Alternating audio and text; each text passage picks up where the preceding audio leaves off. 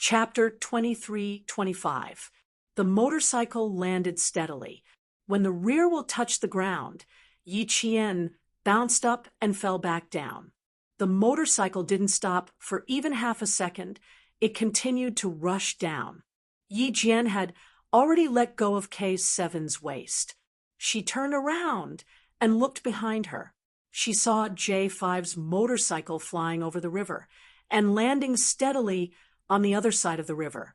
He caught up with her in the blink of an eye. Kuandan's motorcycles were all modified, so they were as fast as racing cars. K7's motorcycle sped up to its maximum speed. With a whoosh sound, the motorcycle rushed out dozens of meters in the blink of an eye. Before the civilians who heard the noise could react, the motorcycle left a trail of exhaust and disappeared. It didn't take long for them to escape from the slums. When they reached a wide road, the police who entered the slums already knew that 3 motorcycles were heading towards the slums in the east. Motorcycles found. 3 motorcycles found. 3 motorcycles found. Heading towards the slums in the east. Block all routes in the east. Block all routes in the east. The police from the neighboring country didn't find any trace of the 3 motorcycles, and they didn't know who was driving them. However, they were certain that the people who escaped from the slums were their targets. But after all, it was a battle between the old regime and the new regime. The police didn't dare to chase after the motorcycles with their sirens blaring as usual after the new regime's General Klitschin. And Wu Weinu found out they only had one request: don't let the Chinese ambassador leave the city. The police on the west side of the city were mobilized. The east side of the city was filled with war. The new regime and the old regime were fighting to the death. Yi Qian and his men were fighting to the death with the neighboring country's police. With the cover of the artillery fire, the sound of the motorcycles was quickly drowned out by the sound of the war. It only brought a slight ripple to the night. Boom, boom, boom. Countless motorcycles chased after the 3 motorcycles that disappeared in front of their eyes. They were too fast, so fast that they didn't dare to chase after them. Yi Qian and K7 were the vanguard. V8 was protecting Qinxiu in the middle. J5 and Snow Eagle were covering the back. The 3 motorcycles were like dragons turning corners and rushing into another road. They didn't want to take the initiative to fight with the neighboring country's police. They wanted to find a way to get rid of the motorcycles that were chasing after them. But if they couldn't avoid them, then they would open fire. Can you confirm which outpost they plan to leave the city? Confirm and guard this outpost to the death. Klitschin's face darkened. He stood in front of the huge city map hanging on the wall and stared at the area where the Chinese ambassador appeared. Beside him was the police officer in charge of this operation. Hearing this, the officer said with some difficulty, "We can't confirm it for now. Now that the old government of Ruilala has launched a crazy attack, several of the city's outposts have been affected by the war. We can't confirm which outpost they will rush out from." Also, the police officer paused for a moment, then said, "Also, we suspect that the Chinese ambassador has received help from some people in the slums. Do you want to get help?" Once these civilians were enraged and colluded with the old regime, it would only make the situation of the new regime even more difficult. Chapter 23-26. After all, the civilians were his own country's citizens. In the midst of a civil war, the new government Klitschin was still afraid. Even if he wanted to clean up the slums, now was not the time. Moreover, his ultimate goal was to prevent the Chinese ambassador from returning to China to frame Ruilala. It was better not to complicate matters. Tell the pursuing officers to not worry about anything. In the end, Klitschin clearly told the police the purpose of the new government. The order was passed down. Even if Yi Qian did not want to fight with the neighboring country's police, it was impossible. Fighting could not be done blindly. It also required planning. The 3 motorcycles turned into a market filled with the smell of rotten fruit. Yi Qian and K7 were in the front. V8 and Qin Xiu were in the middle. J5 and Snow Eagle were in the back. Looking at this situation, I guess the entire city's police force has been mobilized. The entire city's police force has been mobilized to catch the 6 of us. V8 said coldly. There was an obvious coldness in his eyes. I really don't care about this place. Ungrateful things. J5's expression changed slightly. He glanced at Qin Xiu and said in a low voice, "Be careful with your words, brother." It was fine as long as everyone knew. Why say it out loud? There was still a diplomat beside him. Qin Xiu understood as well. However, as a diplomat, it was not appropriate for him to say too much. No matter the situation, a diplomat had to be cautious and not easily criticize another country. Now that they have discovered that we are 3 motorcycles, the ambassador will be escorted away by Yi Qian. The 4 of us will lead the pursuers away. What do you think? J5 suggested. He was the leader of the operation team and played a decisive role in the entire journey. I will be responsible for leading them away. V8 will be responsible for escorting the ambassador. Yi Qian gave his opinion. V8 is familiar with the city. He can quickly find the route that Kuan Dan has planned for us. As for me, although I know the route, I am still half a beat slower than V8. I suggest that V8 secretly escort the ambassador. Also, if possible, lead the police force to the war zone. I believe Ruilala will be happy to make the new government suffer heavy losses. The checkpoint we are going to is almost half of the city. We will have to pass through a few places with concentrated firepower. She suggested faintly, her light voice filled with bloodshed. Since they were so shameless, why should they think for the other party? In the end, a civil war would endanger the neighboring countries, not the Chinese. K7, who rarely spoke, agreed. I agree.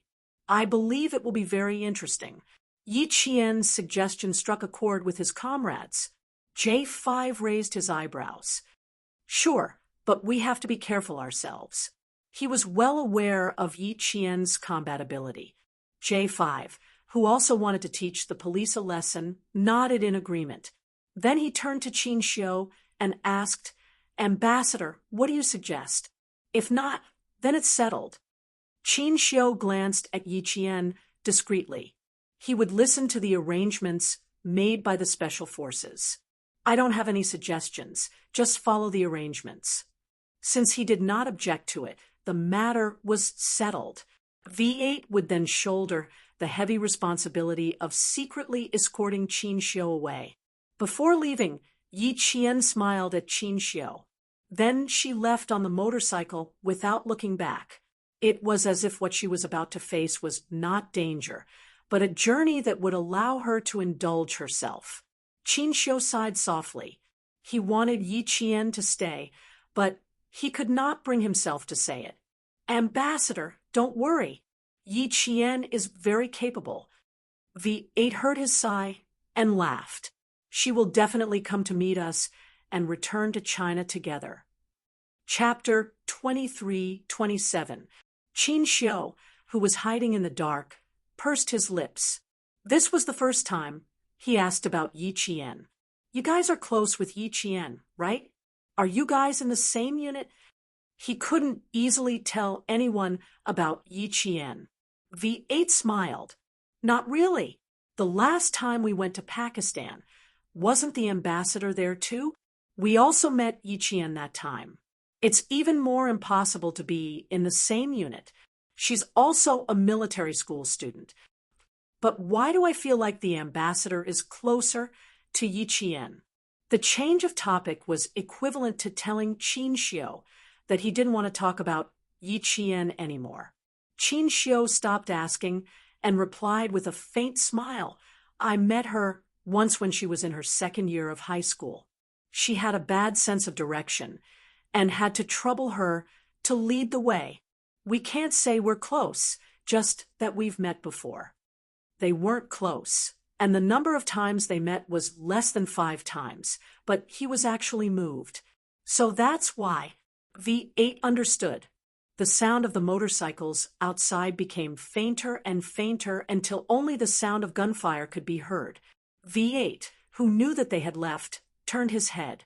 As he spoke, he seemed to be biting something in his mouth. It's about time. V8 quickly left with Qin Xiu. Yi Qian's group went from 2 motorcycles to 4. 2 of the motorcycles were stolen from the motorcycle shop. The 4 of them moved left and right, suddenly turning and suddenly moving. First, they lured the police far away from Qin Xiu's hiding place. It's about time. K7, who was driving alongside her, made an OK sign. The 2 of them suddenly turned left and disappeared from the headlights of the motorcycles chasing them. Snow Eagle and J5 continued to move forward, luring away another wave. The scene of a motorcycle chase was quite spectacular. When the police saw that their targets had split into 2 groups, they immediately adjusted their tactics and split into 2 groups to chase after them. What they didn't know was that as the police split into 2 groups, the nightmare that everyone couldn't forget began. Yi Qian and K7, who turned left, circled behind the first group of police. They stopped and directly aimed their submachine guns at the motorcycles chasing after J5 and Snow Eagle. Shoot, shoot! Everyone shoot! Quick! Quick! Behind! Behind! Turn around and shoot! Turn around and shoot! Even though they were suddenly ambushed, the neighboring police who were chasing after J5 were still able to maintain their composure and quickly sent out a portion of the police to deal with the rear. Yi Qian and K7 did not want to face them head-on. No matter how good a dash was, it would not be able to fight against so many guns. After the 2 finished the first wave of shots, they quickly drove to the left and right and rushed past the sidewalk. The police from the neighboring country turned around and chased after them. Unexpectedly, the Chinese suddenly rushed up the left and right sidewalks and rushed straight at them. In addition, a wave of brothers had already been sacrificed. The 2 Chinese motorcycles rushing straight at them made them a little flustered. One of the motorcycles reacted quickly and turned around, wanting to give chase. Unexpectedly, before the police officer beside him could react, he suddenly turned around and knocked down the motorcycles beside him. There were a lot of people, a lot of cars, and a narrow road. As long as one motorcycle messed up, the whole place would be in chaos. Before the Lingua police could react, Yi Qian and K7, who had rushed over from the side, opened fire again with their pistols. The 2 of them attacked the Lingua police from both sides, leaving no blind spots. While driving, they couldn't complete a dash, so the 2 of them shot at a single target with their pistols. How could the Lingua police be compared to the Snowfield Brigade's special forces? They were shooting blindly, hitting wherever they hit. On the other hand, Yi Qian and K7 were shooting with a purpose. When they saw a target, they would immediately shoot. Often, the overturned motorcycles would also be hit by the police officers who were chasing after them. Chapter 23-28. Get down, get down, get down. Someone yelled and quickly abandoned his motorcycle to launch a counterattack. The sound of bullets, the sound of motorcycles crashing into each other, and the light from the burning fuel illuminated the scene after a fierce battle. A police motorcycle sped into the midst of their own people, and they only had time to shout, "Get out of the way!" Then, after a scream, multiple motorcycles crashed into each other. Bang, bang, bang. Bang, bang, bang. The sound of bullets suddenly became more intense, and the police started to fire from both sides. Some of the police had already turned around and were preparing to chase after Yi Qian and K7. However, With Yi Qian and K7 firing, they had no choice but to abandon their motorcycle and launch a counterattack. Shooting was a competition of speed, accuracy, and ruthlessness. There was only one chance, and if they seized the opportunity, even if there were only 2 people, they could quickly subdue the enemy.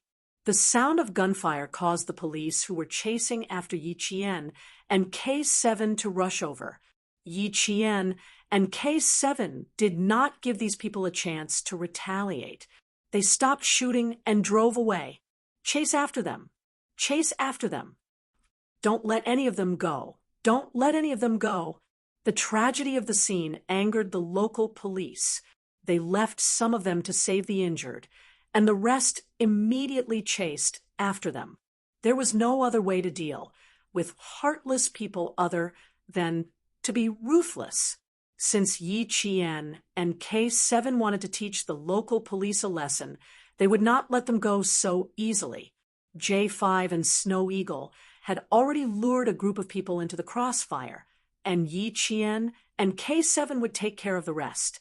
Motorcycles were smaller than cars, and they were more agile. It was Yi Qian's first time riding a motorcycle, and she was not unfamiliar with it at all. She brought out her usual training skills and controlled the motorcycle in an S-shaped trajectory to avoid getting shot. When she turned a corner, she suddenly threw her motorcycle into the center of the road, rolled to the side, and jumped off easily. Then, K7 drove Kuan Dan's modified motorcycle over. When he passed by Yi Qian, he reached out his hand. Yi Qian reacted quickly and grabbed his hand. As the motorcycle sped forward, she was as light as a swallow. She easily straddled the back seat of the motorcycle. With the helmet on, she leaned toward K7's ear. The helmet touched the helmet, and her cold voice drifted into the wind. Once the last wave is dealt with, the mission will be completed. The pursuers behind them had caught up.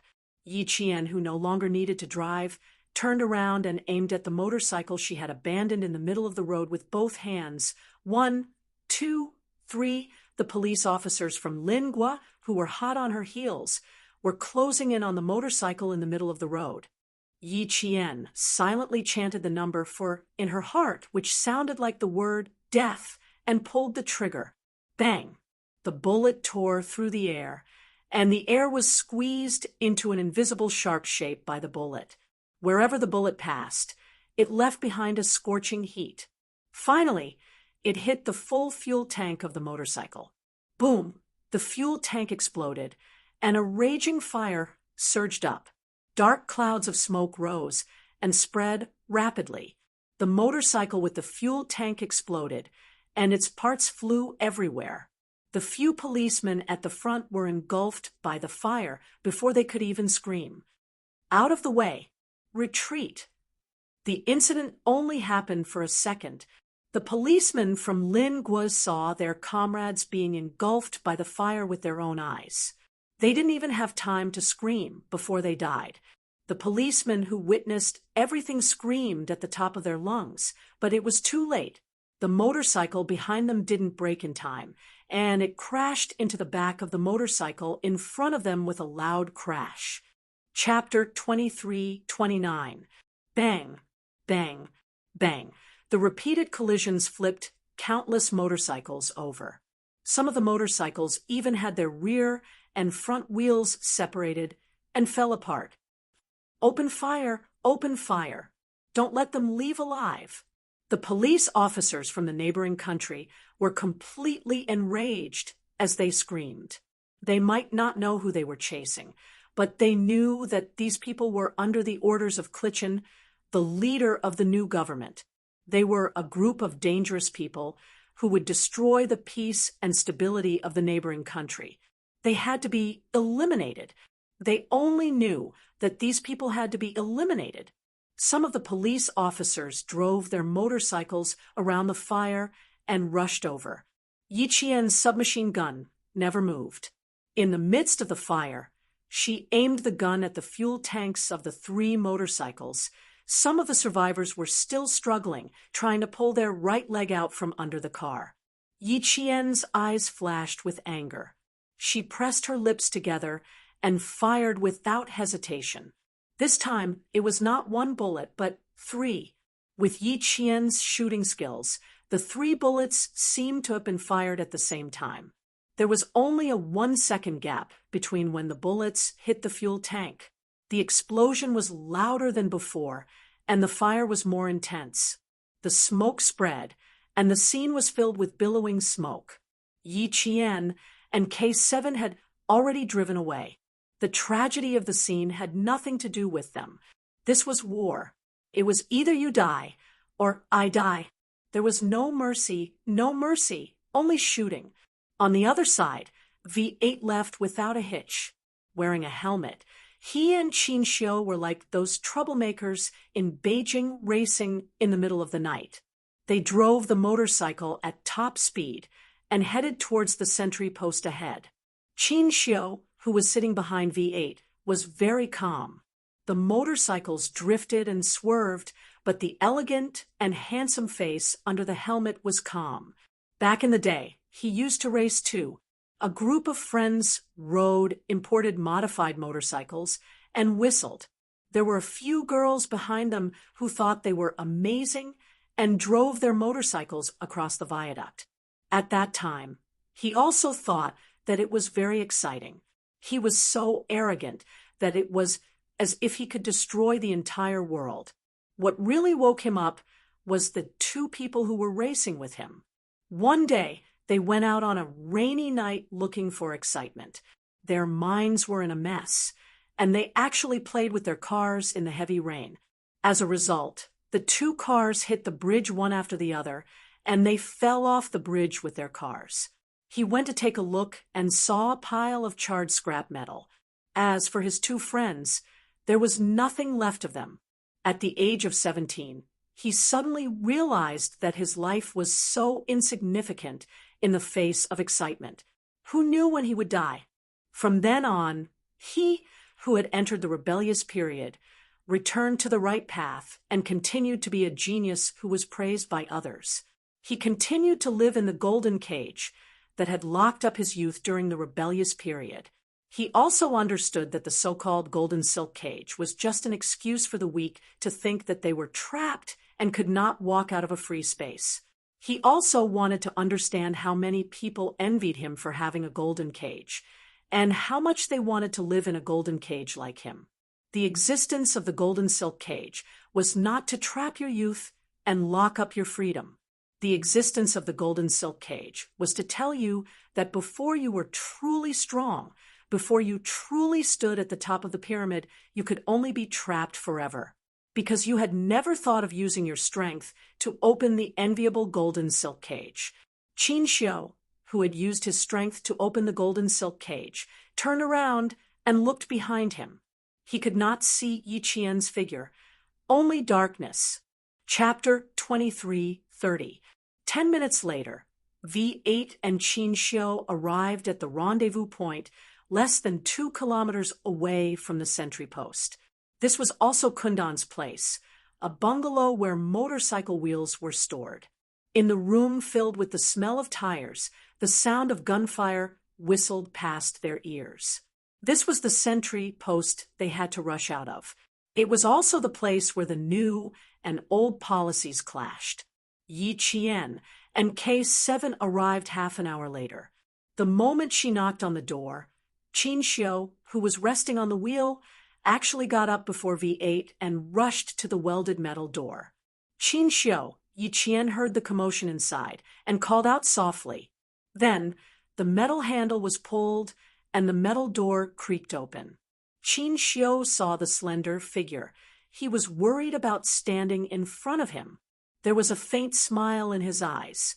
Yi Qian came over first, followed by K7 pushing the motorcycle.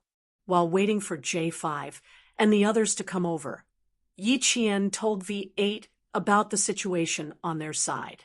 When V8 heard V8's fists clapping, his wolf-like eyes shone with a fierce light. They want to play dirty, so we'll play along. Let's see who can outplay who. From the looks of it, it was clear that our side had a slight advantage. As a diplomat, Qin Xiu had been smiling ever since Yi Qian mentioned her battle with the police. Yi Qian, a military academy student from our country, used her hot-bloodedness, courage, and strength to fiercely retaliate against a neighboring country's disrespect to our country. She used her strength to protect our country's dignity. She represented the countless cadets of our country who were still studying. From her, he saw the future, he saw hope. It was because of a cadet like her that no matter how many difficulties there were, no matter how high the mountain, it would not be able to stop our dream of becoming a powerful country. The two Special Forces soldiers standing next to her used their own paths and beliefs to tell Yi Qian, this future military leader, that everything he did was his responsibility as a soldier. Good job, Yi Qian. Your school is proud to have a military academy student like you. We are also proud of you. V8 looked at Yi Qian with sparkling eyes and extended his fist. You're the best military academy student I've ever seen. It's my honor to fight with you. It's also my honor. K7, who had finished refueling the motorcycle, walked over.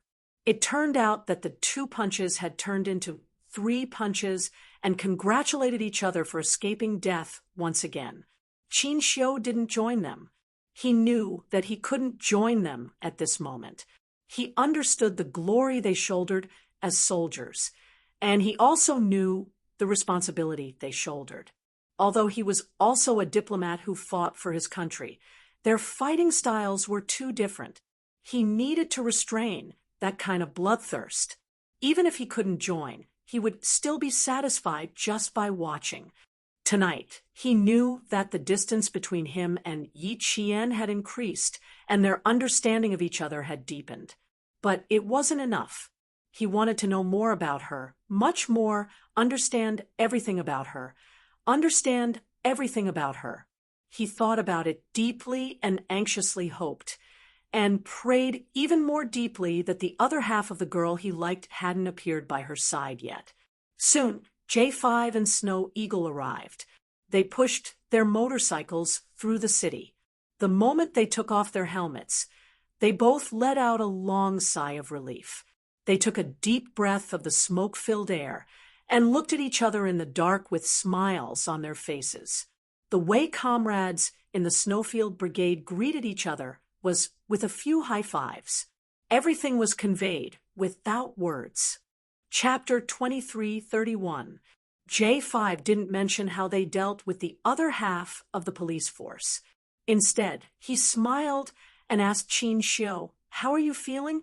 Do you feel uncomfortable anywhere?" "I'm fine." Qin Xiu, who had been holding the helmet in his hand, replied with a smile.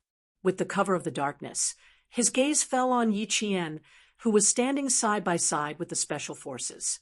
The bungalow wasn't bright. It was so dark that he couldn't even see her silhouette clearly. But for some reason, he felt that she was smiling at him just now. Yi Qian did smile at Qin Xiu, not only at him, but also at his comrades. She lingered on. Hearing this, she pursed her lips and smiled. "Looks like our ambassador can be both civil and military." She didn't even ask how Qin Xiu was doing. Luckily, J5 came in and asked, "That's true. I raced not long after I joined the army. I was arrogant when I sat on it, but when I got off, my legs were shaking and I vomited. I didn't expect the ambassador to be so calm after racing for more than an hour." Amazing! V8 revealed his embarrassing incident when he first joined the Snowfield Brigade. Seeing that Qin Xiu didn't react at all, he was even more impressed. Qin Xiu sneered. "I had a rebellious period for 2 years. I went against my family and raced for 2 years. My craziness was almost the same as today." He didn't want to talk about his youthful and frivolous past. Now that he was here, he suddenly wanted to talk about it. "It used to be a disgraceful memory. Now, it seems like I'm really glad that I had 2 years of racing experience." His laughter was soft. He didn't dare to be too loud, although There were gunshots. He was still worried that someone would hear. Shui, who was in charge of guarding with a submachine gun, couldn't help but chuckle. This young ambassador was very approachable. He didn't have the arrogance of a young person. He was only gentle and quiet. Case 7 had already filled up the last motorcycle. He tightened the cap of the fuel tank and said calmly, "Fill it all up. We can guarantee that we'll reach our destination." Yi Qian's eyes narrowed slightly. She touched the silver wire wrapped around her wrist that was usually used as an accessory. She thought of Kundan. Without his help tonight, it would have been much more difficult for the 6 of them to leave the city. At the very least, it would not have taken them only 2 hours to leave the city. A beam of dim light shone on the dark bungalow. J5 spread the map on the dusty ground, and the light shone on the A4-sized map. The others, including Qin Xiu, knelt on one knee and squatted to check the map. "We're here now." J5's finger tapped on a spot on the map as his voice reached everyone's ears. "We're 3 kilometers away from here. The first checkpoint is the checkpoint of the lingual military group." He raised his head and looked at Yi Qian. "Yi Qian, your shooting speed is faster than any of us. You and Old K will still be in charge of the assault. Kill all the sentries at the 2 checkpoints." "All right." "No problem." Yi Qian and K7 spoke at the same time. The 2 of them smiled at each other and extended their fists. There was V8 in between them. The 2 of them lightly bumped fists and smiled as they retracted their fists. Qin Xiu saw the tacit understanding between her and the special forces. His handsome and gentle eyes flashed with a hint of a smile. Her relationship with them was so good that it made him envious. Yi Qian noticed that someone was looking at him. He raised his eyes slightly and saw Qin Xiu looking at him with a smile. Yi Qian smiled back under the faint light. His eyebrows curved like the crescent moon. The 2 of them looked at each other for a short while. Yi Qian was the first to look away and look at the map. Chapter 23:32. Qin Xiu, who felt a ripple in his heart, also lowered his head. He had to memorize it. Even though the map was useless to him, at least he knew where Yi Qian would go to complete the mission. In the words of the Special Forces, complete the mission. According to Kuan Dan's information, there shouldn't be too many soldiers here. Around 2 platoons. Yi Qian, you and Old K will clear out the outposts. The 2 of us will support you. J5 pointed at Shuang. Then we'll charge out together. 2 normal platoons had around 60 people. Each outpost had around 3 people, so 2 outposts had 6 people. Yi Qian was responsible for 1 outpost, and K7 was responsible for the other. 2 of them had to complete the mission, and 1 of them had to be the assaulter and open up a path of blood. I'll be the assaulter, and K7 will cover the rear. Yi Qian volunteered to be the assaulter. Her firing speed was indeed faster than her comrades, so she was the most suitable person to complete the mission. Other than Qin Xiu, everyone had seen how fast Yi Qian could fire. When someone else took out 1, she was already ready to take out the 3rd. No one could beat her speed. J5, Shuang, and the others quickly looked at each other and agreed with Yi Qian's suggestion. She was indeed the most suitable person to be the assaulter. The final plan was Yi Qian cleared out the 2nd outpost, then went straight up the mountain. K7 cleared out the 1st outpost, and then J5 charged up the mountain on his bike. He would be the first to get a feel of the situation and attract the enemy soldiers. Yi Qian would cover for J5 and clear out the first wave of enemy soldiers. Then K7 and Shuang would charge up the mountain on their motorcycles, and V8 would cover Qin Xiu as they rushed into the mountain. Yi Qian successfully infiltrated the enemy's rear and used all his firepower to suppress the soldiers stationed in the neighboring country. K7 provided support, while Xue Ying covered V8 and Qin Xiu to rush out of the bloody path. Finally, J5 assisted Yi Qian and K7 to rush out. They had to ensure that there were no problems in every part of the battle. For example, if the second sentry post in Yi Qian was not cleared out before the K7, then the J5 would be shot dead by the second sentry post. As a result, Yi Qian, who was in charge of the assault, had to complete every part of the mission ahead of time. Only then could he ensure that his comrades behind him could continue fighting. Their communications with the neighboring countries had been cut off, and they did not have any communication equipment. They could only rely on their tacit understanding to fight. Qin Xiu pursed his lips. He couldn't understand why Yi Qian was always at the forefront and doing the most dangerous things. He didn't ask. He wasn't a direct combatant, so he couldn't discuss the battle. Even if he had questions, he could ask them after they rushed out. After the battle deployment was completed, V8 would protect Qin Xiu. He would rush out after his comrades had cleared out a bloody path. The J5 rolled up the map and placed the butt of his submachine gun on the ground. He looked up and coldly glanced at his comrades. Since the military group and the new government are using firepower to besiege us, we don't have to be polite. Let's kill as many people as we can without wasting our time. After the battle, they can only blame the casualties on Ruilala. It has nothing to do with us. This is called giving them a taste of their own medicine. It's the same for everyone. It's fair. Casualties were inevitable in war. Since the new and old governments were in a crossfire, the number of casualties on each side would naturally be counted on the other side. Even if Wu, Wainu, and Clichin knew who killed their men, they could not announce it to the world. They could only suffer in silence and suffer in silence. Chapter 2333. You want to play conspiracy theory? Then let's play an eye for an eye. After all, the Chinese people's conspiracy theory was the essence of thousands of years of history. If they didn't return it properly, they would be letting down their predecessors who had been buried in the long river of history. It's not easy to come out on this trip. We can't let the other party be too disappointed, right?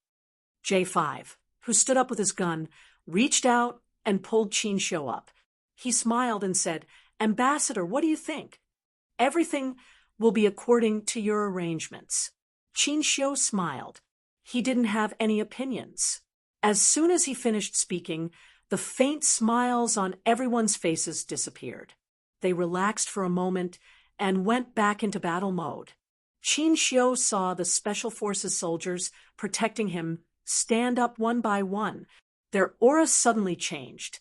It was very cold, exuding a sense of chilliness. Yi Qian was no exception. She had the same aura as the Special Forces soldiers. Yi Qian, who had entered battle mode, had a strong murderous aura hidden in the depths of her dark eyes. Her thin eyes were the last barrier that blocked the murderous aura in her eyes. It was as if with a slight blink of her eyes, the murderous aura would surge out. "Old V, give Yi Qian the submachine gun under your seat cushion. I'll take Yi Qian up the mountain first. Old K, you two bring up the rear." J5 tightened his riding gloves and switched the submachine gun under his motorcycle with V8s. When he was dealing with Snow Eagle and the neighboring police, he had used up a lot of ammo. He needed to replenish his ammo with his comrades. V8 nimbly opened the seat cushion of his motorcycle and took out a folded submachine gun. He threw it to Yi Qian. "Take it, brother. I don't care about anything else. I just want to take the ambassador and charge straight ahead. I'll leave the charge to you, Yi Qian." Yi Qian was the vanguard of the charge out of the city, while K7 brought up the rear. It was still the same. The difference was that Yi Qian and J5 were on the same motorcycle, while K7 and Snow Eagle were on the same motorcycle. Okay, no problem. Yi Qian took the submachine gun and smiled calmly. I promise I'll complete the mission. Okay, we'll check our equipment in the last 3 minutes. If there's no problem, we'll leave immediately. J5 gave the final order. The special forces of the Snowfield Brigade were preparing for battle. Yi Jian slung the fully loaded shotgun on her back and smiled at them. Her smile was faint, like a blooming flower. She looked delicate, but was actually strong. Okay, you three drive well. K7, and I will cooperate well. Good luck. After finishing their pre-battle preparations, they high-fived each other and encouraged each other. This was also a form of pre-battle tacit understanding. The closed iron door opened, and a cannonball exploded. There was a burst of fire in the dark sky. Qin Xiu subconsciously looked in Yi Jian's direction. He saw Yi Qian look up at the fiery sky. In his eyes, the fiery sky turned into a blood-red color. He also saw the fearlessness of a soldier who was not afraid to sacrifice himself. Qin Xiu, whose heart was trembling, slowly looked away. He lowered his eyes and used his eyelids to hide the undercurrent in his eyes. Yi Qian, who was in full combat mode, was even more dazzling than during the day. She was like a bright star that fell into his arms. He gently and quietly placed her in his heart. From then on, because of her existence, his world lit up. Vroom, vroom, vroom, the sound of motorcycles rang out. V8 took Yi Qian out of the room and headed towards the road that was created by the illegal immigrants. The 3 motorcycles were like arrows that were released from a bow. There was no turning back. Even though they knew there was danger ahead, they still charged forward. No matter if they sacrificed themselves or got hurt, they would not change their decision. Chapter 2334. The speed of the motorcycle was so fast that the person sitting at the back had no choice but to hug the driver tightly. Qin Xiu turned slightly to look at the speeding motorcycle in front of him. He saw the slender figure behind the motorcycle tightly hugging the driver's waist with one hand. His eyes darkened slightly.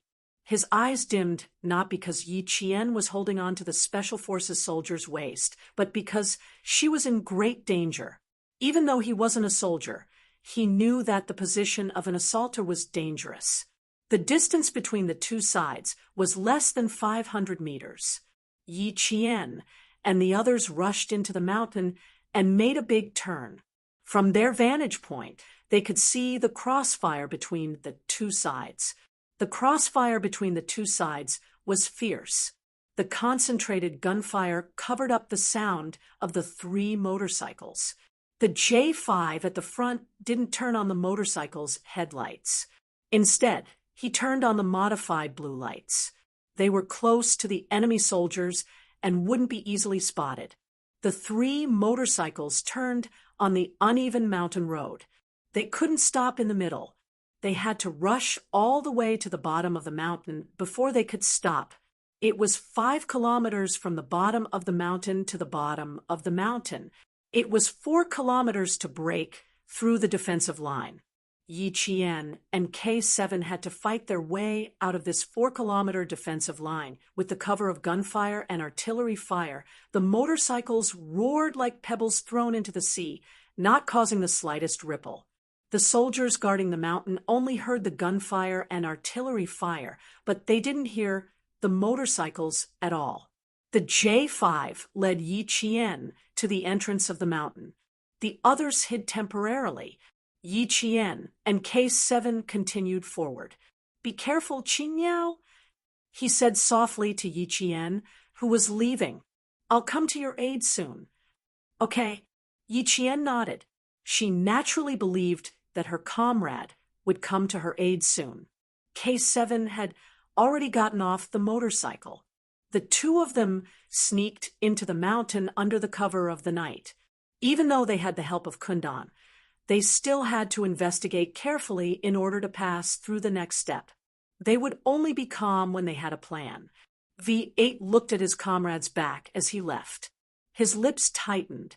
If he could, he wanted to join the battle directly and help his comrade avoid danger. But he couldn't go with them.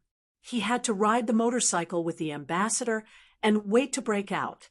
Motorcycles were the next main means of transportation, so they couldn't be casually thrown away like in the city. After breaking out of the encirclement, there were still 4 kilometers of mountain roads before they could rush to the road that connected to another city. They had to go all the way north to a town called Nanyu. Only when they reached there could they abandon the car and leave. There was no way to sneak out of the city. It was a long journey, and they needed a vehicle. If there are heavy weapons on the mountain, the left side of the call is the best place to hide. K7 lay prone in the bushes and looked up coldly. They were very close to the first sentry post. The first outpost was right in front of them. This was K7's mission. Yi Qian lowered his head and said softly, "This is a smuggling route. According to Kuan Dan, heavy weapons do not exist." "You really believe what he says?" K7 was a bit surprised. He could understand why J5 trusted Kuan Dan, but why would Qing Niao trust him as well? Yi Qian nodded. She did trust Kuan Dan. She trusted Kuan Dan instinctively. He said there are no heavy weapons. I believe him. Kuan Dan had told them the safest route. The new government basically didn't care about it because this smuggling route was protected by both the military and the National Armed Forces. The new government couldn't do anything about it, even if they wanted to. Chapter 2335. The path to riches could only be guarded and not destroyed by heavy weapons. Even Ruilala had to abide by the rules. Otherwise, his road to wealth would be cut off. This was the rule of the drug and arms trade. You could not destroy someone's path to riches, or you would be asking for death. This was also why he could ride a motorcycle up the mountain without worrying about being shot by heavy weapons. K7 was silent for a few seconds and said, "I don't trust Kuan Dan, but I trust you and J5. On the battlefield, only the comrades who fought side by side with you could be trusted." Yi Qian smiled at him. She trusted Kuan Dan, but she was not willing to risk the lives of her comrades. She trusted Kuan Dan more than she trusted herself. The wind was getting stronger. Yi Qian looked up at the sky that was as dark as ink. There was not even a single star in the sky. It was so dark that it felt like the sky was about to collapse. There was a sense of suffocation. The rain was coming. They had to break out of the encirclement as soon as possible. Yi Qian smiled softly. "After we pass the city's outpost, we will be in the country at this time tomorrow night. I will go over first. I will take care of the second outpost in 15 minutes. Be careful." K7 nodded and watched Yi Qian's figure disappear into the forest. The gunshots outside the mountain were so loud that not even the insects in the mountain were chirping. Yi Qian walked through the forest quietly. Without the help of night vision goggles, she used the light from the cannons to reach the second outpost. Assassinations were the only way to clear the outpost. Yi Qian's method of assassination was the same as the Snowfield Brigade's method of assassination. Both methods involved covering the mouth and slitting the throat. Even if 2 outposts could see each other when they turned around, the Snowfield Brigade's special forces could take care of them silently. The wind blew through the leaves, and the rustling sound was heard. Yi Qian lightly pressed down on a few leaves. She was like a leopard hiding in the dark. Her dark eyes emitted a cold light as she looked around quietly. There were 4 outposts on her side. One of them was further away from the other 3. It was a distant outpost. She cleared them one by one. The few leaves that were pressed down gently swayed a few times, and the person hiding behind the leaves had already disappeared without a trace. In the wind, a faint smell of blood drifted over. The 3 sentries at the front felt that there was something wrong with the outpost. The 3 of them made a hand signal. One of them held a gun and walked forward slowly, while the other 2 followed from the left and right. Yi Qian could not understand the language of the neighboring countries. They questioned the outpost, who had his whole body pressed against the tree, about what he was doing. The sentry's posture was very strange. He stood straight, but his body was pressed against the tree, as if he had dozed off after sentry duty. Without night vision equipment, they could only vaguely see that the 3 people in front of them did not dare to continue forward. Instead, they shouted in a low voice. Since they did not receive any response from the outpost, the 3 of them became vigilant and quickly scanned their surroundings with their guns. The sentinel walking in front slowly approached. The 2 sentinels behind him had their backs against each other, their guns aimed outside as they slowly moved forward. Behind the dense foliage, a black shadow flitted past. At the same time, a silver light flashed past in the dark night. It was cold, clear, and disappeared in an instant. Ugh. Then, the sentinel on the left, who was following closely behind, suddenly clutched his neck tightly. He only had time to make a low, monotonous sound before his whole body fell to the ground. The sentinel, who was back to back with him, turned his head in shock. Suddenly, he felt as if something had fallen from the top of his head. Before he could turn his head to look up, he felt a cold and sharp pain on his neck. The sentinel opened his mouth weakly. He wanted to raise his hand to touch his neck, but the gun in his other hand fell with a bang.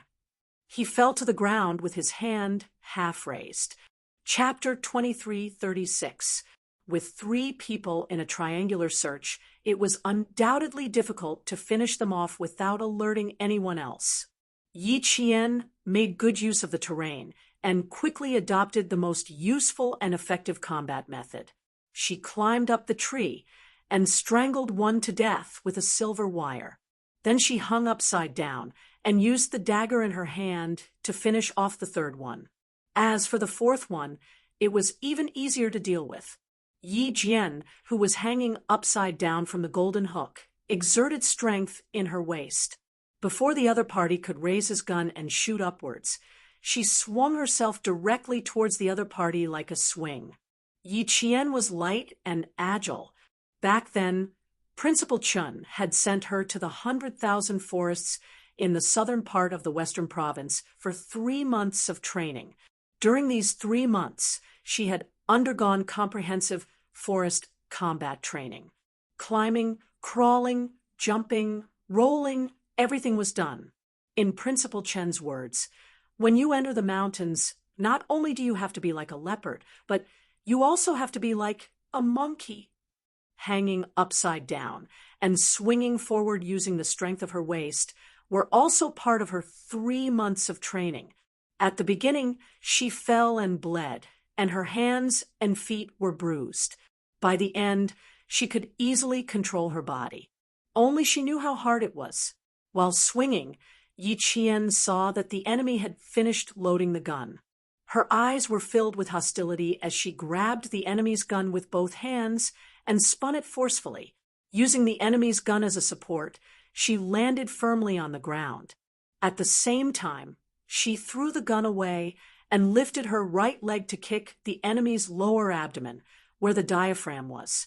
The diaphragm was the most sensitive part of the abdominal pain nerves. Using all her strength, the enemy sentry was in so much pain that his face turned pale and his entire body constricted. He held his abdomen with one hand while his right hand reached for the gun at his waist. Yi Qian didn't give him a chance.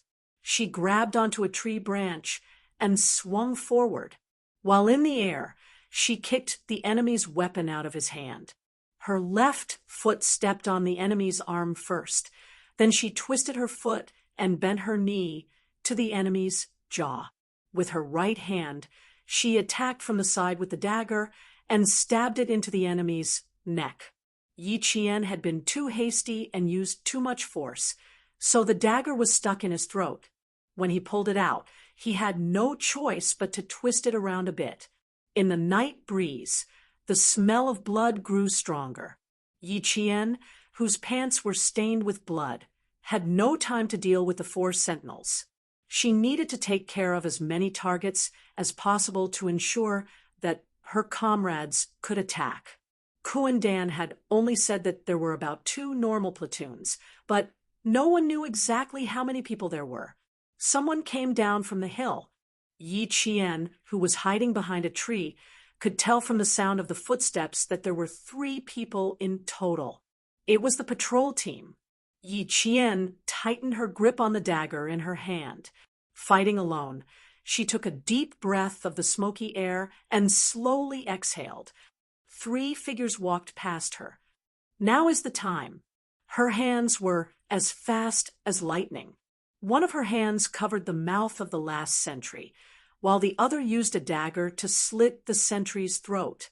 The entire process was too fast, and a sentinel had been taken care of in just a few seconds. Yi Qian's movements were swift and nimble. The 4 sentinels were 1 meter apart from each other. She had taken care of the last sentinel without alerting the 3 in front of her. Even so, Yi Qian's palms were slightly sweaty. It was her first time being so close to so many people trying to assassinate her. She stepped on a withered branch, and there was a crisp, cracking sound. The 3rd sentry sensed something was wrong and instinctively turned around to take a look. Chapter 2337.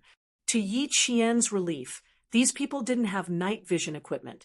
The man said something in the language of the neighboring country, and Yi Qian couldn't answer. Her eyes dimmed, and the sound of water came from behind the tree. When the man heard this, he slung his rifle over his shoulder and said something to the 2 people in front of him. After the sound of water, there was also the sound of water.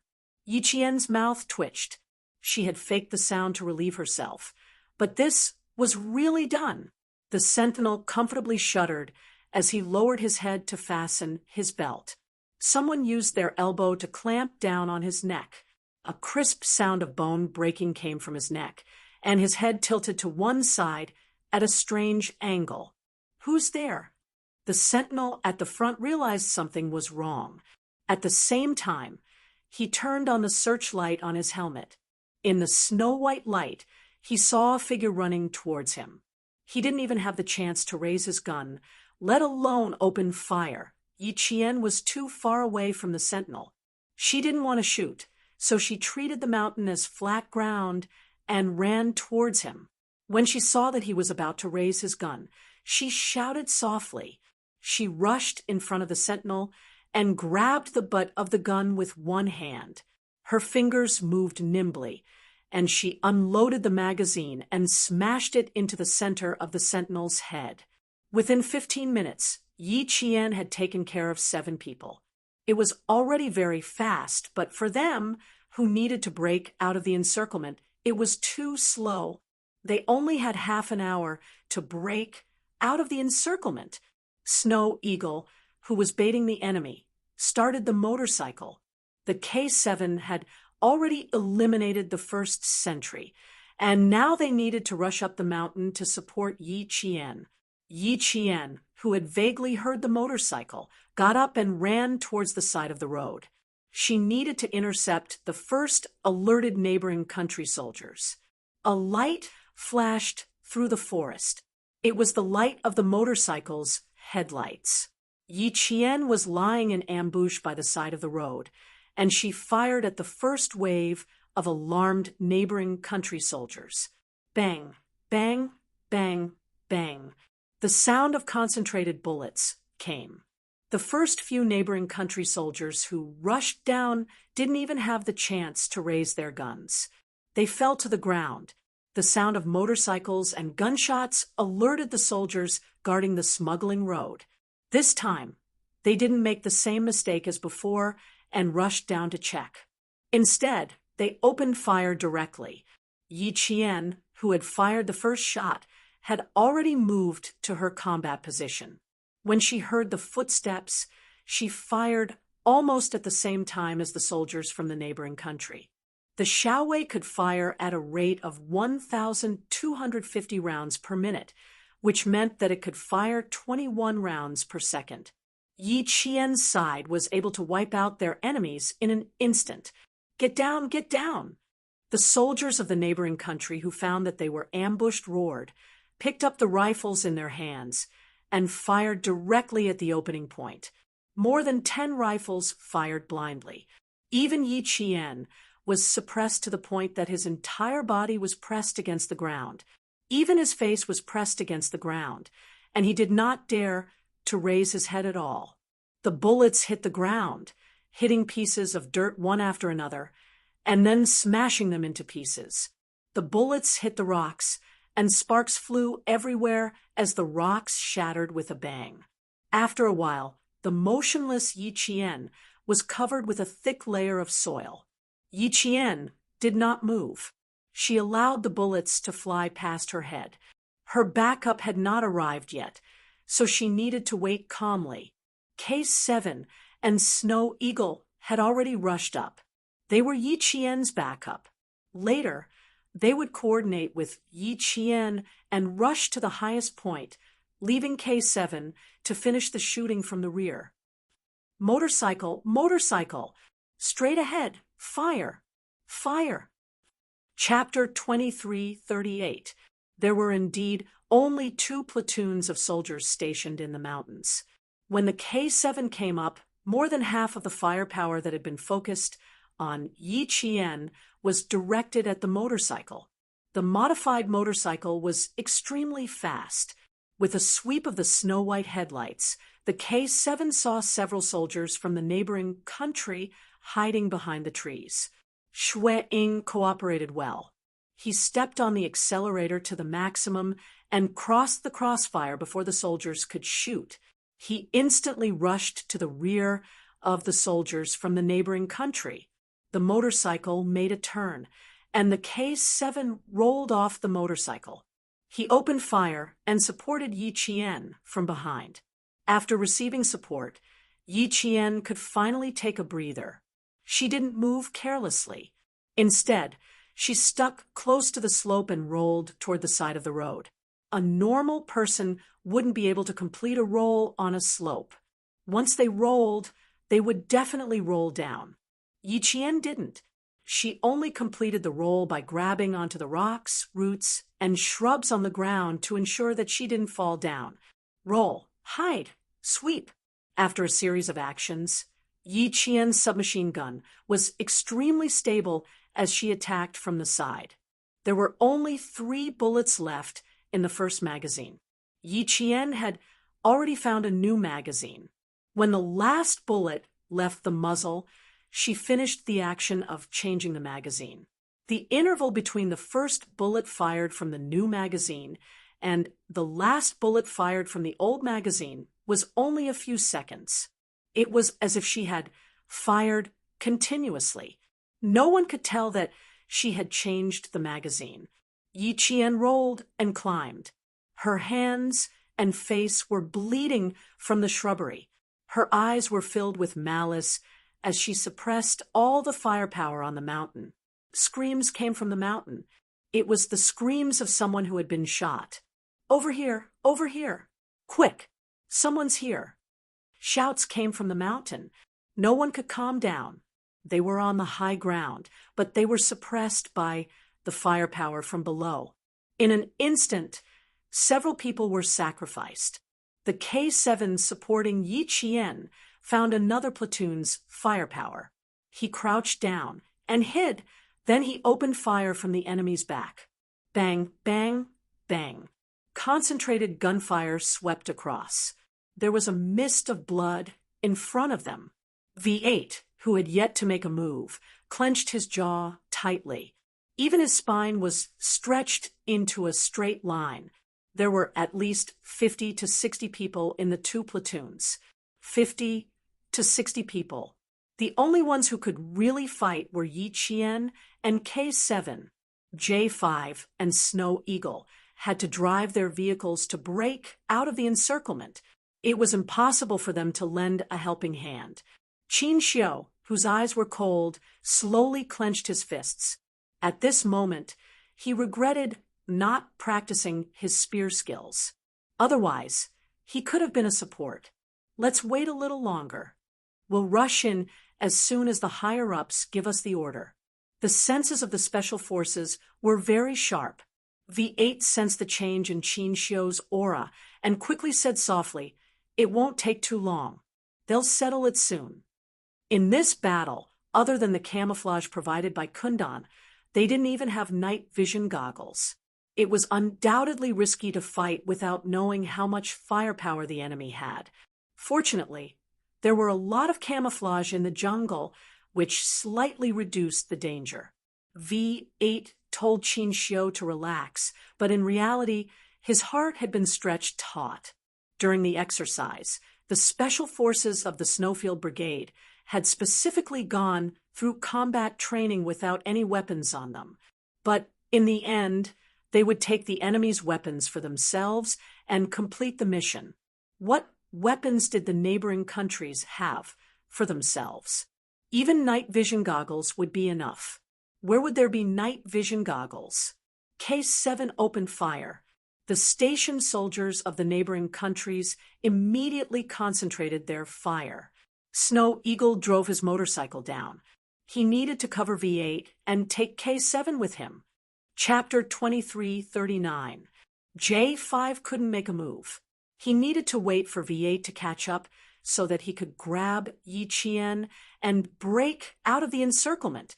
The soldier at the highest point of the sentry post thought the motorcycle was heading straight for them. When he heard it, he reflexively turned on the searchlight and wanted to finish shooting. He didn't know what a stupid thing he had done.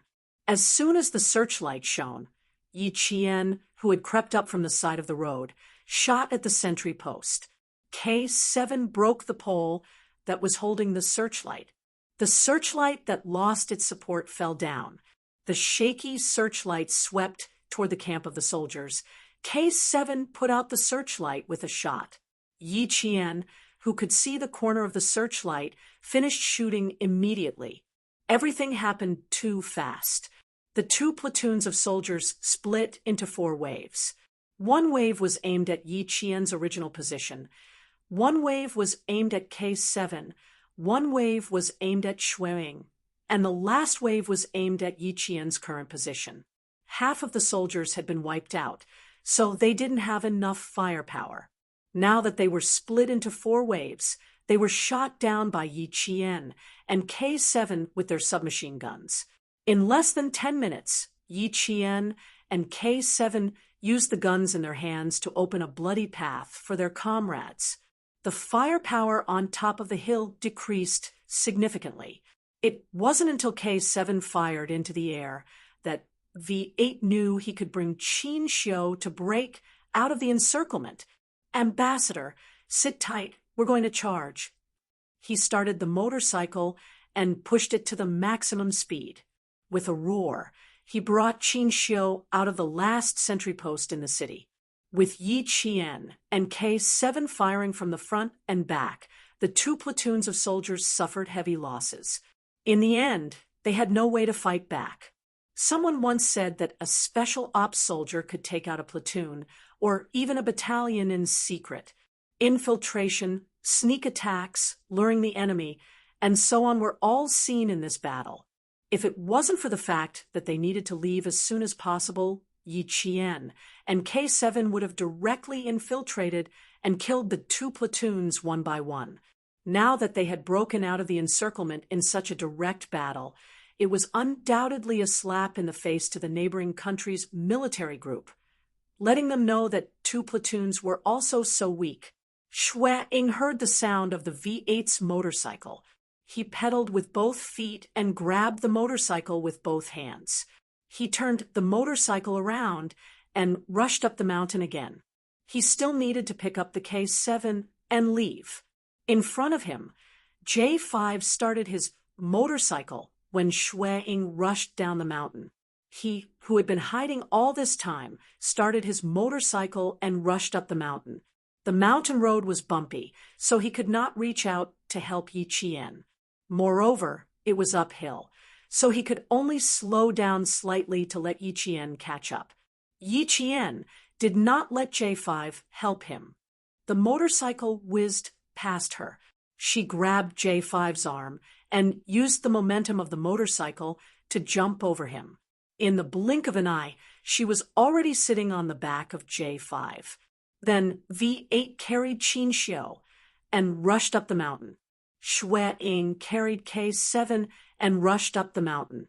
They rushed out of the city's last line of defense. At the same time, the military received the location sent back by J5. Through the location, the military knew that they had brought the ambassador out of the encirclement and were heading towards the rendezvous point. The wind in the mountain blew gently and blew away the smell of gunpowder, but it could not blow away the thick smell of blood. In the end, there were less than 5 survivors from the 2 platoons. One of them had his shoulder pierced through, revealing the white bone underneath. Chapter 2340. Sitting in his office, Klitschin rubbed his temples as he listened to the police report. His face was as black as the bottom of a pot. He hadn't had a good rest for the whole day. His chest heaved with anger. Since the old government suddenly rebelled, he hadn't had a good night's sleep. Today, the strength of the Chinese ambassador made everyone feel pressured and humiliated. He and General Wu Wainu both wanted to take this opportunity to get rid of the ambassador who had humiliated them and then shift the blame to Ruolila. News came one after another, but in the end, they told him that the Chinese ambassador had escaped. 500 police officers were sent out.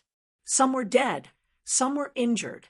In the end, only a dozen police officers could stand in front of him, detonating the fuel tank, leading them to the crossfire between the old and new governments and being shot by their own people and the old government. More than 100 police officers were instantly killed.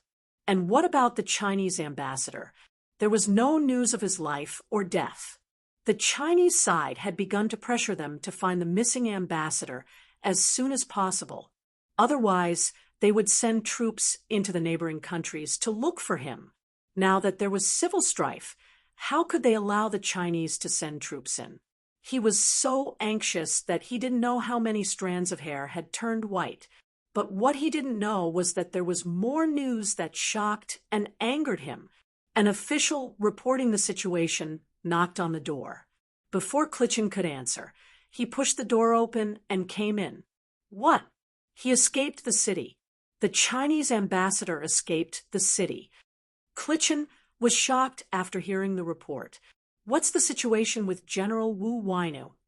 He didn't know how heavy the military's losses were.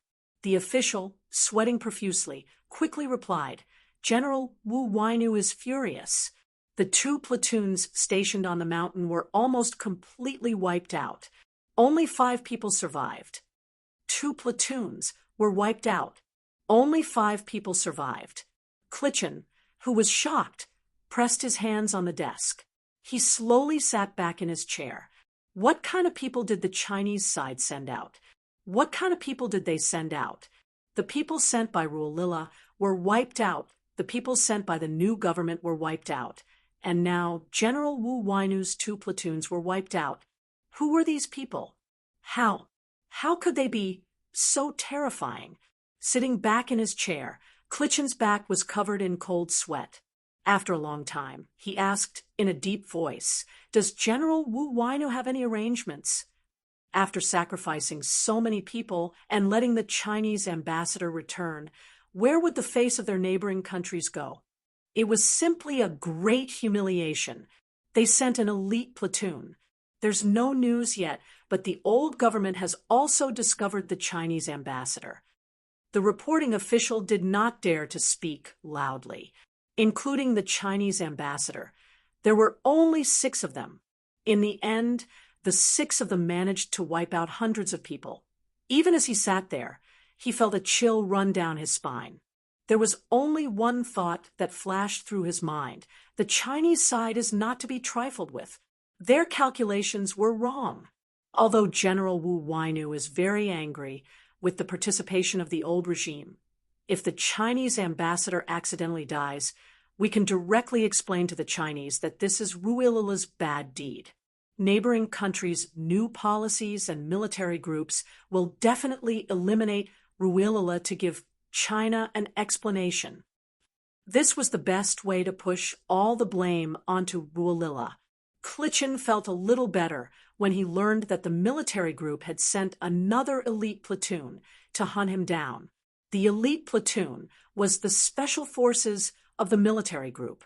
Chapter 2341. With the help of the special forces, even if the Chinese ambassador escaped from the city, it would be difficult for him to escape from the hands of the special forces of the neighboring country. Klitschin trusted the special forces of his country very much. Klitschin took a sip of cold water to moisten his throat and smiled. General Wu Wainu is a truly great general. Everything he does is for the sake of democratizing our country. No matter what happened to the Chinese ambassador tonight, all the consequences would be borne by the madman Ruilla. Qin Xiu knew very well what the new policy was, and so did the Chinese side. G3, who had completed the mission, received the order to quickly provide support without delay. Damn it, dirty tricks. After learning about the new policy and the military group's plan, G3 cursed in a low voice. He said in a tense voice, "In that case, let's play a trick too. Being kind to others is being cruel to ourselves. Major General, we can't be cruel to ourselves. If a tiger doesn't show its power, it will be treated as a sick cat. Bah, either we don't play or we play big. Let's see who can win." Blowing up the oil depot was not a small matter. The Major General pondered for a few seconds before replying. The oil depot is located in the north. The forest in the north of the neighboring country is connected to our country's forest. Once it is detonated, there will be a forest fire. Even if I agree with your idea, the military is unlikely to agree. The news from the diplomat made the military very angry. Now that Yi Qian had already broken out with our ambassador and taught the neighboring country a lesson, if they only blew up the oil depot now, the loss would outweigh the gain if the fire spread to our country's forest. They would have to send troops to put out the fire. G3 laughed coldly. His gravel voice was like a sharpened knife, revealing a sharpness that seeped into his bones. Don't worry. Their oil depot is buried very deep. Even if a fire rushes up, the soil above will suppress the fire. There's also a small reservoir above. They set up the oil depot here, so it's obvious that they have made sufficient fire prevention preparations. The oil depot is not big, and there isn't much oil stored. If we blow it up here, at most the neighboring country's military group will be angry, but they won't feel bad. Also, our face hurts from the heavy rain. Even if there is an open fire, the rain will extinguish it. Major General Liu was concerned about whether his country's forests would be affected. Since it was feasible, Major General Liu said in a low voice, "Give me 5 minutes to inform the higher-ups first." The small oil depot was located in the forest near the Northland Armed Forces. From here, it could be seen that the neighboring country's military forces were secretly preparing to attack the Northland. The northern lands were of great importance to China, and China did not wish for the northern lands to fall. The Major General spread out the map and sent it to the higher-ups of the Army Department at the same time. Soon, G3 received the latest order and said to his comrades, Come, brothers. Let's help the Northland Armed Forces. Burn them all." After completing the decapitation mission, they arrived at the oil depot of the neighboring nation's military group. This was their logistics oil depot. If there was an explosion, the oil depot in the Northlands would basically be finished. Wiring, blow them all up. G3's tone was harsh, and his eyes were filled with hostility as he stared ahead. He said ruthlessly, "They are heartless, so don't blame us for being unjust. Since they want to play with us, I'll grant them their wish. Daring to play dirty tricks? Then let's play bigger." Half an hour later, the underground logistics oil depot of the neighboring country's military group in the depths of a mountain suddenly exploded. Raging flames soared into the sky, and a huge fireball soared up. It was like the power of an atomic bomb explosion, and a mushroom cloud appeared. Chapter 2342. When G3 and the others finally came out, they were covered with nearly 10 centimeters of dust. "You are all a bunch of useless trash."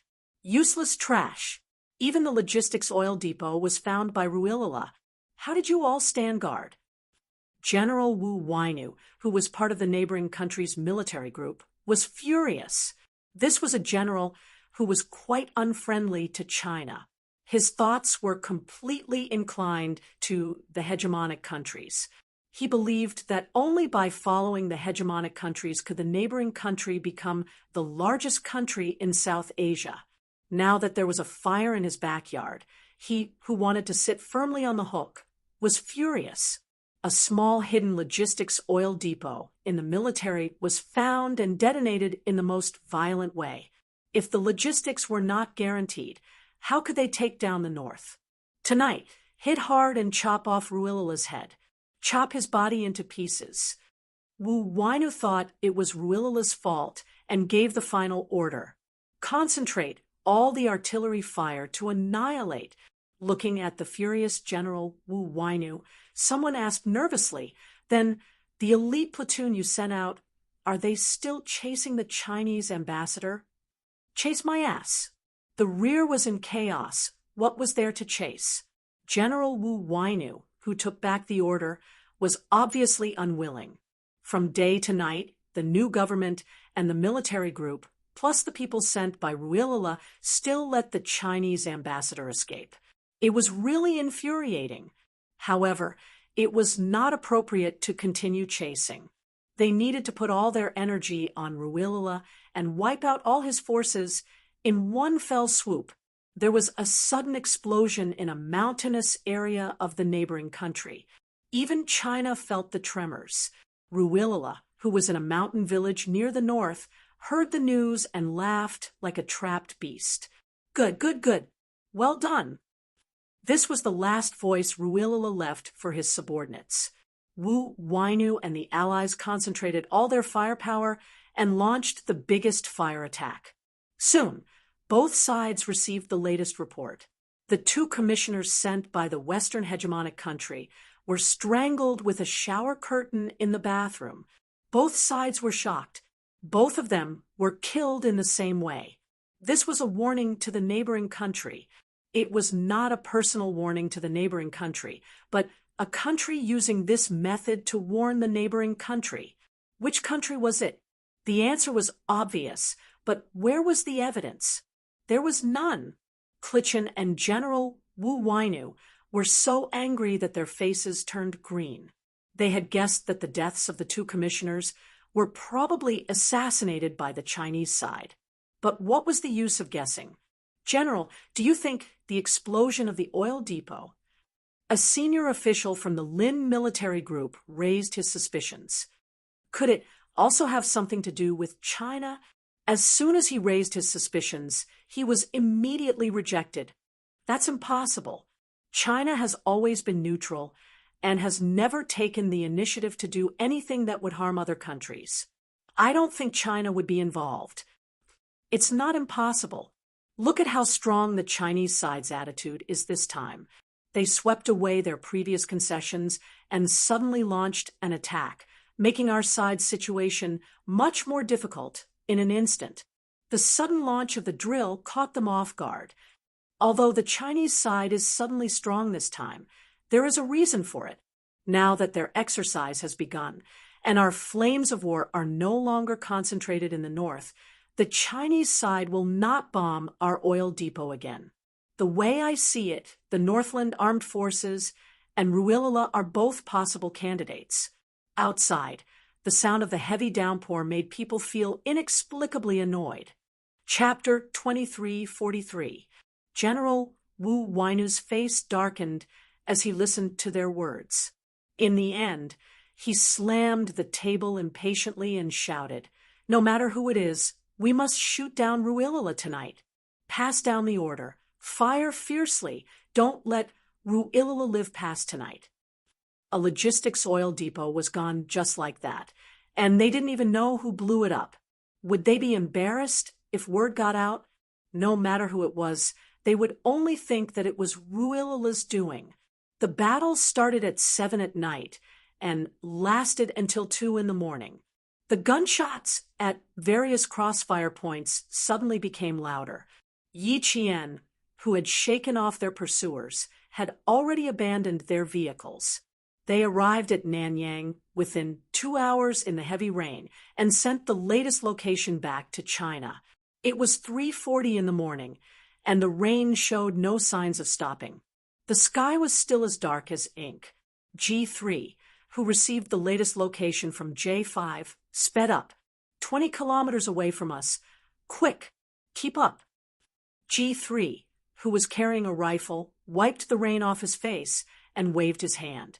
He sped up and walked into the dense forest. There were many poisonous insects in the forests of neighboring countries, and there were also drought leeches that would quietly stick to people and suck their blood. When they passed through the forest, they could shake out countless unknown insects with a shake of their bodies. Yi Qian, who was soaked all over, had a drought leech stuck to the back of his neck. It was sucking until it hurt. He raised his hand and touched it.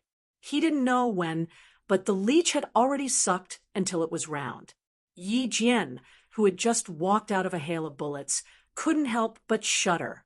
Yi Jian, who had just walked out of the rain of bullets, couldn't help but feel goosebumps. Drought leeches were longer and bigger than water leeches, and the suction cups were tighter. It might not be possible to pull it off by hand. She said to K7 beside her, "Help me, dry leech." "You got hit." "Where?" K7 stopped and turned on the flashlight in his hand. In the rainy night, he saw a black thing stuck to the back of Yi Qian's neck. Yi Qian pulled out the dagger, and the sharp blade touched his skin. He could feel the cold touch. He could feel K7 using the blade to pry open the suction cup at the front of the leech, and then the suction cup at the other end.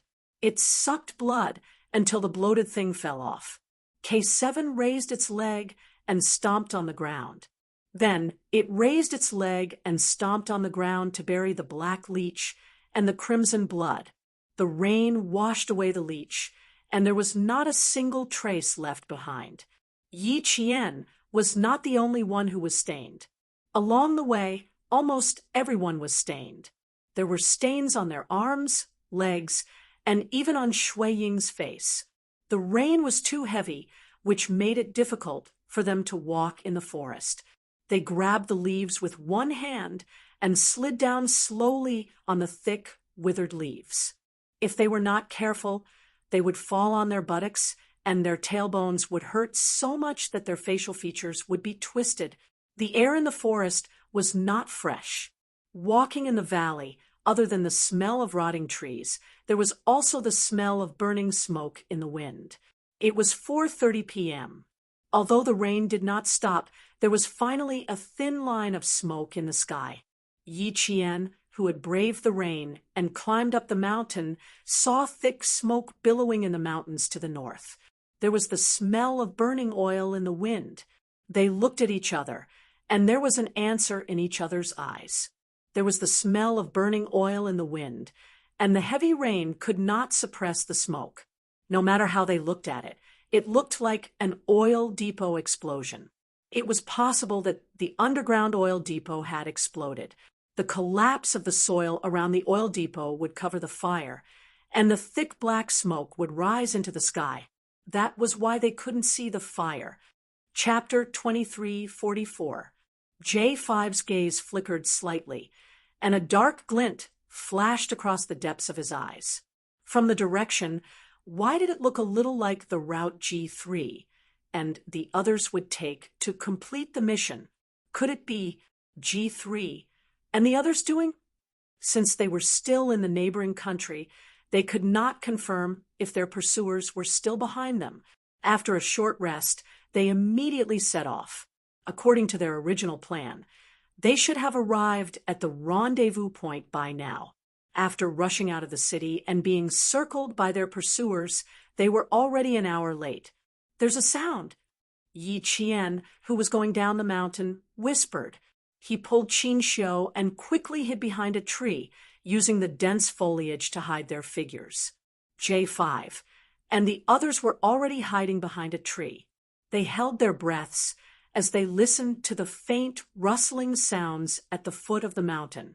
When they tried to listen more carefully, the rustling sounds they heard earlier had disappeared.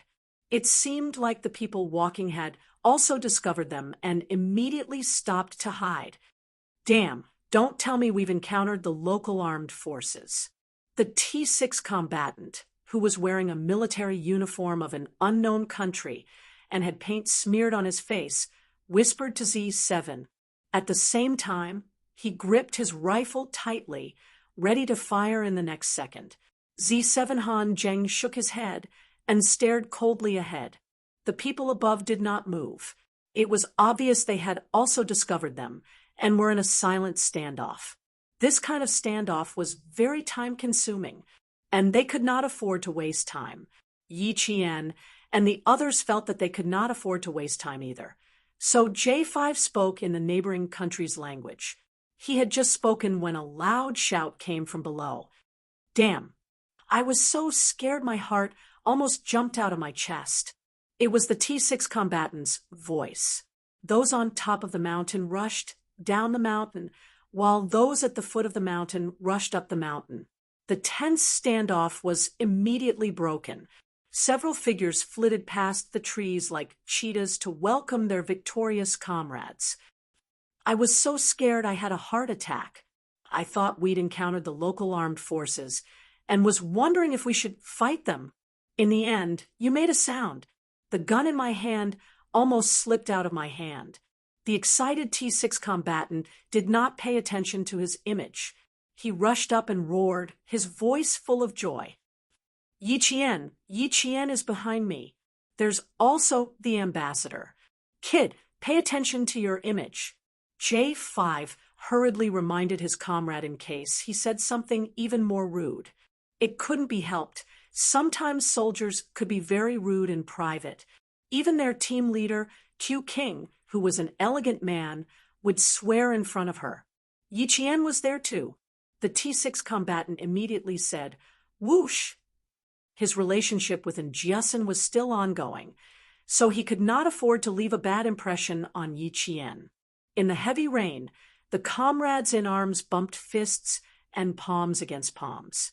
Yi Jian, who had a smile that was brighter than the rising sun, greeted the 7 members of G3 one by one. The sudden reunion made all the comrades so happy that they couldn't suppress their smiles. After greeting each other, the 2 groups of people stood in their respective positions and gave their comrades a military salute for their triumphant return. "Once again, we've met again, and once again, we've completed our mission. You will always be the comrades that I trust the most in my heart, the comrades that I'm most proud of." News of the meeting between the 2 parties quickly spread back to the country. The higher-ups in the military who knew about it all heaved a long sigh of relief. Finally, everything was safe and sound. Then the next thing to do was to condemn the neighboring country. At 8 a.m., everyone arrived at the border between the 2 countries. A helicopter was already waiting for the hero's return. Rumbling sounds could be heard as the helicopter's propellers rotated at high speed, crushing the surrounding vegetation. When the helicopter took off and left, some of the vegetation was even snapped by the wind. Chapter 2345. It didn't matter if he apologized or not. The little fox that he was so worried about was coming back soon. "Reporting. The soldier's loud voice came from outside the door. Xia Jinyuan turned off the television and opened the door with his long legs. His little fox had arrived at the Border Defense Company's helicopter airport. Xia Jinyuan didn't need the soldier to lead the way. He strode towards the Border Defense Company's airport. On behalf of the military, he was going to welcome the brave Special Forces soldiers back to their country safely. After the helicopter landed, Qin Xiu was the first to come down, followed by Yi Qian, followed by the male soldiers. And the ones who welcomed them back were the soldiers who would always be their strong backing. The deputy commander of the Yun province military region, who sent them off, stood at the front of the rows of pine trees. When all the heroes came down, he shouted in a deep voice, "Salute!" Swoosh! In the heavy rain, hundreds of soldiers in combat uniforms raised their hands and saluted at the same time. They saluted quickly and fiercely. Their standard salutes brushed against the wind and rain, bringing with them the fierce and unyielding military might of the soldiers who would never give up. Yi Qian, J5, G3, and more than 10 other Special Forces soldiers faced the grand welcome. They stood at attention and saluted. They used their return to tell the country that they had completed their mission. The whole scene was grand and passionate, making people's eyes turn red. Xia Jinyuan stood not far away and looked at his beloved girl. He looked at his lover, who fought side by side with him. He looked at her towering figure standing in the sun. His tightly pressed lips finally lifted into a smile. That was his pride, a pride that he would protect with his life. His girl had grown up. She was no longer a delicate little girl, no longer a little girl who trembled and was afraid of her first target. His girl had become an indomitable and fearless soldier. She used her gun to defend the country's dignity and used bullets to tell those people why China dared to be strong. He accompanied her through the wind and rain and witnessed her metamorphosis again and again. Finally, she broke out of her cocoon and became the most dazzling star. Yi Qian, who had shaken hands with the deputy commander, seemed to feel something. Her gaze passed through the rows of soldiers and landed in the distance. She saw the most familiar figure, tall and slender, as proud as a mountain. Their gazes were separated and even passed by the soldiers. In the crowd, in the mountains and rivers, no matter where you are, my gaze will always find you, because standing there, you are the target that I will never give up on. Yi Qian, whose face was covered with fine scars, smiled. Her lips curved, and her eyes revealed the sweetest, most beautiful, and most gentle smile. Every time she returned, she would always see the figure that he was waiting. Chapter 2346. As the soldiers left, Xia Jinyuan's figure gradually disappeared from Yi Qian's sight. Yi Qian didn't stay any longer. She said to J5 softly, "Q King is here. I'll go look for him first." His wound was still recovering, and he was standing in the rain, waiting for her. She had to hurry over and drag him back to his room. "Q King is here?" J5, who didn't notice anything, looked around and asked Yi Qian to leave first. He was one of the few people who knew about their relationship. Yi Qian didn't stay any longer. She followed the soldier's footsteps to look for the figure who left. She didn't need to spend any effort to look for him. The figure who was waiting for her was definitely not far away, quietly waiting for her arrival. Yi Qian walked very quickly without looking back. She didn't notice that there was a gaze following her closely. "Is Yi Qian in a hurry? Why are you in such a hurry?" After talking to the staff sent by the Ministry of Foreign Affairs, Qin Xiu walked over to J5 and asked in a low voice, shouldn't she be changing first? The rain had been pouring since midnight. Although she was a female soldier, she was still a girl. Walking in the rain for 8 to 9 hours was very bad for a girl's body. J5 naturally wouldn't say that Yi Qian was going to see Xia Jinyuan. He smiled and said, "She's a female soldier. She can't change with us male soldiers. She left in a hurry to change alone." This explanation was very good. Qin Xiu didn't suspect anything. They were going to go back to their rooms to take a shower, rest for a while, and then set off for Beijing. Yi Qian had already seen Xia Jinyuan. The tall and slender man was standing in front of her with a smile on his handsome face. He was looking at her with gentle eyes as he walked over step by step.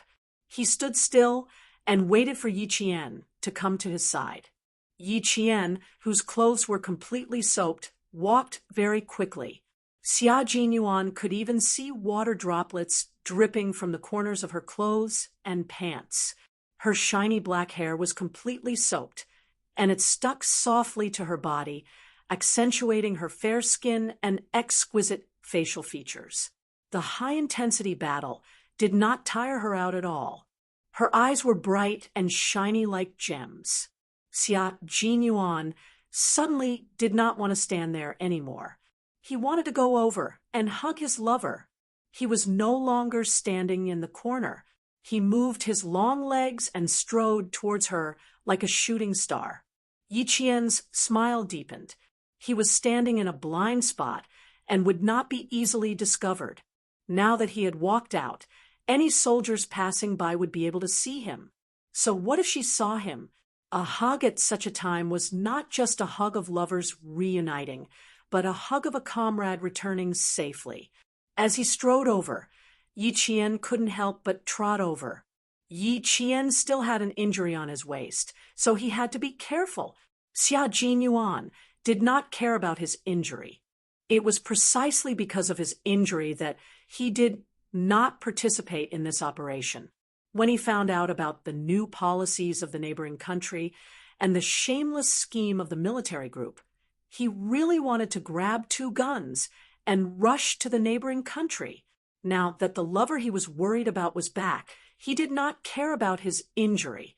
When he got closer, Xia Jinyuan's handsome face darkened slightly. There were several thin streaks of blood on her fair face. The longest one ran from the corner of her eye to her chin.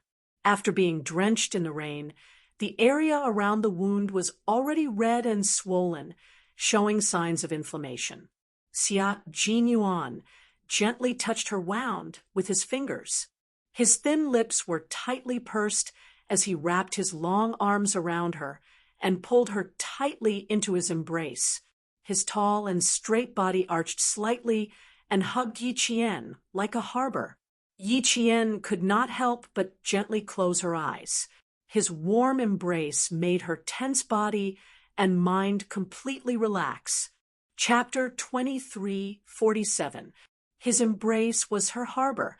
She felt more at ease now that she had returned to her harbor. "Congratulations, Qin Yao." He hugged her tightly and called out her code name in a low voice.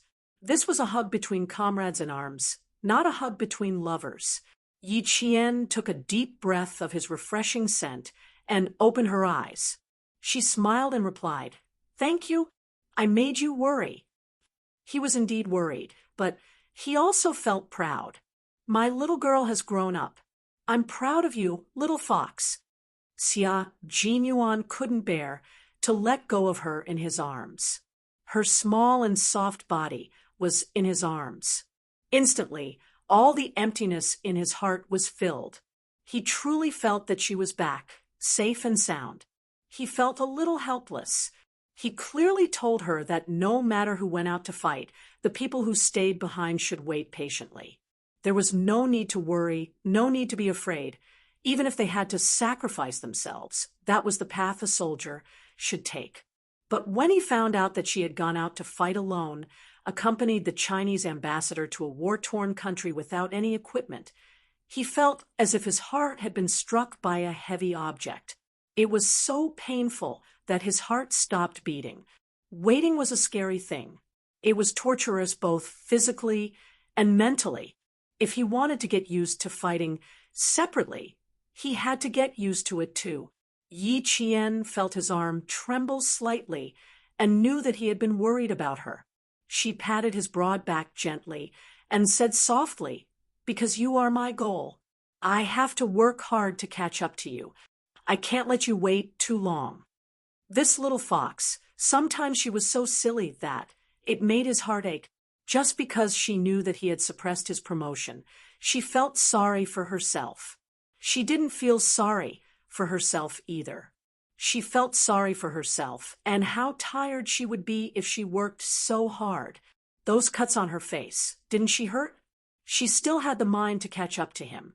He couldn't bear to see her tired, but sometimes he could only stand by and watch her tire. He lowered his head and kissed her temple. "Go back to your room and change first. Rest for the night, and I'll send you back to school tomorrow.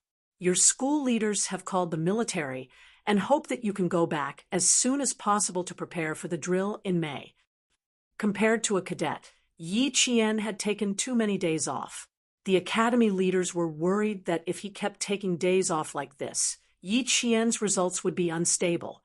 Qin Xiu, who was holding an umbrella in his hand, looked at the leaving figure quietly. Through the curtain of rain, he looked a little dignified.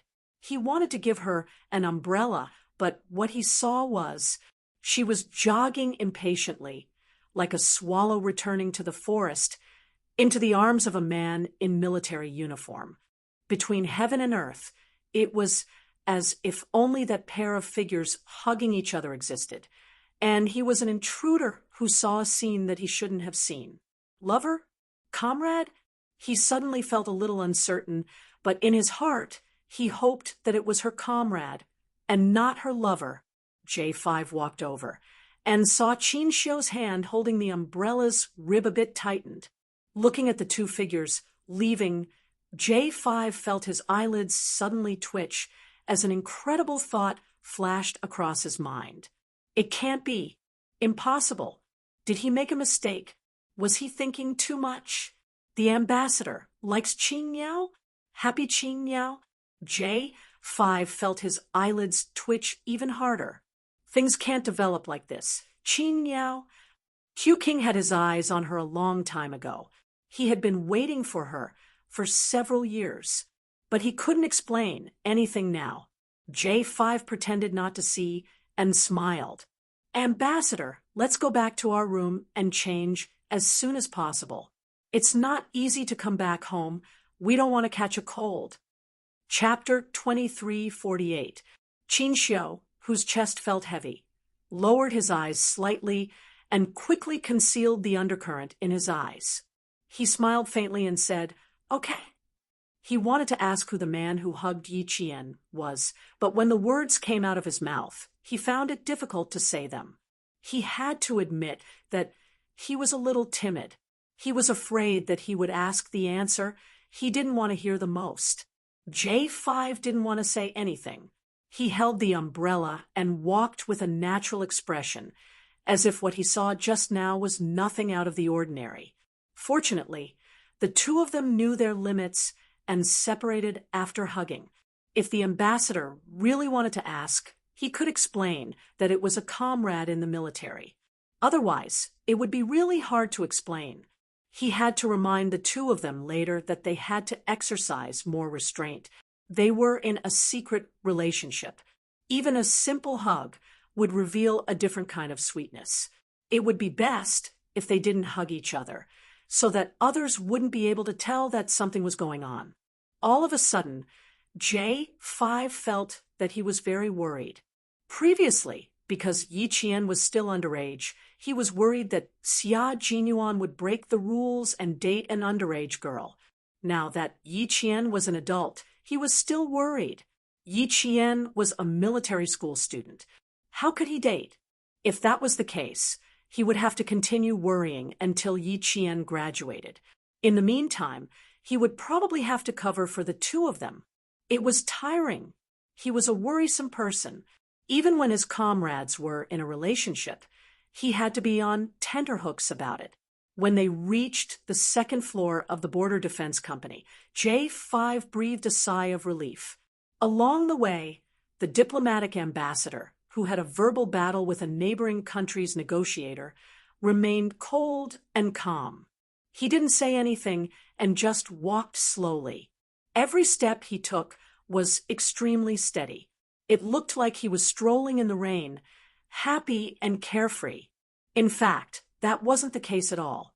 Walking beside him, J5 could clearly feel that the ambassador's aura had become very fierce. It swept away his elegant temperament and was even more powerful than yesterday's negotiation. Previously, J5 thought that he was overthinking things. Now, it seemed that he didn't expect it at all. This outstanding diplomat was really interested in Yi Qian. That's right, Yi Qian was really attractive, especially those who were extremely outstanding, such as Q King. They would all be attracted to her. Now, with the addition of an outstanding diplomat, J5 was not surprised. Qin Xiu closed the umbrella and gently shook off the water droplets on the umbrella. He smiled at J5 and said, "Thank you for your hard work these days. Have a good rest. See you later." "You're welcome, Ambassador." J5 closed his umbrella and replied calmly, "See you later." Qin Xiu's room was on the second floor, while J5 and the others were on the first floor. J5 stood still and politely watched Qin Xiu go upstairs with the umbrella. Watching the ambassador walk up the stairs step by step, J5 couldn't help but let out a sigh of relief. However, before he could completely relax, he saw the ambassador suddenly turn around. J5's nerves tensed up. He looked at the ambassador's face, which was drenched by the rain, but still looked exceptionally elegant, as if it had been carved from fine jade. The ambassador asked him with a faint smile, "Which room is Yi Qian in?" "What happened to not asking? Why did you ask?" J5 smiled and said, "She came back earlier than all of us. I'm not too sure which room she's in. Is there something you need from her, Ambassador?" "I want to ask if she's returning to the capital or returning to the academy. I want to see if she needs to explain the reason for her leave to the academy. If necessary, I plan to accompany her back to the academy," Qin Xiu said with a smile. J5's heart tightened when he heard this. It seemed that this ambassador was suspicious. "Rest assured, Ambassador, Yi Qian's mission is arranged by the military. The military has already communicated clearly with the academy, so there's no need to trouble you, Ambassador," J5 replied calmly. His tone was normal, and there was nothing strange about it. Chapter 2349. Seeing this, Qin Xiu didn't ask any more questions. There were some things that didn't need to be asked in detail. Just by looking at it, he already had the answer. Without asking any more questions, Qin Xiu said, "See you later." Then he turned and went upstairs. When he looked up, there was a faint darkness in his eyes. He didn't need to get the answer from someone else. He wanted to hear Yi Qian tell herself. But what right did he have to ask about her personal matters? Facing an outstanding diplomat from another country who was deliberately making things difficult for him, he felt unprecedentedly confused about his children's affairs. If Yi Qian really had a boyfriend, what would he do? Give up? Or continue to pursue her, knowing that she already had a boyfriend? If he continued to pursue her, wouldn't he be in a moral third party? Psychologically, he couldn't get over this hurdle. But when he thought about giving up, Qin Xiu closed the door, but his slender fingers holding the umbrella didn't put it down. Qin Xiu's fingers were very slender, and his joints were as delicate as his person. Even though he was holding the umbrella tightly, the lines of his fingers were still beautiful. After a while, he put the umbrella in the corner with a cold expression. He took off his suit and unbuttoned his white shirt while thinking about walking towards the bathroom. Giving up was also difficult. He couldn't go against his morals, and he didn't want to give up. Then, let's just leave it at that. He would pretend that he didn't know anything, that nothing had happened, and let nature take its course. After turning on the shower head, Qin Xiu raised his head and let the warm water splash on his face. Soon, the bathroom was filled with steam. Amidst the sound of the water, the man's slender but graceful body was faintly discernible in the steam. Qin Xiu, who had been learning Sanda for a long time, was also a classic example of a man who looked thin in clothes, but had great body when he took them off. Yi Qian, who came back earlier than him, had already finished washing up. She sat on the edge of the bed and dried her hair by herself with a hairdryer. There was no one in the room. The man who came back with her saw the countless small cuts on her palm. His eyes were clouded, and he went out to get the first aid kit. With some pain on her face, Yi Qian put down the hairdryer and went to the bathroom to look in the mirror. She saw a few bloody cuts from the shrubbery on her face. The cuts from the corner of her eyes to the side of her jaw were the most conspicuous. Her skin was the kind of skin that wouldn't get tan no matter how much it was in the sun in her previous and current life. After being drenched for 8 or 9 hours, her originally fair skin was sickly pale, and this made the bloody cuts on her face even more. There were many wounds, and there were signs of inflammation. No wonder Captain Xia immediately sent him back to his room to get the first aid kit. She had to treat it. Although she didn't really care if there was a scar on her face, she couldn't let the wound get infected. Yi Qian's in the bathrooms to see Xia carrying the first aid medicines. Doctor, S.A. Doctor. Yi Jian nodded her head in satisfaction when she saw that he had changed into his military uniform and was now dry. S2, S2's twos, it's A. Have they been taken care to be treated? To treat, to have it be treated, to be treated. T-test to be taken care of those wounds, T. S treated. S's treated, A's. Xia Jinyuan couldn't help but sigh when he saw how worried she was about the wound on her waist. His gaze fell on the wound on her face, and he reached out to hold her wrist. Mine's fine. It's already scabbed over. You're the one who's in trouble. Come here and treat the wound on your face first. There are still 2 broken shards stuck into your flesh at the corner of your eye. Don't you feel it? 2 more shards stuck into her flesh. She really didn't feel it. Chapter 23:50. She subconsciously wanted to touch it, but she suddenly stumbled into his arms. As she fell into his arms, she heard his low voice say helplessly, "You still want to touch it? Do you want to pierce it deeper and leave a memento?" Seeing her injured, whether it was a big injury or a small one, his heart ached. He knew that it was inevitable, but his heart still ached.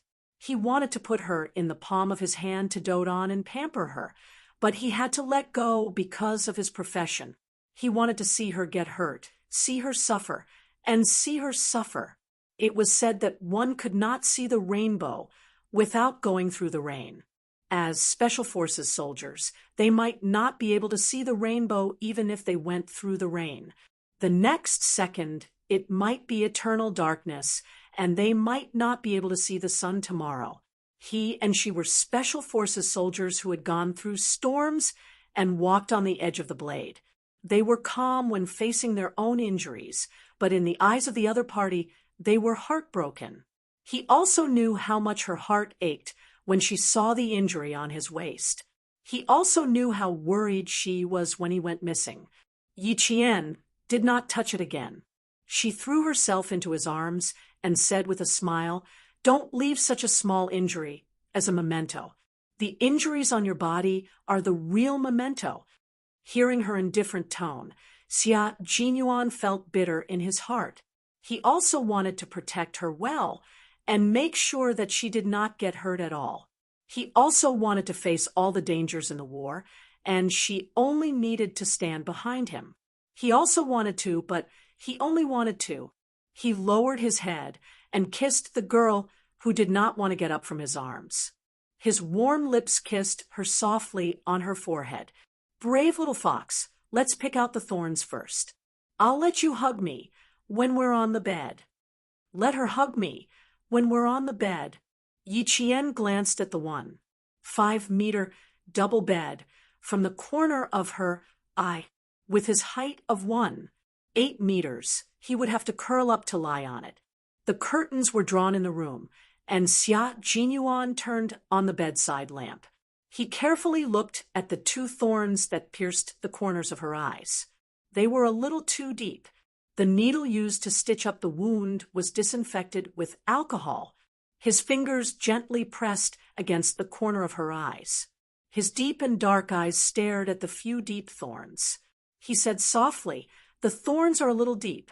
It will hurt to take them out. Bear with it."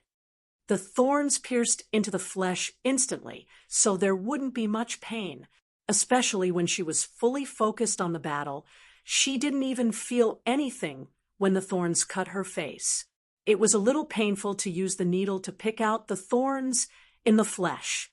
When the tip of the needle touched the hard thorns gently, Xia Jinyuan saw Yi Qian's long and black eyelashes flutter. He subconsciously blew on the thorns as if to coax a child that it wouldn't hurt. He even coaxed gently, "It doesn't hurt, it doesn't hurt. Be good, it won't hurt in a while." Yi Qian couldn't help but laugh out loud at the way she was trying to coax a 3-year-old. When she laughed, the corners of her eyes twitched, scaring Xia Jinyuan so much that she quickly moved the needle away from her hand, so as not to stab her. "Be serious. You're not allowed to laugh." He pretended to be angry and spoke with a threatening face, but in less than 2 seconds, he broke his facade. His handsome face was gentle as he continued to coax her. "It'll be fine soon. It's not 2 thorns, but 3. It's been stuck in your flesh for so long, and you've been drenched in water for a few hours. The wound is too close to the corner of your eyes. Don't let it fester and hurt your eyes." He usually didn't have time to take care of her. Now that he was by her side as her boyfriend, he naturally had to take good care of her. Yi Qian didn't move again. The sharp needle had touched the edge of her eyelashes just now, so she wasn't afraid that it would fester and hurt her eyes. She was afraid that if she laughed again, the tip of the needle would accidentally poke her eyes. Chapter 23:51. Every Special Forces soldier knew how to perform simple suturing operations. Removing a thorn was a piece of cake. After removing all 3 thorns, there were 3 bloody cotton balls on the stainless steel plate. The thorns were indeed deep, but fortunately, they weren't long. It wasn't much of a problem to remove them with iodine. His face, palms, elbows, and knees were all injured to varying degrees. The most shocking injury on his leg was the injury on his calf. After a night, the injury on his calf was bruised, and there were even purple spots of blood on it. Xia Jinyuan didn't say a word as he poured safflower oil onto his hands. He rubbed them until his palms were hot, then he pressed them against Yi Qian's calf and rubbed them. Yi Qian didn't even know when he had been hit. He lay on the bed and endured the pain while Xia Jinyuan rubbed away the blood clots. Slowly, his calf began to feel a burning sensation. The warm energy brought an indescribable sense of comfort. You don't have experience fighting alone in the jungle, but the J5 soldiers do. Why didn't they remind you to check your body for injuries that need treatment? If it's inconvenient to use safflower oil, they should at least spray it with painkillers. Your skin is fair to begin with. Even a slight bump would leave a bruise. Now that you're bleeding under your skin, the J5 soldiers on the helicopter should have reminded you to treat it. Xia Jinyuan's deep voice was a little tense. If you listened carefully, you could faintly hear the anger in his voice. She didn't know if the oil had a hypnotic effect, but the warm energy slowly crept up from her calf to her head. The warmth was exceptionally comfortable, and even her drowsiness slowly crept up. Yi Qian listened indifferently. The corners of his lips curled up as he replied, "It's okay. It's not as serious as the last time you kicked me. The bruises you left behind last time only disappeared after the new year. Xia Jinyuan's right hand, which was rubbing her calf, paused. He felt helpless. He wasn't afraid of anything since he was young. He could do whatever he wanted outside the house, and had been like this for the past 20 years. Until now, there was only one thing he was afraid of. He didn't look up. He poured the safflower oil and rubbed the bruises on her calf. He smiled helplessly and said, "Little fox, are you remembering? What should I do? What do I have to do for you to forget?" She was talking about last year's training with the Marine Storm Team. In order to teach her how to play tricks on the battlefield, he taught her a lesson. His purpose was to let her remember that there was no such thing as playing tricks on the battlefield. Only true abilities were needed. Who would have thought that she would still remember it after more than 2 months? Now, he was afraid that she would mention it. Your boyfriend is really ruthless. It's hard to forget him. Yi Qian answered in a muffled voice. Lying on the bed, Yi Qian's breathing gradually became longer.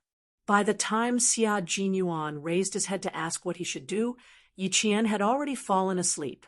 She was too tired after 2 consecutive nights of high-intensity combat. Now that she had returned to the safe harbor, she couldn't stop herself from falling asleep. Xia Jinyuan's hands didn't stop moving, looking at her sleepy face. He realized that she didn't really want to argue with him when she mentioned it. At the same time, he reminded himself that it was normal for him to have bumps and bruises during training and combat. It had nothing to do with his comrades. On the other hand, he was a little scared. Although he was a little scared, if he had to choose again, his choice would still be the same and wouldn't change. The room was very quiet. It was a peaceful time to enjoy. Xia Jinyuan's hands moved until he pushed the purple blood away. Chapter 2352. She was wearing a short-sleeved shirt and shorts, and the room was slightly cold. In order to prevent Yi Qian from catching a cold, Xia Jinyuan carefully placed her legs on the bed and gently covered her with the quilt. He carefully twisted the corners of the quilt before getting up. He put away the medicine and opened the curtains to let in the fresh, moist air to disperse the smell of medicine in the room so that she could sleep better. After he was done, Xia Jinyuan did not go to bed to rest. Instead, he sat quietly in the lounge chair alone. His handsome face was slightly cold, and he seemed to be thinking about something. If J5 did not knock on the door, he would probably sit there until Yi Qian woke up. Is Yi Qian asleep? J5 heard Xia Jinyuan open the door very softly, so he knew that Yi Qian was asleep. He pointed to his room and said with a slightly serious expression, "Come to my room to talk about something." J5's room was next door. Because he had just taken a shower, there was a faint smell of soap in the room. After pouring tea, J5 sat down and frowned. He said in a deep voice, "The ambassador might have noticed the relationship between you and Yi Qian." Before he went back to his room, he asked me if Yi Qian would return to Beijing. If not, he planned to send Yi Qian back to school. Q King, not only did he discover something, but he also seems to be interested in Yi Qian. Qin Xiu and Yi Qian seem to be interested in each other? Xia Jinyuan focused on this sentence. How can you tell that he is interested in Yi Qian? The two of you hugged each other in the rain. TSK, TSK, TSK. It shocked the world and made the gods cry. Anyone with eyes can see that there is something going on between the two of you. What's more, he seems to be interested in Yi Qian. J5 glared at him, but in the blink of an eye, he gloated, "Q King, your competitor this time isn't just ordinarily strong." V8 told me that the ambassador had a verbal battle with 2 negotiators from a neighboring country. His aura was fierce, and he didn't give in to the country's dignity. When he was offended, he pressed on and made the other party speechless. Yi Qian was there at the time. He was full of admiration for Qin Xiu.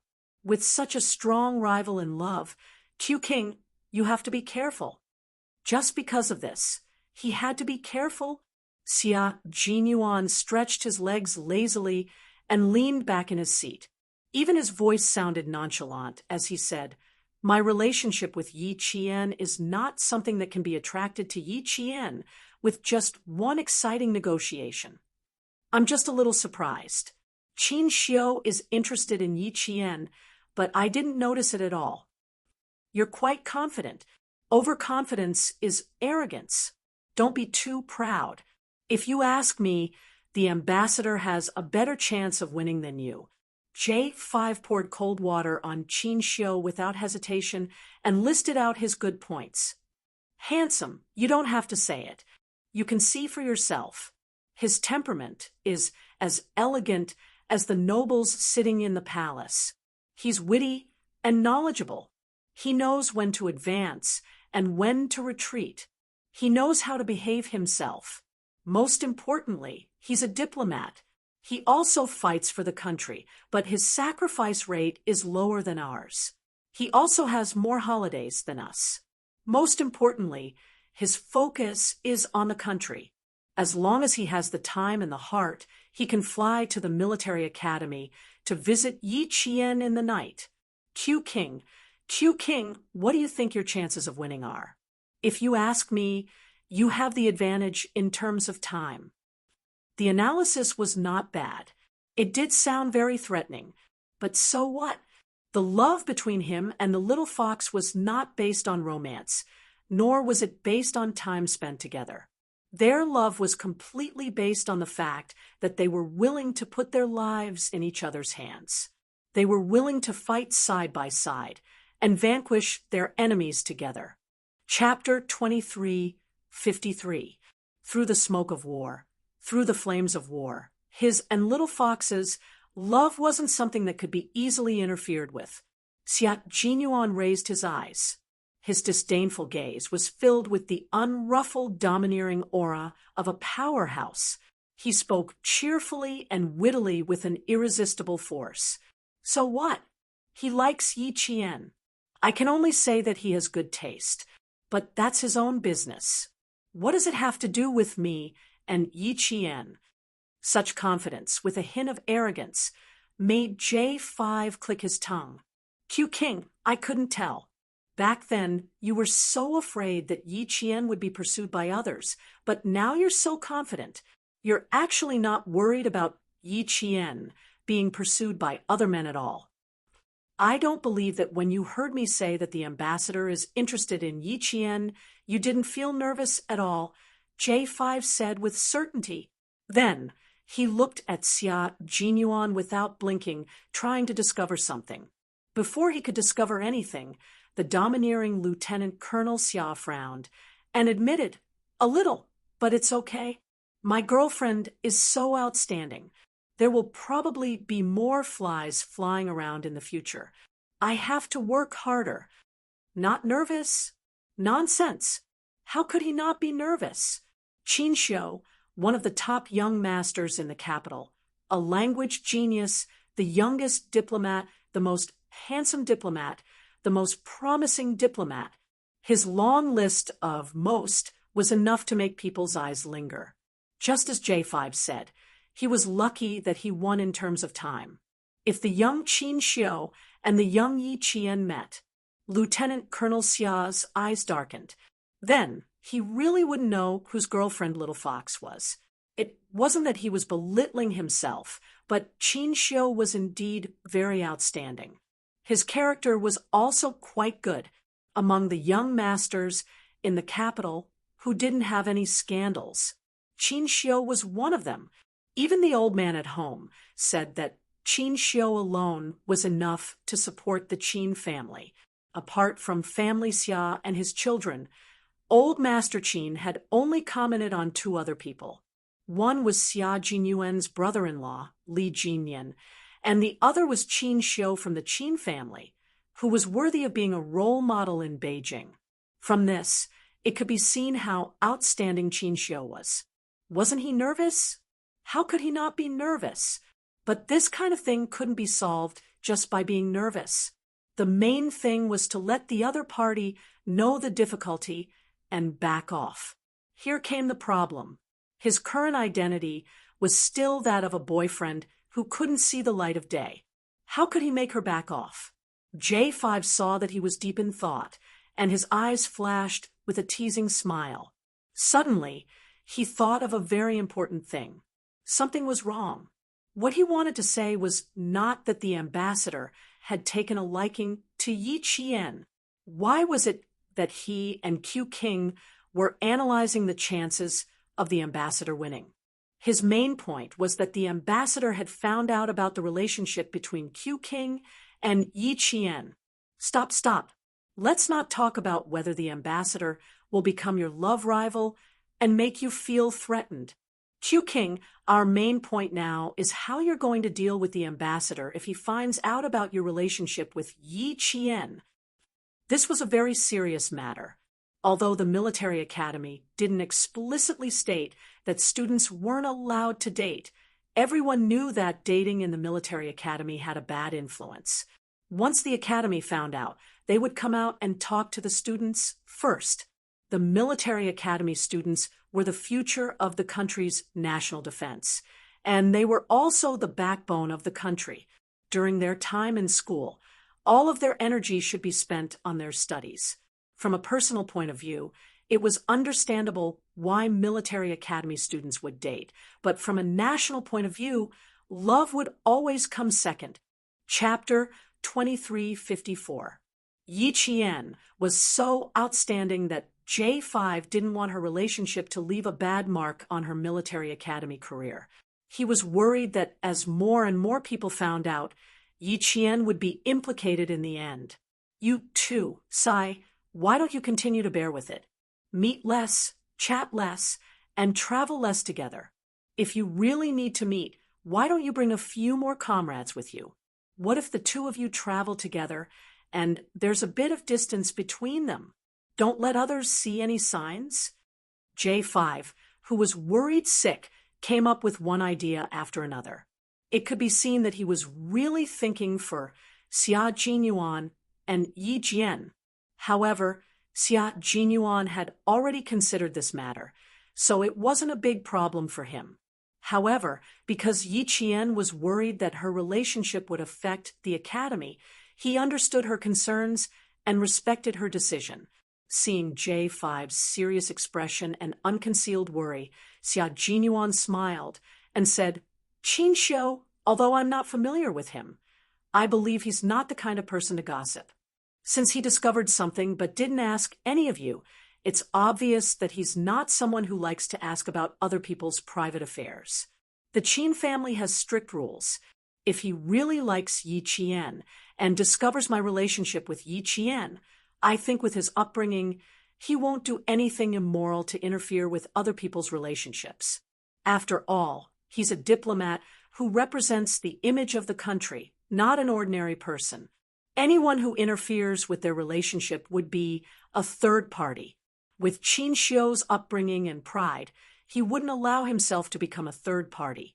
After hearing Xia Jinyuan's detailed explanation, J5 felt that he was worrying for nothing. He yawned and waved his hand with a tired expression. I have to go to sleep. When the situation in the northern lands stabilizes, we should return to the base and prepare for the overseas competition. Xia Jinyuan didn't intend to leave yet. He raised his eyebrows and said with a faint smile, I haven't asked you anything yet. Why are you in such a hurry to sleep? We haven't seen each other in a while. Let's catch up and have a chat. J5 stood up with his hands on the armrest of the chair and slowly sat back down. What do you want to talk about? Or do you want to ask me something? Since he didn't even let him rest, it was clear that he had something to ask. I want to know more about Qing Niao's performance in this operation, Xia Jinyuan said. If he didn't want to ask about Yi Qian, he wouldn't disturb his comrade's rest. He crossed his slender fingers, and there was still a faint smile on his handsome face, but the darkness in his eyes was slightly darker. This is the first time she has received a mission to protect the safety of an important person. I want to know some details about her operation this time. She probably wanted to know if Qing Niao had any shortcomings. The smile on J5's face disappeared, and his expression gradually turned serious. Qing Niao's performance has always exceeded our expectations. She's very calm, and her reaction speed is amazing. When did she have car training? This time, we were surrounded by more than 10 cars. Her driving skills were eye-opening. A one-sided breakout from the encirclement has truly shocked all of us. There's a car training ground in the southern province. She basically spent all her time there during high school. Xia Jinyuan saw the unconcealed admiration in his comrade's eyes when he mentioned Yi Qian, so he knew that his little fox had performed well in this operation.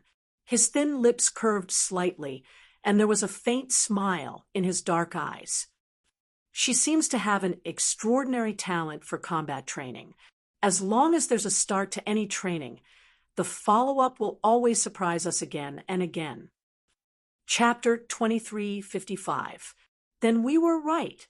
When she broke out of the encirclement, old V, old K, and I also guessed that Qing Niao must have undergone professional special operations vehicle training in the southern province.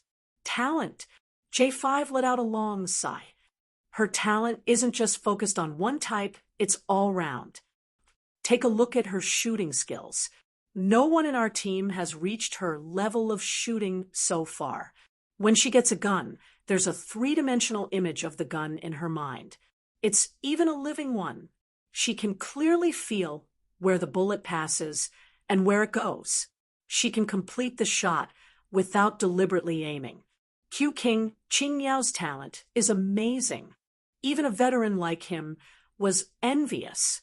Xia Jinyuan raised his eyebrows. This was natural. Otherwise, how could Little Fox have carried out so many important missions before reaching the age of puberty and still be remembered by the Navy commander? His Little Fox was an all-rounder talent. Judging from your expression, Qing Niao's mission this time was not bad. What about her shortcomings? From the perspective of a veteran Special Forces soldier like you, what does she need to improve? Or does she need to improve? Xia Jinyuan had heard a lot of praises for Yi Qian. He wanted to know if she had any shortcomings. Only by constantly discovering her shortcomings could she continue to improve. J5, I need to know if she has any shortcomings. Please tell me carefully and seriously, Xia Jinyuan said slowly, word by word. There was an indescribable coldness in his voice. Sensing his seriousness, J5 couldn't help but straighten his back. At present, Yi Qian has no shortcomings. As if he had something to say, Xia Jinyuan pursed his lips. But there are still shortcomings. Please ask. There were too many uncertainties in a mission. With him by their side, he couldn't guarantee that their lives would not be in danger. Without him by her side, when he couldn't see, he only hoped that she could cooperate well with her comrades and return safely. Qing Niao is more suited for individual actions. As for group actions, although we cooperated well and completed the battle beautifully, we were always worried that she would suddenly rush out and complete a mission by herself. I think it's because we haven't been training together for a long time. She's not in the army, so she can't participate in our daily coordination and training. It's normal for such a problem to occur. In the future, when she joins the army and trains with us, these problems will naturally be solved. Yi Qian's individual combat ability was so strong that sometimes the J5 and the others could not keep up with her. And Yi Qian was a sniper who had been trained by Principal Chen, a world-class sniper. An individual's independence was greater than the group's training. Therefore, the other comrades were worried that she would suddenly finish the mission ahead of schedule. There were two problems. First, although Yi Qian had established a tacit understanding with the Snowfield Brigade, it was only the beginning. She had not established a tacit understanding with all her comrades, so there was a certain degree of unfamiliarity. Second, Yi Qian was not used to working as a group, or rather, working with the group to complete the mission. She completed the mission too quickly, so the comrades behind her could not keep up with her. The two problems were actually one problem. The tacit understanding was not good enough. Chapter 2356. Xia Jinyuan, who had already figured out the reason, fell silent. After a long time, he pursed his thin lips and said, "Our teamwork still needs to be improved. After we go back, I'll redo the weekly training plan." Qing Miao's individual combat ability is strong, which means that the combat ability of the male soldiers still needs to be improved. We can't slow down and wait for the male soldiers just because her individual combat ability is too strong. Our training is only about chasing, not waiting. J5, you're the vice captain. You'll take the lead to improve our individual combat ability. Yes, sir. J5 nodded and said seriously, after the battle with Qing Miao, I've also been thinking about this. We need to improve our individual combat ability as soon as possible. Otherwise, we won't be able to take on any high-risk missions in the future. Even though the Snowfield Brigade was now the top special forces in the country, if they didn't innovate and work hard, they would be eliminated. They trained for war and to win. Only by improving their individual combat ability day after day, year after year, could they continue to stay in the Snowfield Brigade. Qing Miao's strong individual combat ability was also a warning to them. With J5 in charge, Xia Jinyuan was very relieved. Seeing that they had been delayed for a long time, Xia Jinyuan got up and prepared to go back to his room to accompany Yi Qian. J5 got up and asked him, "Have you informed Yi Qian about the overseas competition? She's the only female soldier in our team. You should know that, right?" "I only found out yesterday. You rest, I'll go back to my room." Xia Jinyuan didn't want to disturb his comrade's rest. He stood up and patted his comrade's shoulder. "You don't have to worry too much about Yi Qian and me. You don't have to worry about Qin Xiu either. If he really asks, tell him to come and ask me himself. My relationship with Yi Qian, anyway, it won't affect anything just because he's an outstanding diplomat. I'll keep an eye on him and won't let him take advantage of me." After he finished speaking, he walked back to Yi Qian's room with big, elegant steps. J5 couldn't help but laugh when he saw this. What he said made sense, but in reality, he was still a little nervous. After all, his love rival was very powerful, and not an ordinary person. As a comrade in arms, he naturally stood on Q King's side. He was not happy that Yi Qian was snatched away by the ambassador. The ambassador was very outstanding, but no matter how outstanding he was, he could not be compared to his comrade in arms who fought side by side with him. After returning to his room, Xia Jinyuan gently closed the door and walked to the bed. He saw that the girl he liked was still in her original position, and even the smile on her face had not disappeared. She was sleeping soundly. Xia Jinyuan didn't know that the second he saw Yi Jian, his eyes had become exceptionally soft. Even his heart felt like it was swimming in a pool of water.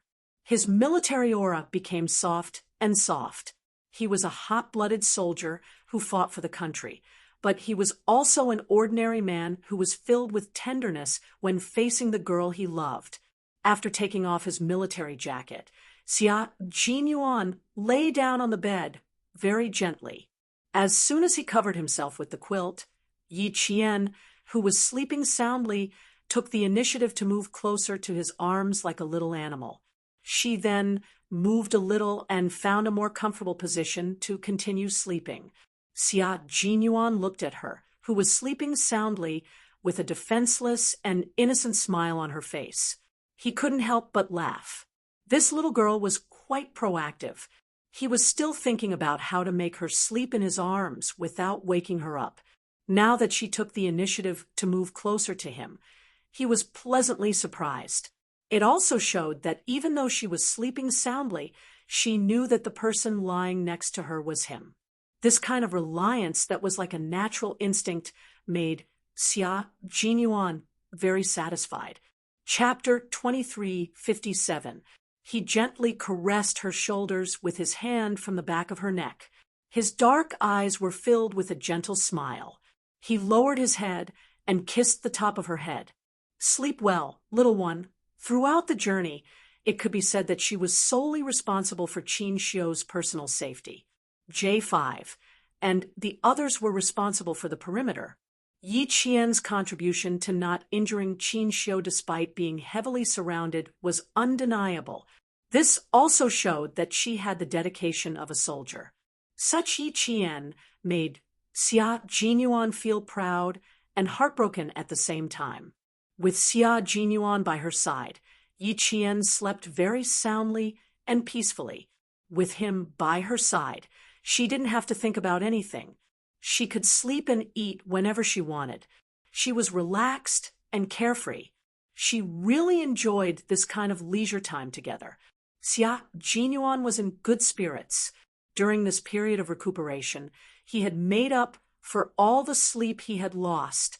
Now that his girlfriend was lying in his arms and he was hugging her soft body, his heart was filled with tenderness. He closed his eyes for a while, then slowly opened them again to look at Yi Qian's sleeping face. He didn't rest at all and was thinking about something. Qin Xiu was also a man of character. As for his taste, it was extraordinary. However, after meeting Little Fox a few times, he fell in love with her. Just as J5 said, Qin Xiu was a very strong love rival. His love rival was too strong, and he worked in the country. If he wanted to, he could go to the military academy to look for Little Fox at any time. With his ability, going there once or twice a month was not a problem. However, his Little Fox wasn't stupid. If Qin Xiu really went to look for her frequently, she would definitely notice. When that time came, she would avoid him and Qin Xiu wouldn't be able to do anything about it. Just like how he used to chase her. If he didn't chase her to a corner and leave her with no way out, she would never show up easily. Xia Jinyuan gently tapped the tip of her nose with his slender fingers. Thinking of the appearance of a strong rival in love, he smiled indulgently and said, "Little thing, you've only carried out a mission, but you've already attracted a lot of attention. Tell me, why are you so likable?" Qin Xiu, the youngest and most promising diplomat. He also has a handsome face that even I have to admit, if you really take another look at him, my heart will definitely ache for a long time. Little thing, I'm going to be jealous for half a day. You're doomed. If I become jealous for half a day, I'll torture you so much that you won't be able to leave the bed for the whole day. You can't even look at other men. I, Xia Jinyuan, have always been arrogant. Now that you've taught me a lesson, you have to take responsibility. When you look at a man, you can only look at your own man. Understand? Lieutenant Colonel Xia did not speak. He spoke softly, seemingly helpless, but in reality, every word he said was filled with affection. As he spoke, Lieutenant Colonel Xia narrowed his unfathomable black eyes. His gaze was like that of a large, ferocious beast, his eyes twinkling with fragmented light. He felt a little insecure, so he had to think of a way to make himself feel safe. Therefore, when Yi Qian opened her eyes, she saw a handsome face that was filled with faint sadness. Yi Qian blinked gently and naturally leaned into his embrace. "Did I sleep for a long time? I seem to be able to sleep well with you by my side." Lieutenant Colonel Xia loved to hear such sweet nothings. His thin lips curved as he laughed softly and said, "It's all right. It hasn't been that long since the sky turned dark. You probably slept for 9 hours. 9 hours. She actually slept for 9 hours. Yi Qian widened her eyes in disbelief. She propped herself up with one hand and looked out the window. The sky really did turn dark. This was not a normal sleep. No wonder she felt hungry when she opened her eyes. From last night until now, she had only drunk a few mouthfuls of water and had not eaten any dry food. Chapter 2358. Come, let's get up and eat something first. The warm bedside lamp went off. Xia Jinyuan stretched out his long arm and turned on the main light in the room. The bright light illuminated the entire room, allowing Yi Qian to see the sadness on his face more clearly.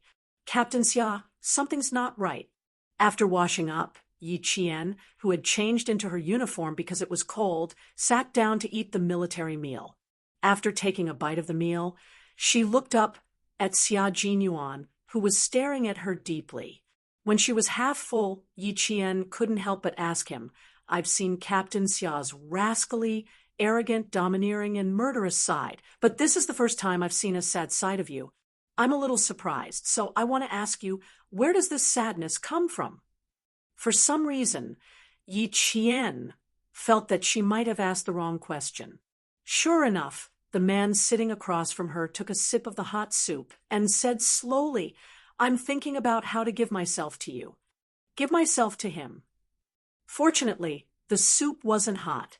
Yi Qian resisted the urge to spit out the soup and swallowed it down. After a while, she caught her breath and said rather embarrassedly, I just came back from a mission. And you're already thinking about giving yourself to me? Every time I go on a mission, the first thing I regret is not giving myself to you.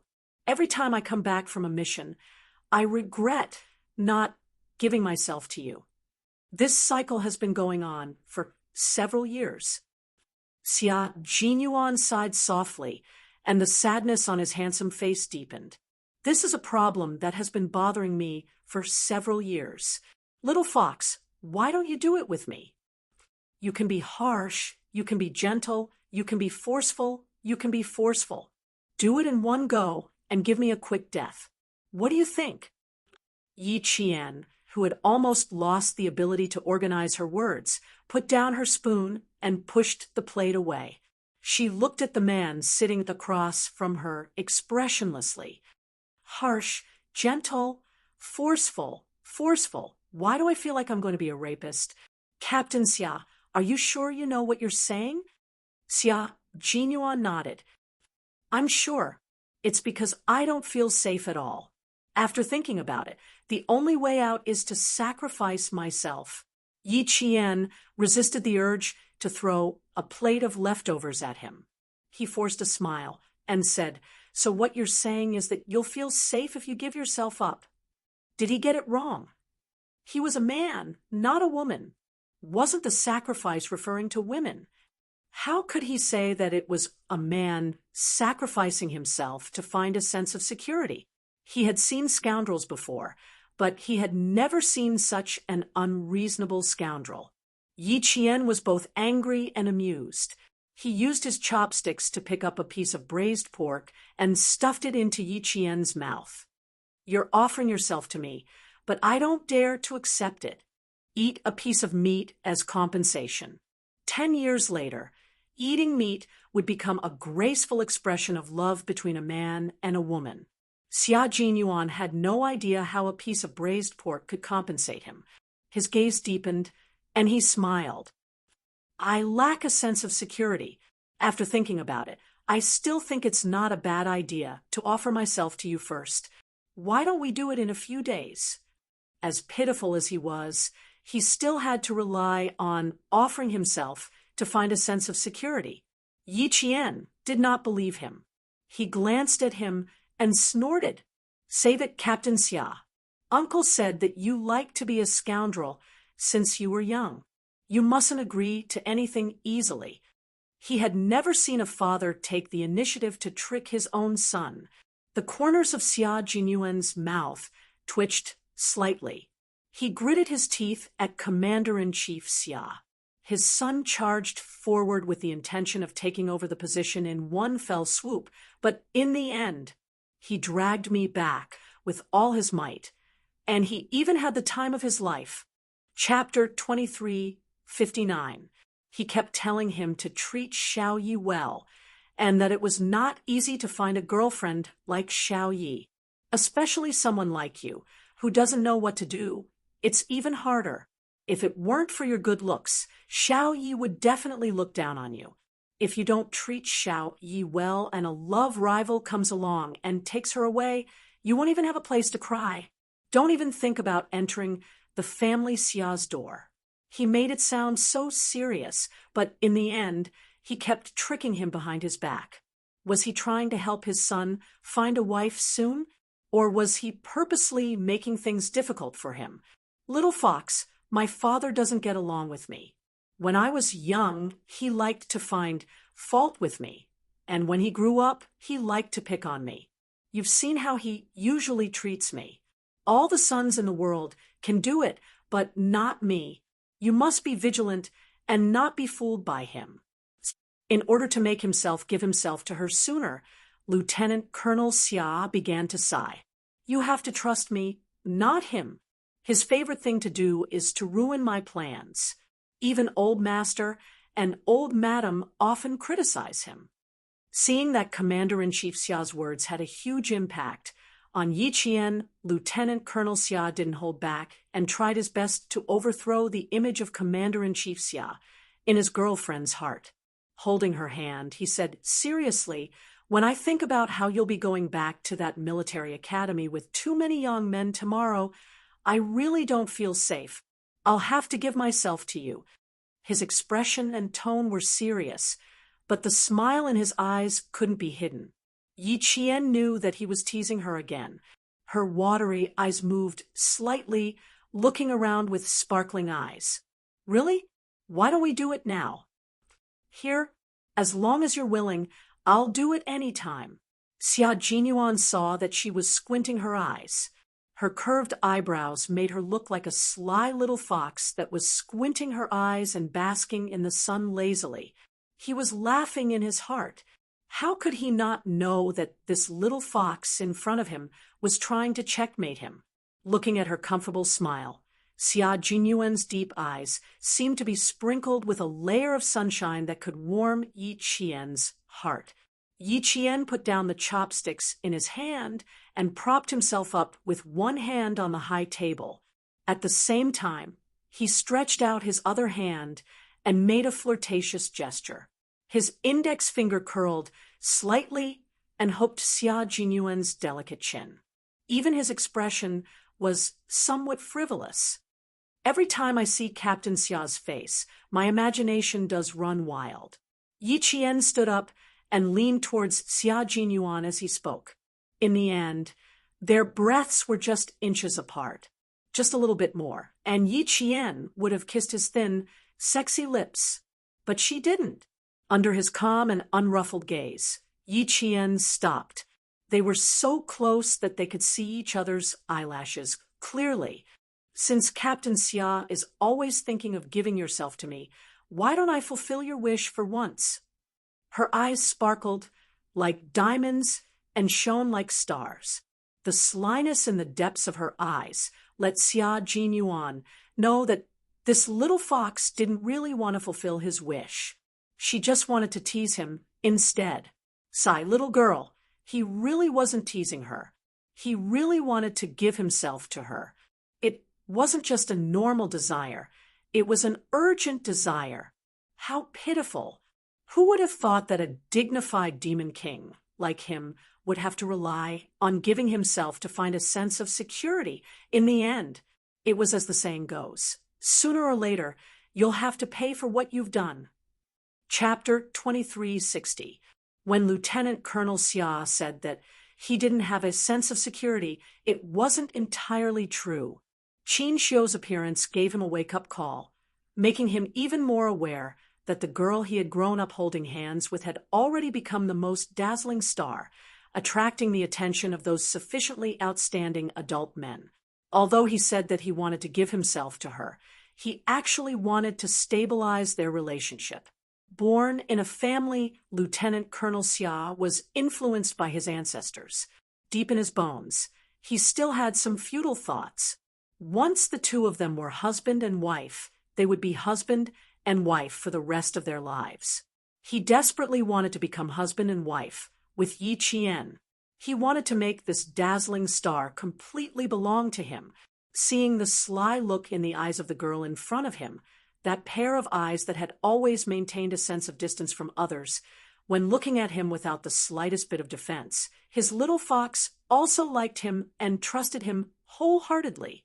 This kind of trust was the most secure button between him and her, and no one else could think of getting between them. Xia Jinyuan said, half truthfully. Seeing that she was teasing him and even flirting with him, Xia Jinyuan's inferiority complex started to stir again. The two of them were too close, and the delicate lips he had been longing for were only a finger's length away. With such a good opportunity in front of him, if he didn't kiss her, he would feel sorry for himself. Thus, while Yi Qian was waiting for his answer, Xia Jinyuan suddenly leaned forward and immediately shortened the distance between their fingers to 0 distance. The two of them were now lips and teeth. Although Lieutenant Colonel Xia had never been in a relationship before, and even his first kiss was offered to Yi Qian, he had a high comprehension ability. Even though they had only kissed a few times after each kiss, his kissing skills improved by leaps and bounds. After a few kisses, he had a kissing technique that made Yi Qian blush. His nimble tongue invited Yi Qian's soft tongue to dance with him, and he sucked the tip into his mouth slowly. Ever since he was a child, Xia Jinyuan had the habit of chewing peppermint. His breath always had a refreshing and comfortable peppermint flavor, which was Yi Qian's favorite refreshing flavor. When the tip of Yi Qian's tongue was sucked, his kisses alternated between deep and light kisses. Yi Qian, who had been supporting himself with one hand on the round table, had no choice but to support himself with both hands to prevent himself from losing his balance due to his weak knees. Men had a natural desire to conquer, and it existed in every man, especially men like Xia Jinyuan, who were born like kings. Their desire to conquer was far greater than that of ordinary men, and it even carried a sense of dominance. Being teased, he clasped the back of Yi Jian's neck with one hand. As his breathing became heavier, his kiss became deeper and deeper. He did not even let go of the tip of Yi Jian's soft tongue and delicate lips that were like flowers. The temperature in the room seemed to gradually rise, and sweat slowly overflowed from his forehead.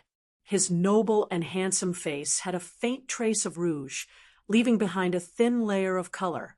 This was the color of passion.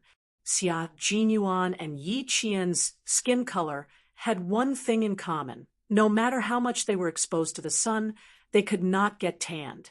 Even if they were exposed to the sun, the worst that could happen was a layer of skin peeling off, revealing their fair skin. At this moment, he was aroused. His fair and handsome face had a faint rouge-like color, which made him look even more handsome and elegant. His brows were like mountains and rivers, and only the majestic green mountains could be seen. He was as handsome as a god. Seeing that her breathing was getting heavier, Xia Jinyuan finally stopped his invasion and ended the kiss that made their hearts race. Chapter 2361. He let go of Little Fox in his arms so that she could breathe some fresh air. Little Fox, your lung capacity is still not enough. It needs to be improved. Xia Jinyuan chuckled deeply. His voice was hoarse and so sexy that it made one's ears tingle. Looking at Yi Qian, who was as beautiful as a peach blossom, Xia Jinyuan's dark eyes became even darker. His sexy Adam's apple, which represented his masculinity, couldn't help but move slightly. This kiss was a little deep, kissing to the point that her eyes were moist. Her lips were bright red and slightly opened, revealing her white teeth. Her red lips and white teeth made her look even more beautiful. The more Xia Jinyuan looked at her, the more he felt like his heart was being scratched by 100 cat claws. He hurriedly looked away in embarrassment, Unexpectedly, just as he lowered his eyes, his gaze was locked on her again. He had to admit that the girl he had been protecting had really grown up. She had gradually matured from her initial naivety and was emitting a fruity fragrance that tempted him to commit a crime. His gaze only lingered on her chest for a few seconds before he felt the string called rationality in his brain instantly tighten and straighten. It felt like it would break at any time with her breathing. This is troublesome. He had said half-truthfully that he wanted to succeed. Now, he had really succeeded in the end. Yi Jian was still adjusting her breathing until the feeling of suffocation dissipated a lot. She supported herself with both hands on the round table and looked up at him with her watery eyes. She answered rather stubbornly, "Captain Xia seems to be a little lacking. Otherwise, how could a small kiss make Captain Xia look like he's drunk?" Yi Qian didn't even realize that at this moment, her face was as beautiful as a peach blossom. She was so beautiful that Xia Jinyuan, who was separated by the round table, felt so hot that his back was covered in layers of sweat. "Is this a challenge to me?" Xia Jinyuan raised his eyebrows. There seemed to be a small fire in the depths of his dark eyes. The fire sizzled as if it could burn 1,000 miles away. Yi Qian raised his hand to fan himself and answered courageously, "Since that's what Captain Xia thinks, it can be understood that way." She really was a little fox that wasn't afraid of getting into trouble. She actually dared to challenge his rationality at this time.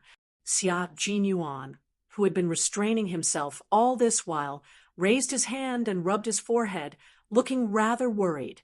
Since the letter of challenge had already been issued, how could he refuse? "Then let's continue." Xia Jinyuan was a man of action. Soldiers had always been swift and decisive. Since he had made up his mind, he would naturally put it into action. He kissed Yi Qian. He didn't want to be a gentleman. He just wanted to kiss Yi Qian. His long arm wrapped around the back of Yi Qian's neck with great precision. He used an extremely domineering method to make it impossible for Yi Qian to dodge. His lips were once again kissed by him. In a domineering manner, with gentle movements, he carefully and affectionately traced the shape of her lips. He didn't want to say a word. Instead of saying more, he would rather take action and tell her how much he missed her. But no matter how impulsive he was and how tight his heartstrings were, Xia Jinyuan always restrained himself and did not cross the line. Even his hands were very well behaved and didn't move. Since they couldn't cross the line, they could just stick to each other for a little longer. Instead, Yi Qian, who liked to be with Xia Jinyuan, didn't reject kissing him. When they were deeply in love, she took the initiative to greet him and tell him that she actually missed him too. Although the kiss was very gentle, their breathing became erratic. The air in the room also became scorching hot. It was so hot that their foreheads and backs started to sweat. It was so hot that a thin layer of mist formed in their eyes. This was really a kiss that messed up their hearts. Chapter 2362. Compared to Xia Jinyuan's straightforward and undisguised desire, Yi Qian was much more reserved. Her face was as red as the morning sun, and the seductive look in her eyes was like peach blossom petals blown by the wind. It was so seductive that it made Xia Jinyuan even hotter. She was beautiful, too beautiful. She was so beautiful that he was willing to lower his head just to please her. Yi Qian only knew that his knees were so weak that he had to lean on the round table to maintain a stable posture. The lovers who had been separated were reunited, and their feelings for each other were so strong that it was like dry wood colliding with a raging fire. The kiss was out of control. Xia Jinyuan had always known that when he was in front of Yi Qian, his self-control would plummet in a straight line and eventually reach 0. With one hand on the back of her neck, Lieutenant Colonel Xia, who had lost all his self-control, began to feel a little impulsive from the kiss. He was almost unable to control himself. At this moment, Yi Qian, who was about to stand up, mumbled, "Captain Xia, let go of me." Who would have thought that the sentence would turn into and soft moans that could not be formed into words? Xia Jinyuan could clearly hear the string called rationality in his mind snap with a snap. The string called restraint in his heart snapped along with it. While gasping for breath, Xia Jinyuan, who was reluctant to end the kiss, simply used the strength of his lower body to push the round table to the side in a very manly manner. Yi Qian, who was caught off guard, suddenly widened her eyes. She had concentrated all her strength on the round table, and now that the round table was suddenly pushed away by him, Yi Qian's entire body naturally pounced directly into Xia Jinyuan's arms. It was just a kiss with a special forces soldier, but Xia Jinyuan managed to push the round wooden table between them to the side. When Yi Qian pounced over, the young lieutenant colonel happened to hug her. Yi Qian was a little embarrassed. He was not afraid of biting his tongue. She was beautiful, and her voice was even more beautiful. Her beauty carried a hint of seduction, causing him to be completely intoxicated. Xia Jinyuan, who had finally ended the kiss, lifted his head and looked at the girl in his arms. His voice was hoarse as he asked softly, "Little fox, what you said just now, was it true?" What? Yi Qian was very nervous. He was so nervous that he was stuttering. She looked at Xia Jinyuan with her moist eyes, which were like countless little hooks, gently hooking the soul of this special forces soldier. "Sacrifice? When I said sacrifice, are you serious?" "I'm serious now." Xia Jinyuan fixed his gaze on her face and said, "I really want to give myself to you right now." He endured until his forehead was dripping with sweat. Yi Qian could even see a drop of sweat slowly sliding down his handsome face and quietly sinking into the army green shirt he was wearing underneath. The army green shirt was tightly buttoned, and the top button was tightly buttoned. It was so strict that it exuded a sense of abstinence. Yi Qian, who had been staring at the drop of sweat, did not say a word. When the sweat sank into the collar of his shirt, Yi Qian seemed to have felt something and couldn't help but gulp. This action became a silent invitation, a silent agreement. The man, who was standing steadily with Yi Qian in his arms, suddenly had a deep, unfathomable look in his eyes. It was like a deep, unfathomable ancient well. Deep down, there were huge waves, slowly forming a whirlpool that could suck in people's souls. Without stopping, he carried Yi Qian, turned around, and walked towards the bed. Chapter 2363. Yi Qian, who was also sweating from nervousness, supported herself with both hands on his broad shoulders and allowed him to carry her to the bedside. He was deeply attracted to Yi Qian, who was as beautiful as a peach. How could Yi Qian not be attracted to him? At this moment, she was attracted to Xia Jinyuan, who only had eyes for her. Both of them were in love with each other, and their feelings were so strong that Yi Qian didn't have the self-control to reject Xia Jinyuan's offering. Lying on the bed, Yi Qian was so nervous that her hands secretly clutched the quilt. Perhaps because she had been with him for so long, Yi Qian had become bolder. Even when Xia Jinyuan began to unbutton his shirt, Yi Qian opened her eyes wide and didn't close them out of shyness. He had a good figure and wore the military uniform that showed off his military aura. The tailored military uniform made him look even more slender and tall, towering like a mountain. He first took off his jacket and didn't throw it aside carelessly. Xia Jinyuan, who loved and cared for military uniforms, hung the jacket on the coat rack. As he walked over, he raised his hand slightly to unbutton his shirt. Sensing Yi Qian's burning gaze, Xia Jinyuan paused in the middle of unbuttoning his shirt. His handsome eyes, which were slightly surging with emotions, looked over with a smile and caught Yi Qian's unblinking gaze. His thin lips curved slightly. "Little fox, why do you look so interested in me taking off my clothes?" Yi Qian couldn't help but admire beautiful things. At this moment, Xia Jinyuan was undoubtedly beautiful in her eyes. Even the simple act of buttoning his shirt made her heart pound. Hearing this, she admitted frankly, "It's pleasing to the eye. I am indeed very interested." In her heart, she added, "He's even more charming when he's not wearing formal clothes." Although Yi Qian didn't have any opinions about men, she couldn't help but take a second look at men in formal clothes. This was the case in her previous life.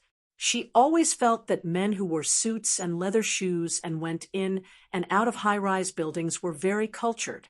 In her previous life, she didn't interact with many people and her knowledge was too limited. The security company was located in the most famous financial street in the city, and the office building was in the best location in the entire financial street. The men and women who went out in formal clothes were so confident that they walked with confidence. At that time, she was quite envious of these people. As a result, even though she had lived 2 lives, she still liked men who wore formal clothes and had a certain temperament and upbringing. Xia Jinyuan looked especially elegant in formal clothes, and when he wore his military uniform, he was fierce and fierce. Due to his temperament, occasionally when he wore casual clothes, he looked like he was wearing formal clothes. This was exactly what Yi Qian liked. Of course, Xia Jinyuan was very happy that his girlfriend appreciated him. A woman would doll herself up for her lover, and so would a man. Xiao raised his eyebrows slightly and laughed in a low and deep voice. "Why do I feel a little nervous when you see it like this? Why don't you take a step back?" Why would he be nervous? Yi Qian didn't believe him. "Captain Xia, you look very relaxed from head to toe. You're not nervous at all." "You just can't see that I'm nervous." Out of the corner of his eye, he glanced at her hands that were clutching the quilt.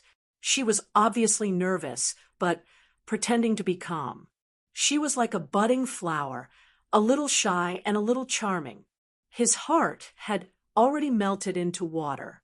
He really wanted to hug her and love her. Just the thought of it made the heat in his body go on a rampage. It was like a wild beast that wanted to break out of its cage. It was so crazy that even he was shocked by it. The girl lying on the bed didn't do anything. She was just looking at him with a smile, but it was enough to make him crazy. Chapter 2364. His craziness was even more obvious tonight. He was slightly agitated, which increased his sense of crisis. She also agreed to let them have a deeper understanding of their relationship. She was already not very strong to begin with. Now, she was seducing him so blatantly. Xia Jinyuan's eyes darkened. He looked at Yi Qian gloomily, and his deep voice sounded drunk.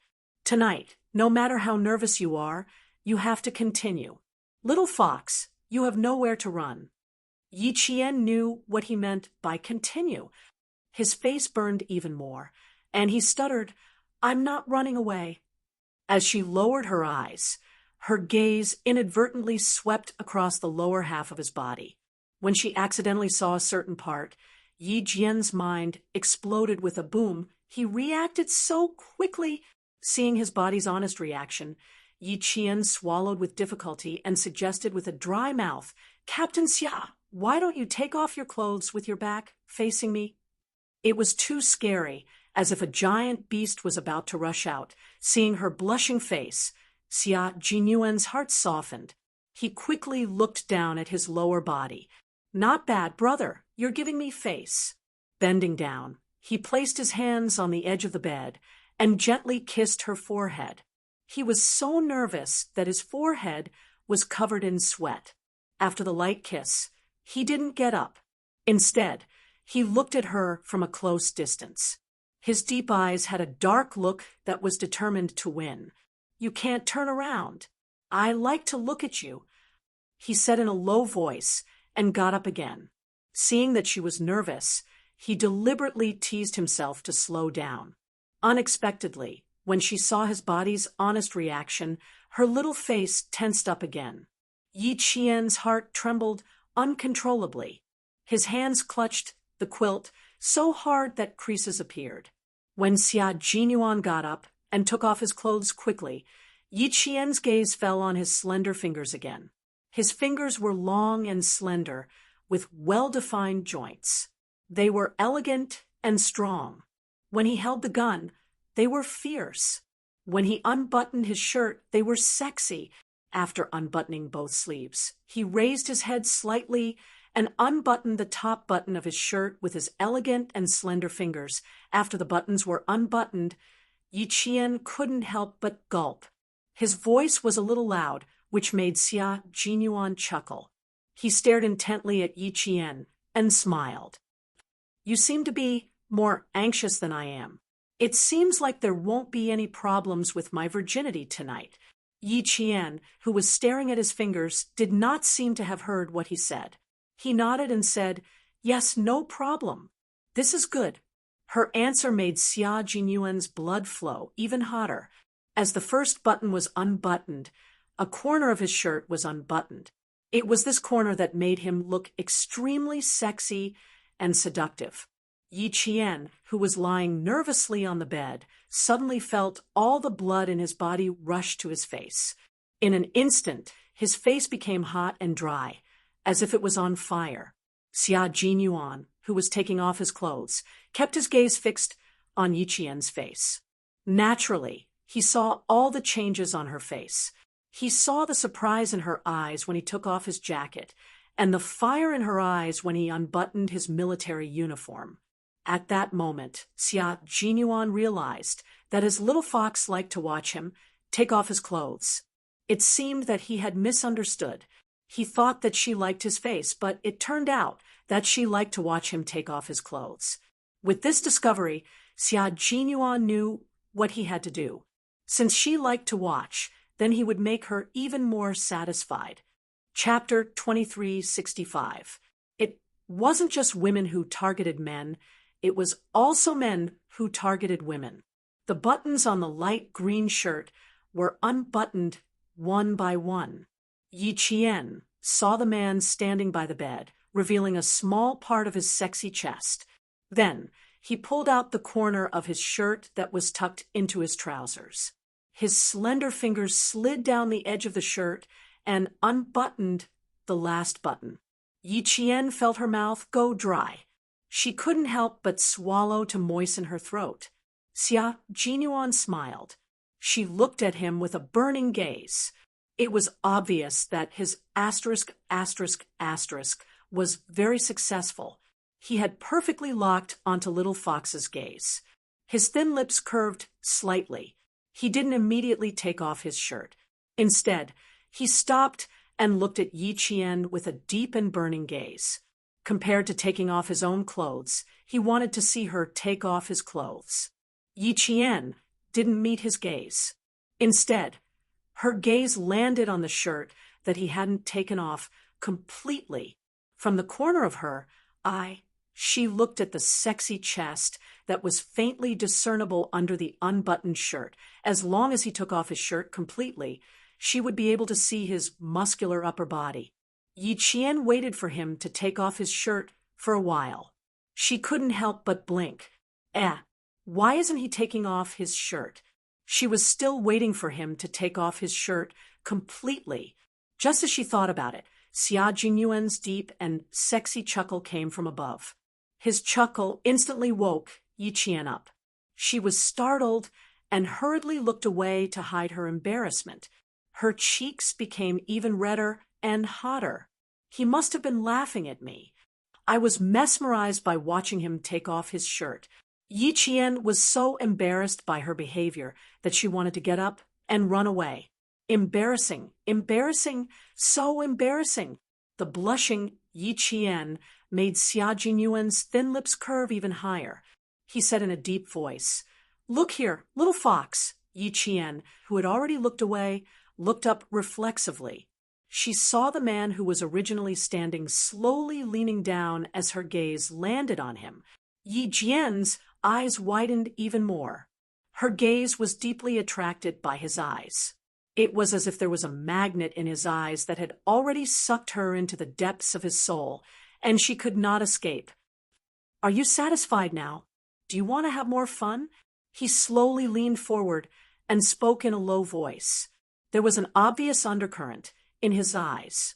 Yi Qian couldn't help but tighten his grip on the blanket. Tonight, Captain Xia's sacrifice was most likely going to succeed. She was already tempted by him and wanted to drink water to quench her thirst. Xia Jinyuan, whose shirt was completely unbuttoned, approached Yi Qian. His scorching hot breath was like a giant net, instantly trapping Yi Qian. Yi Qian felt as if her entire body was on fire. She couldn't help but close her eyes, and her hands secretly gripped the blanket even tighter. She was so nervous that even her eyelashes were trembling slightly. She was like a butterfly that had jumped into a flower. Her wings were trembling, making her look pitiful. "Little fox, I've already unbuttoned my shirt, and you're helping me take off my clothes?" He didn't completely lean down. Instead, he placed his hands on both sides of her shoulders and stared at her with a gentle yet scorching gaze. He coaxed her in the softest voice. "Be good. Raise your hands and help me take off my clothes." This man was also the pinnacle of masturbation. It wasn't like a woman's actions. It was more like an impulse that came from the darkness. Even though he knew it was dangerous, he couldn't help but want to embrace the darkness. This kind of temptation was a temptation to human nature. It was difficult to escape. Yi Qian didn't want to escape. She liked this man's sexiness and loved every part of him. Even if she knew that there was a dark abyss in front of her, she would step forward without hesitation. She would throw herself into the darkness and fall into the abyss. Chapter 23:66. She hooked her arms around his neck and used a little strength to pull him close to her. Her red lips parted slightly as she said, "But I prefer to watch Captain Xia take off his clothes." The moment she opened her mouth, Xia Jinyuan's deep and unfathomable eyes suddenly became turbulent. It was as if he would swallow Yi Qian whole in the next second. That gaze made Yi Qian's scalp tighten a little. "You—" She had just opened her mouth to say one word when the man, who was originally slightly elegant, came over her like a storm. His tall and straight body pressed against hers, and in the end his body was tightly pressed against hers, leaving no gap between them. His kiss came with a domineering, swallowing force. It was like a stormy wave that broke the dam and drowned all of her rationality. "Yi Jian, my baby," he said in a low voice. His voice made a circle on the tip of his tongue. Although it was vague, it made Yi Jian's heart beat even faster. Thump, thump. Her hands had unknowingly slipped into his unbuttoned shirt. Her scorching palms were pressed against his skin. She could feel the firmness of his skin and feel the blood vessels under his skin expanding. A steady stream of heat seeped through his skin and into her palms. "Injury, your injury. Be careful." At this moment, she still remembered the injury on his body. Xia Jinyuan's kiss was a little hurried. There was sweat dripping from his forehead. His drunken voice was so sexy that it made the air a little intoxicated. "It's okay. It's already scabbed. I'll be careful. Slow down. My mouth hurts." Yi Qian mumbled. He kissed her too hurriedly and with too much force. Her delicate petal-like lips were tingling a little. The palms of her hands on his shoulders were also sweating. When she was really nervous, her palms would sweat. He must be very nervous too.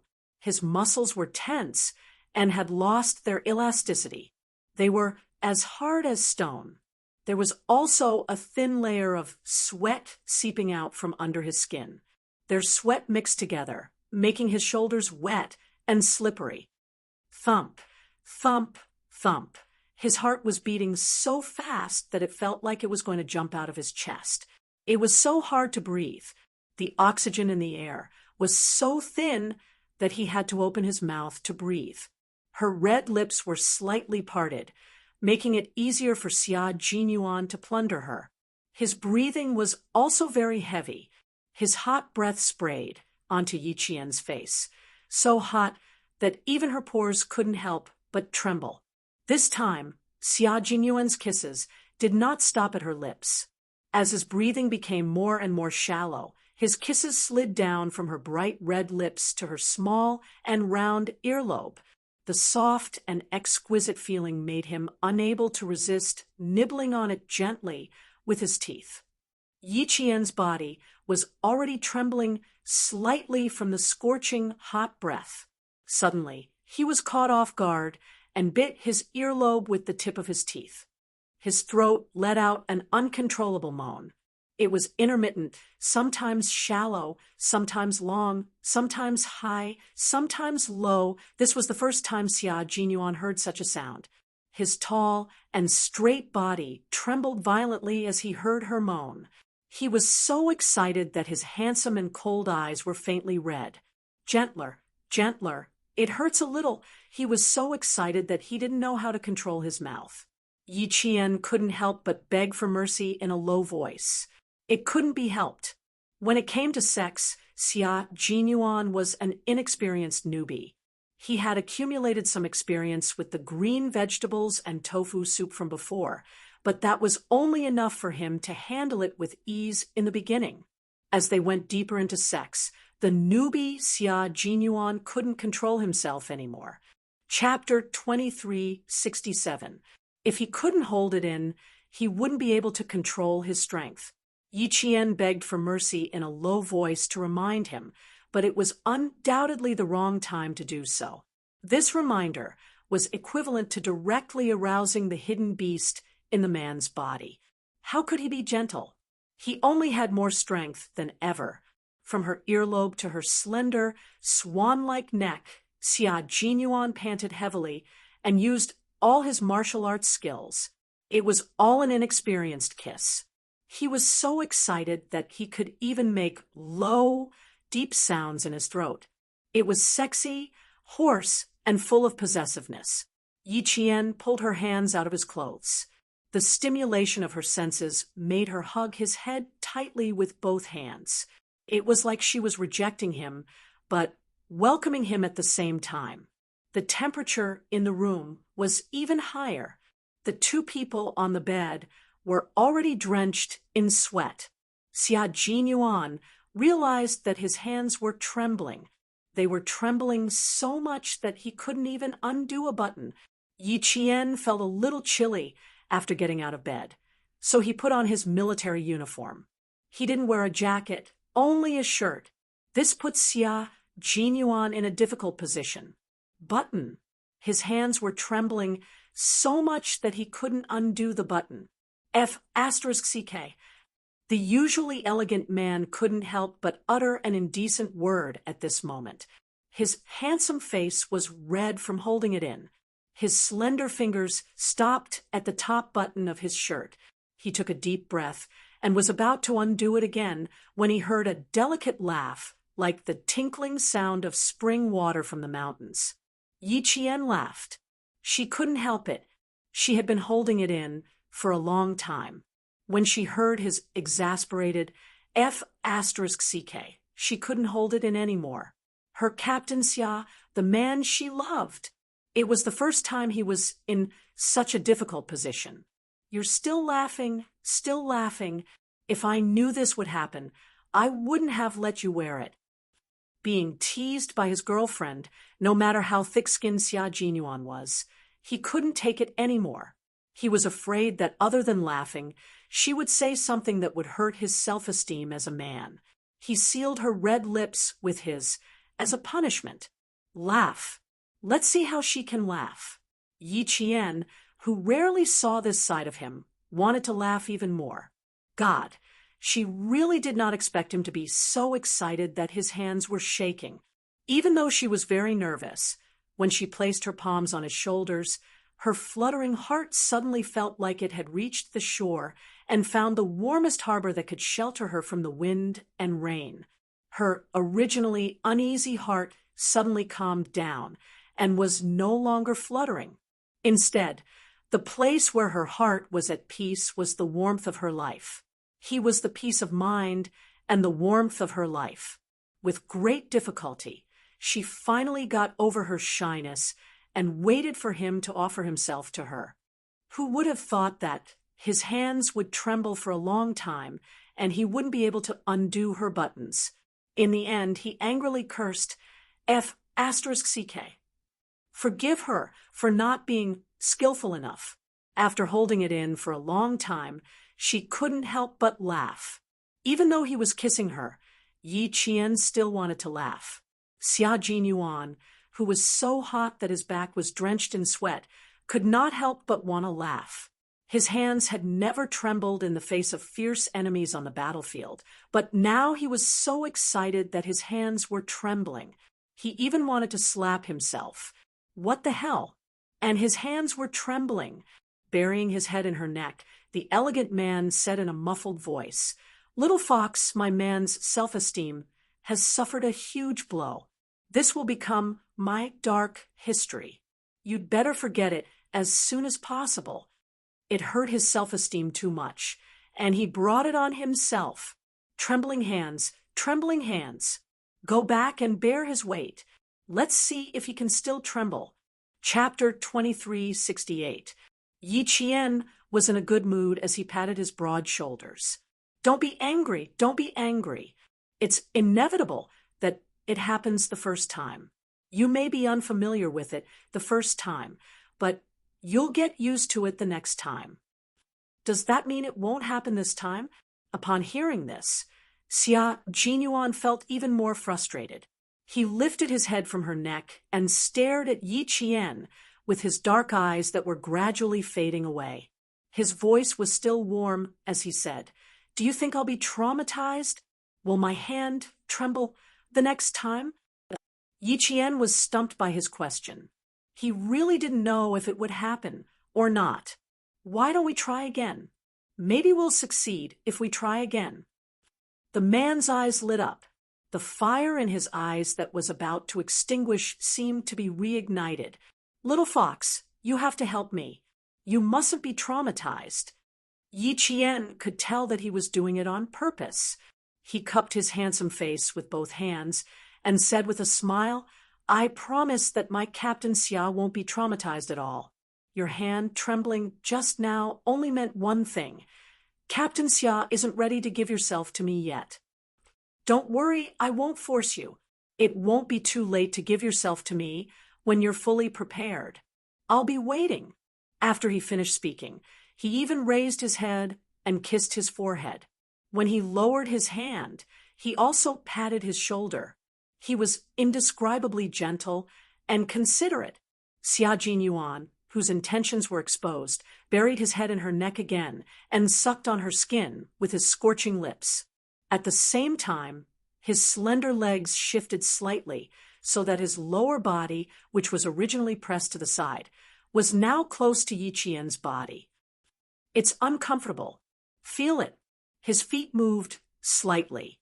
The hard and scorching spot told Yi Qian directly how uncomfortable he was at that moment. Yi Qian coughed awkwardly. His dark, watery eyes turned, and he lowered his head to whisper in his ear, "We'll talk about it later. I told J5 that you were here, so he might come over to look for you later. If he comes over and interrupts again, not only will you be traumatized, even I will be." He was right. Although J5 knew that he was coming, K7 and the others didn't know. His comrades had just returned from a mission, and as the captain, he was here to welcome them back. He couldn't just come here for a date. Xia Jinyuan rolled over to the side of the bed. He took off his shirt and swung it around. His long arms reached over Yi Qian's face and placed the shirt on the bedside table to prevent it from creasing. As she withdrew her hand, she held onto Yi Qian's shoulder and pulled him into her embrace. Her upper body was bare as she embraced Yi Qian. A man's body was different from a woman's. It was masculine and flamboyant. Every part of their body was filled with power. Yi Jian's face was pressed against his face. Her ears, which were already burning, were heated up by his skin texture to the tip of her ears. Seeing the chest muscles that she could only see a small part of before, Yi Jian's fingers, which were tempted by the man, started to move. She reached out and gently poked his smooth muscles with her slender fingers. Once wasn't enough, so she poked twice, thrice. In the end, Xia Jinyuan had no choice but to reach out and grab the hand that was poking at his chest. He said helplessly, "I'm still adjusting myself. I haven't completely softened yet. If you continue, I'm going to burn up again." After taking off his shirt, his burning skin finally felt a trace of coolness. In the end, the little girl in his arms didn't think it was enough. She started to seduce him while he was still in the abyss of suffering. She really had guts. Chapter 2369. If you're going to be so naughty, I need to collect some interest. Seeing Yi Qian's face instantly turn red, the naughty smile on his face deepened. "You poked me so many times, and I only pinched you once, and you're already blushing? Then wouldn't I be so embarrassed that I had to cover my head with the blanket just now?" Yi Qian, whose face was as red as blood, poked his chest hard. "Is this the same? Is this the same? You men can go bare-chested on a hot day, but can we do the same?" Xia Jinyuan laughed so hard that his shoulders were shaking. His little fox was so adorable that he wished he could rub her into his body and dote on her. So he did. He took his naughty hand out of her shirt and hugged her tightly in his arms. "Yes, it's not the same. Yours is soft and big, mine is flat and flat. Only you would stare at it for so long. Were you staring at me just now and wishing I could take off my shirt immediately? If I had known, I would have taken off my shirt myself and helped you take it off." There was no medicine for regret in this world. He had never thought that his hands would shake when he undid the buttons. When he returned to the base, he had to teach his trembling hands a lesson. Can't undo the buttons? His darkest history. The dark history that made him feel the most indignant. Yi Qian's face was burning even more when she heard his words, but when she heard his resentful last sentence, she lay in his arms and laughed softly. "If I had known, I wouldn't have known that Captain Xia's hands would shake when he undid the buttons. You're laughing at me again, aren't you?" Xia Jinyuan felt embarrassed when his darkest history resurfaced. He hugged her tightly, and then let go. He lowered his head and kissed her forehead. "Lie down for a while. I'll go take a shower." After the arousal, his body was covered in sweat, so he washed it with cold water to disperse the last bit of his arousal. Yi Qian nodded. At this point, the arousal in their hearts had mostly dissipated. The tension that had been built up with great difficulty was also gradually fading away. If this continued, she would be the one who would feel awkward. However, with this breakthrough, the skin-to-skin contact in the future would come naturally. She would definitely not reject him because of shyness again. Just like just now, although it was just a kiss, it was undeniable that she felt wonderful, as if she had stepped on the clouds. It suddenly rose and fell. It was filled with excitement and anticipation. She thought it would be a wonderful process to do the most intimate thing with the person she loved the most. As Yi Qian listened to the sound of running water in the bathroom, his cheeks flushed as he looked forward to the arrival of midnight. Captain Xia, sacrificing himself. Yes, it's indeed possible. There was a knock on the door, followed by J5's voice. "Yi Qian, are you awake yet?" Yi Qian leapt out of bed like a carp and lifted the clean white blanket with flying movements. He gently spread it over the bed, as if he had cast a spell. The originally messy bed suddenly became so clean that it looked as if no one had slept in it. Then, she quickly picked up Xia Jinyuan's shirt from the bedside table, tidied it up, and hung it on the coat rack. She then walked to open the door, while tidying up her clothes. When she opened the door, J5 saw Yi Qian, dressed neatly, and heard the sound of running water from his right. J5 instantly coughed awkwardly and said, K7 and the others are in my room. They knew that Q King was coming over, so they wanted to talk to Q King. How much longer is he going to shower? Fortunately, he came 5 minutes later. Otherwise, he would have seen Yi Qian getting dressed and Q King preparing to enter the bathroom. It was obvious that J5 had misunderstood. Chapter 2370. Yi Qian didn't feel like he had exposed anything. He even invited J5 in. He just went into the bathroom. Come in and wait for him. It won't be long. Okay. J5, who had already stepped into the bathroom, suddenly retreated. He smiled and corrected himself. It's okay. I'll go back to my room and wait. You and Q King can come together. Q King went into the bathroom to take a shower. It was obvious that he had just finished exercising. If he went in now, it wouldn't be appropriate. The messy bed would only make things more awkward for him. J5 was certain that Xia Jinyuan and Yi Qian had an unusual relationship just now. Why was he so sure? Because there were 2 red marks on Yi Qian's neck. They were marks from kissing. He hid it well. Yi Qian didn't suspect a thing.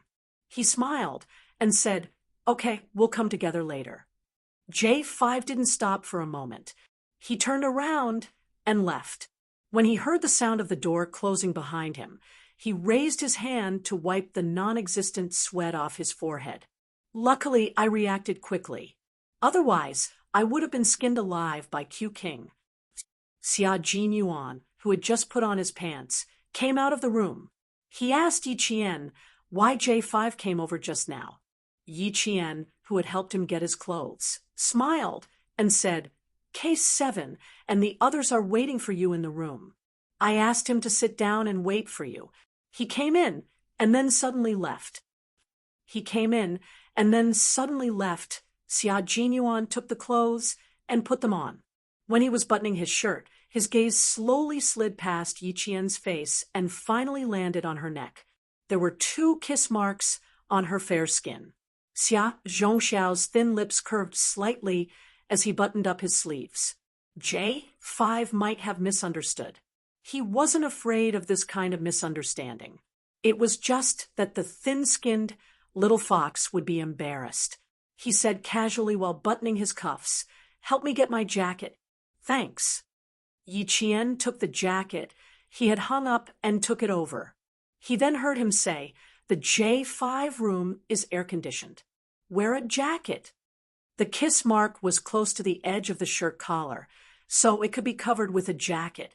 On the other side, J5 said to his comrades, Be careful when you see Yi Qian later. You are not allowed to look at her neck. She's shy. Don't make her feel uncomfortable. V8 was confused. Why would I stare at Qing Niao's neck? I don't even stare at my fiancé's neck.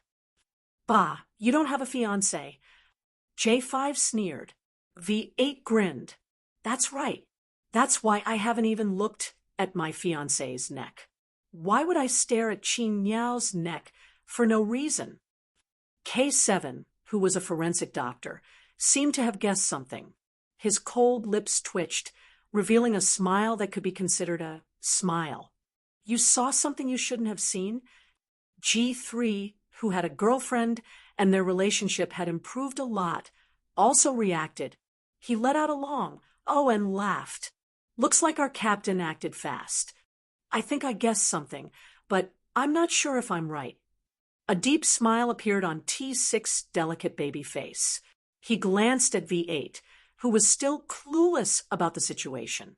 When he received his comrade's inquiring gaze, he deliberately dragged out his words. It's that, right? What do you mean by that?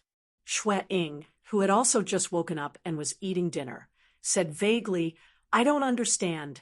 J5 glanced at all the men in the room and stood up. Chapter 2371. He had to go back and remind them. He had almost forgotten that only a few people in the brigade knew about Q King and Qing Niao. His reminder just now was actually more of a hindrance. The Snowfield Brigade had sent out 11 people for this mission, G3 had 7 people, and J5 had 4 people excluding Yi Qian. Now that they were all sitting in one room, the entire room seemed even smaller. Let's talk in the conference room. The room is too small, and Q King won't be able to sit here later. J5 gave G3 a look. He was going to remind Yi Qian that the others would be led to the conference room by G3. V8 still wanted to ask why they couldn't look at Yi Qian's neck, but T6 dragged him away. What's there to look at a girl's neck for? J5 is reminding us not to look at anything below the face. Don't ask so many questions. This is a sign of respect. V8 felt that his intelligence had been insulted. Looking below the neck, was that a sign of disrespect? T6 did not give him a chance to speak again. He was partners with V8, so even if this guy farts, he would know what it meant. His words were crude, but not crude, showing that they understood each other very well. Among the comrades who came out this time, there were a few who were not familiar with Yi Qian. This morning, they met for the first time. Although they had introduced themselves, they were not very familiar with each other. Regarding Q King and Yi Qian, it was better not to let too many comrades know about it for the time being. At least not now. Other than V8, there were also a few people who did not quite understand. The main reason was that no one knew that Xia Jinyuan was in Yi Qian's room. So naturally, they did not think in that direction.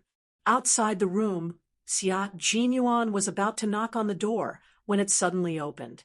There are too many people, we're going to the conference room, G3 said.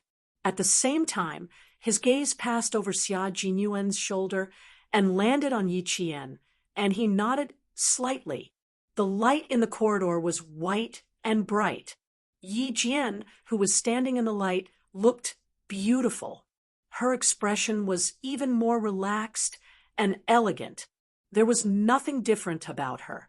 Looking at her neck, G3 wondered if J5's eyes were playing tricks on him. How could there be a problem? There was nothing wrong with being white and tender. Xia Jinyuan and Yi Qian sensed G3's gaze at the same time. One of them didn't comment, while the other thought of something. Their expressions instantly became unnatural. No wonder J5 suddenly said that he wouldn't enter the room. He must have found out. Just now, Captain Xia had been sucking on her neck, so he must have left a mark. J5 saw it, but did not say anything out of consideration for her reputation. Yi Jian only felt that her face was burning a little. But in the face of more than 10 comrades, no matter how unnatural it was, he had to maintain his composure. The Border Defense Company's office was a little far away. Although the rain outside wasn't heavy, it still didn't seem like it was going to stop. The soldiers of the Frontier Company invited the Snowfield Brigade into the reception room of the building. The reception room was only the size of a dormitory. It didn't have a large bed, so it seemed empty. Yi Qian met 3 new comrades of the Snowfield Brigade. One of them was from the land of abundance. He was introverted and looked like a southerner. His code name was Y2. Another one was from the Lus Plateau. He was a rough and steady man from the northwest. His code name was E6. The last one was from the Jin province. He graduated from the Computer Science Department of Tsinghua University. His code name was X. He didn't have a number. When he introduced himself, he said that X and Y had a functional relationship. Y had a number, so he didn't need one. Y2 and X both graduated from the computer science department of Tsinghua University. Because they hacked a main website, they were targeted by the Snowfield Brigade. After a week of threats and promises, they were so scared that they didn't even get their diplomas and quickly reported. From then on, the Snowfield Brigade had 2 more experts in electronic warfare. Chapter 2372. The Snowfield Brigade was a place where talents gathered. Every member of the Snowfield Brigade was highly educated. They were all elites in the military and were all extraordinary. Yi Qian gradually forgot about the awkwardness as he interacted with them. However, she remembered that there was a kiss mark on her neck, so she sat obediently and didn't dare to move too much. J5 and K7 also blocked her, so that Yi Qian would feel more at ease. Xia Jinyuan looked at them and felt a little uncomfortable trying to hold back his laughter. Finally, he put his arm around J5 and K7's shoulders and said with a smile, "You two don't have to block her. The more you block her, the more uncomfortable she will feel. Just pretend that nothing happened." He knew that his comrades had good intentions, but their good intentions could sometimes lead to bad things. He had already suffered countless daggers from Little Fox sitting there. He had a premonition that tonight's sacrifice would be full of twists and turns. If his comrades continued to cover for Little Fox, in the end, he would be the one to suffer. When J5 and K7 heard this, they reflexively turned to look at Yi Qian. Xia Jinyuan said calmly, "Don't look. She's already uncomfortable enough. If you look again, she'll know what I told you. Brothers, give me a way out. It's not easy to get a girlfriend these days. Don't you think so?" That's right. In this day and age, especially for men like them who lived on the edge of a knife, it was too difficult to find a girlfriend. Take G3, for example. He went to the poor mountainous area to teach his girlfriend, and he had to chase her for a long time before he finally got her. After this mission, he would go back to his hometown to hold an engagement party and get his marriage certificate. Then he would rush back to the army a week later to train for the international competition. With Xia Jinyuan's reminder, the two didn't pay much attention to Yi Qian. This made Yi Qian feel a lot more at ease. Project X was talking about how he was scared into joining the Snowfield Brigade. Y2 and I were so scared that we didn't dare to sleep in the middle of the night. At that time, we were very timid and thought that we were being targeted by some big shot that we couldn't afford to offend. We were afraid that we would lose our lives if we weren't careful. After a week, Y2 and I lost a total of 5 kilograms. 5 kilograms. Then, guess what happened? Our Qing Miao. Yi Qian listened with great interest and asked with a smile, "What happened?" Because Y2 and I were overweight. If we didn't lose weight, we wouldn't be able to meet the team. We were scared, and we lost 5 kilograms. We met the team. Our comrades, for half a year. We slept in the mountains, we ate our food, and we were all taken by helicopters. Y2 foot S's families twos. Our where? But's SSS.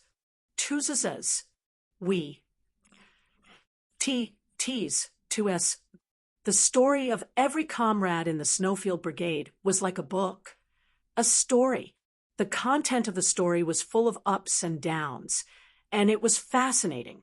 Listening to such a story, with such a group of people sitting around him, Yi Qian looked at their military uniforms and thought of the civil war in the neighboring country. He thought of the civilians of the neighboring country who sacrificed their lives in the artillery fire. His mood fluctuated. Our country's military's protection. That's why she dared to enter the neighboring country without any worries. She even had the guts to hold a gun in her hand and point it at the enemy who threatened her. She can go abroad without fear, and she can return to her country confidently. Chapter 2373. It was precisely because of this group of Army Green soldiers who treated life and death lightly and protected the country's dignity as if it were their own lives that the country and its people could be at peace. Yi Qian was so immersed in his comrades' stories that he forgot about the hickeys on his neck. Xia Jinyuan, who was sitting next to him, sighed in relief. At the same time, he couldn't help but wonder if he could share his own story as well. Outside, Qin Xiu asked which room Yi Qian was staying in. As he had to return to Beijing early, he knocked on Yi Qian's room. After 3 knocks, he smiled and said, "Yi Qian, it's me, Qin Xiu." It was very quiet inside, as if there was no one inside. Qin Xiu looked at the room number. There was no mistake. It was indeed Yi Qian's room. Could he have gone to another room? The staff member from the Ministry of Foreign Affairs, who had accompanied him back to Beijing, reminded him softly, "There are quite a lot of soldiers in the army this time. Maybe he went to look for his comrades." The scene he saw during the day flashed through Qin Xiu's mind. His elegant face became slightly gloomy. Maybe, let's go. He didn't continue to knock on the door or look for him. He sighed softly and turned around to leave. Yi Qian's room was also on the 2nd floor. The difference was that Qin Xiu's room was on the other end of the 2nd floor, while Yi Qian's room was on the other end. The two of them, one at the front and one at the back, didn't know that the other was staying on the same floor. It was already 10 p.m. Qin Xiu had to catch a flight at 2 a.m. The Border Defense Company was quite far from the airport, so it would take him nearly 2 hours to reach the airport. 10 minutes ago, he received news that he would be returning to Beijing overnight. He packed his room and immediately set off. Now, he didn't have enough time to look for Yi Qian. Downstairs, Yi Qian was saying good night to Xia Jinyuan and the others.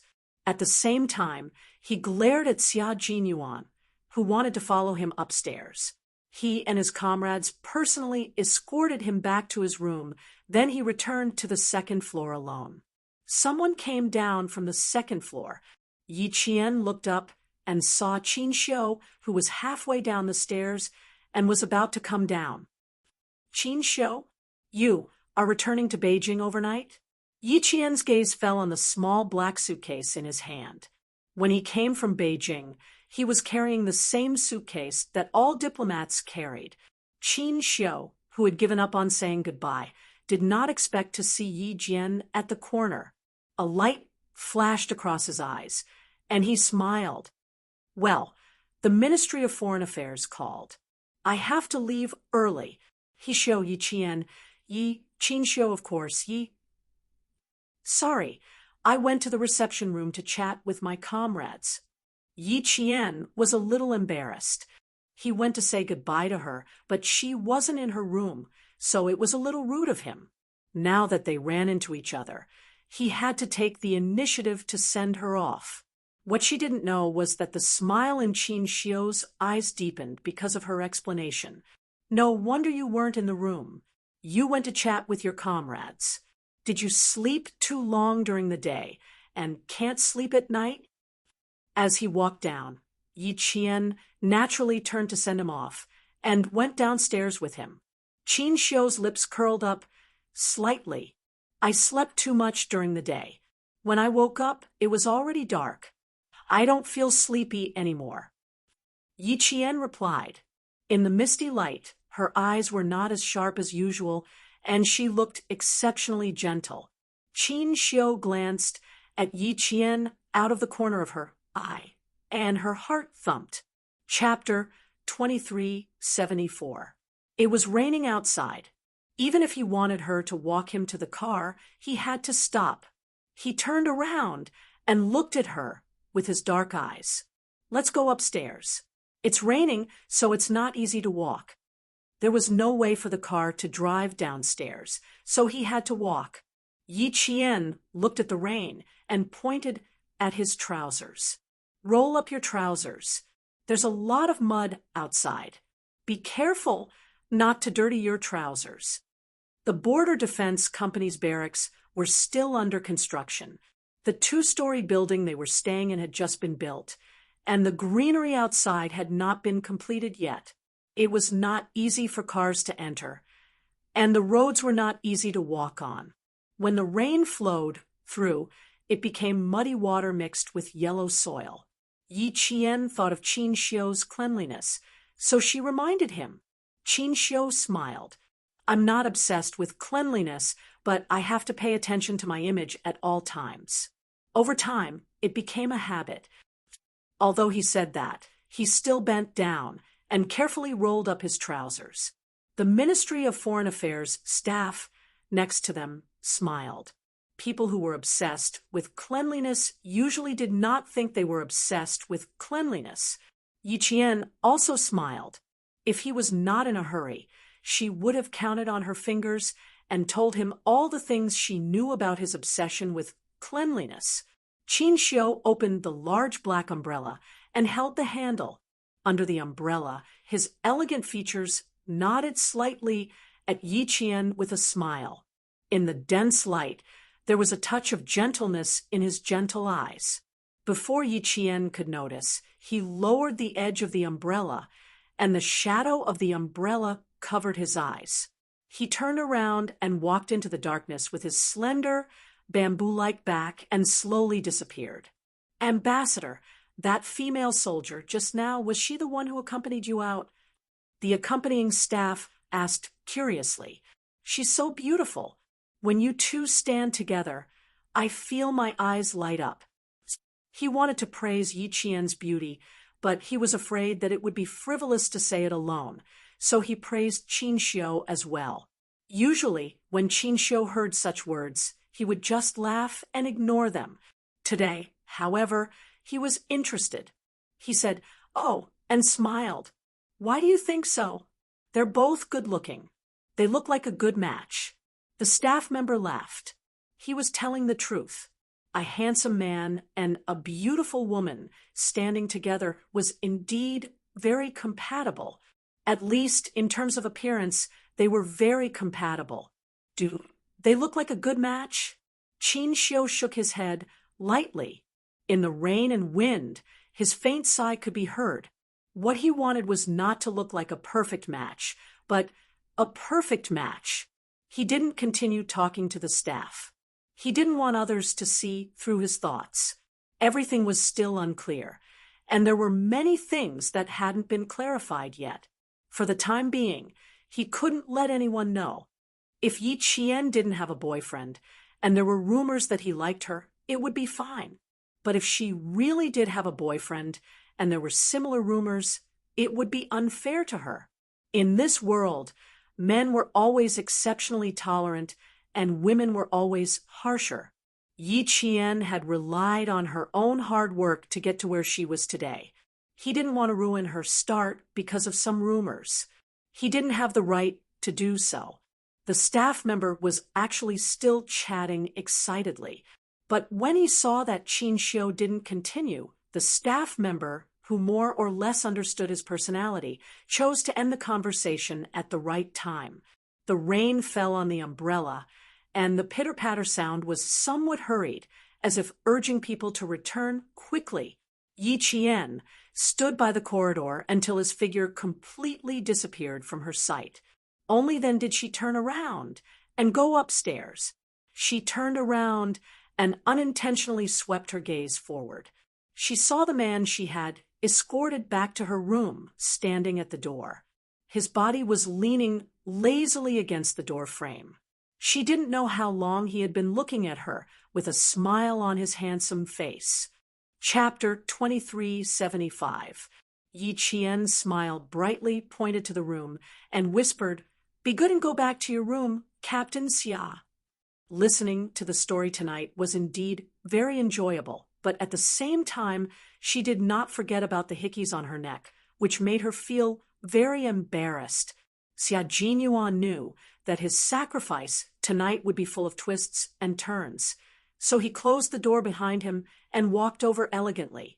He glanced at the dark, rainy night in front of him and asked, why is he in such a hurry to leave? back to the capital?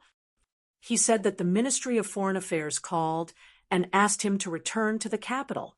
It should be something urgent. After Yi Qian answered, he looked at the man standing beside him warily and asked, "Why did you come out?" "I'm going back to my room to sleep. You should rest early." Then he pretended to yawn. She was found out by her comrade. She was so embarrassed. She was so embarrassed. Xia Jinyuan smiled slightly and said, "I slept too much during the day. When I woke up, it was already dark. I don't feel sleepy anymore. I heard you talking to him just now." "Huh? Why, you're telling me you want to sleep with me?" That was a little seductive and had a deeper meaning. He slowly bent down and looked at Yi Jian with a smile in his dark eyes. His thin lips curled up a little as he said slowly in a naughty manner, "Do you want to sleep with me?" Yi Qian looked over with a smile in his eyes and said, "I already slept with you. I should rest tonight." When chatting with Captain Xia, she had to constantly remind him to be thick-skinned. Otherwise, he would definitely be at a disadvantage and teased by him again. After a few years of working together, Yi Qian already had his own experience. Xia Jinyuan loved to exchange words with her. In the dim light, his tall and broad body leaned towards Yi Qian. Yi Qian leaned back, but he continued to move closer and said with a faint smile, "You slept with me, so shouldn't you take responsibility? How come you've just slept with me, and now you're turning against me? You slept with me, so I have to sleep with you too. That's only fair, right?" Who would talk about fairness with him? Yi Qian, who knew that his kung fu was insufficient, smiled faintly. Then he quickly turned around and ran upstairs. Seeing this, Xia Jinyuan laughed in a low voice. How could she be so adorable? He really wanted to hug her and rub her in his arms. He still had to wait for a while before he went to sleep. He still had some important matters to discuss. In the end, Xia Jinyuan entered Yi Qian's room and successfully laid down on a bed. He put an arm around her shoulder and talked about the mission with the J5. "Your combat style is quite fierce, and your momentum is fierce. While making your comrades feel at ease, they are also worried. They are worried that you will suddenly move forward with the next step of the battle plan, and they are also worried that they can't keep up with your pace. I discussed with J5 for a while, and we agreed that it wasn't your fault. The main reason is still us. Also, you haven't done any daily coordination training with the team. Although you have experience fighting together, you still lack a certain degree of tacit understanding." Yi Qian listened very seriously. At the same time, she was also thinking about whether she was too impatient. Sometimes she really wanted to complete the next step of the battle plan as soon as possible, but every time she had this thought, she would remember what he said, "Collective combat is teamwork, not individual action. Remember not to make individual mistakes that will affect the entire battle situation." Whenever she thought of what he said, she would endure it. She didn't expect J5 to see through her. She pursed her lips and said, "Seriously, I will change these bad habits." Chapter 2376. It's not a problem. The main problem is that you still need to improve your tacit understanding and cooperation. When I return to the military, I plan to make a request to see if you can come to the base alone to train with us during the winter and summer vacations. Tacit understanding and cooperation can't be developed in a day or two, but over a long period of time. Also, you're much better than us in a certain aspect, so we have to keep up with your pace. There's no problem of you waiting for us. No strong person will slow down and wait for the weak to catch up. Don't feel pressured. Everything can be solved with tacit understanding and cooperation. Yi Qian thought for a moment and asked, "Did I hold the J5 back during this operation?" "Why would you think so?" "No, you performed very well. especially when you broke out of the encirclement with one wheel. It was an eye-opener for them. Hearing the uncertainty in her voice, Xia Jinyuan lowered his head and kissed the top of her head. You did very well, little fox. You're the greatest pride of my life. Yi Qian heaved a sigh of relief and felt a little embarrassed by his praise. She hugged his muscular waist with one hand and replied, seriously, you're my pride too? The interaction between lovers was filled with endless words of love. In addition to words of love, Yi Qian and Xia Jinyuan also talked about training, combat missions, and other topics. They talked about the operation and the international competition. Before they knew it, the time had passed from night to morning. Yi Qian didn't even know when he fell asleep. When he opened his eyes, he realized that the man who said he would give himself to him last night didn't stay the night. He didn't know when he left either. He had no impression of him at all. Yi Qian pulled open the curtains and saw the light blue sky. Although the sun hadn't risen yet, it was clear that it was a sunny day. He stood on the second floor and looked into the distance. The world that had been washed by water was green and full of vitality. The new barracks were built at the foot of a mountain surrounded by green hills and clear waters. The training ground for the Border Defense Company was still in the old barracks. When Yi Qian came down for his morning jog, he only saw the Border Defense Company's sentinels standing guard. As for his comrades from the Snowfield Brigade, Yi Qian looked at the rows of tightly shut doors behind him and wondered if they had already woken up. Yi Qian did not knock on the door. Instead, he walked out of the new building. As soon as he reached the door, he saw Xia Jinyuan striding towards him. When he saw her, he quickened his steps, and soon he was right in front of her. He smiled and said, "Go upstairs and pack your luggage first. I'll send you straight back to the military academy later." "You just sent off another comrade." He was dressed neatly, and he didn't look as drowsy as when he had just woken up. His golden epaulets were stained with rainwater, but it was unknown whether it was rainwater or dew. Yi Qian couldn't help but look back at the new building behind him. Why did they all leave so early? She didn't even send them off. Xia Jinyuan followed her back to the new building. His strides were a little long, as if he had something urgent to attend to. Something came up at the base. "We left at 2:30 a.m. and will arrive at the base in an hour." What was so urgent? He didn't say, and Yi Qian didn't ask. She had no right to ask if he didn't say anything. But if his other comrades were in a hurry to go back, why didn't he, as the brigade leader, return to the base? Yi Qian went back to her room and put some clothes into her military travel bag.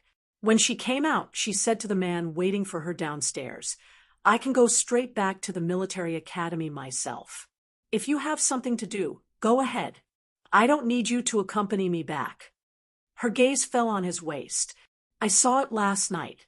The wound on your waist is still there. Don't send me back to the military academy. I'll go back by myself."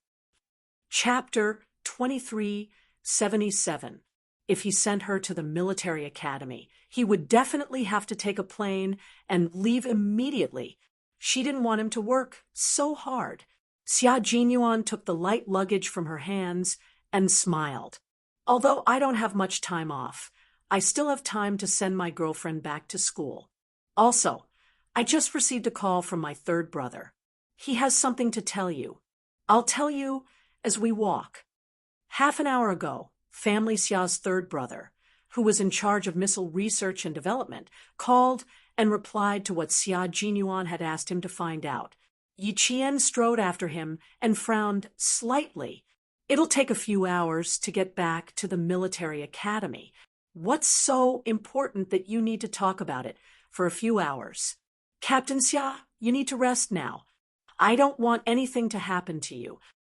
In the end, Yi Jian's voice became extremely solemn. "I still have 3 days off. Little fox, if I can, I want to spend all 3 days with you." Xia Jinyuan tilted his head and said softly, "We don't spend much time together. Now that I have time, I just want to be with you. I want to see you more and talk to you more." His low voice was heavy and filled with helplessness. Yi Qian didn't say anything else. "Me too," she replied softly. Those few words were so affectionate that it made Xia Jinyuan's heart melt. She missed him as much as he did.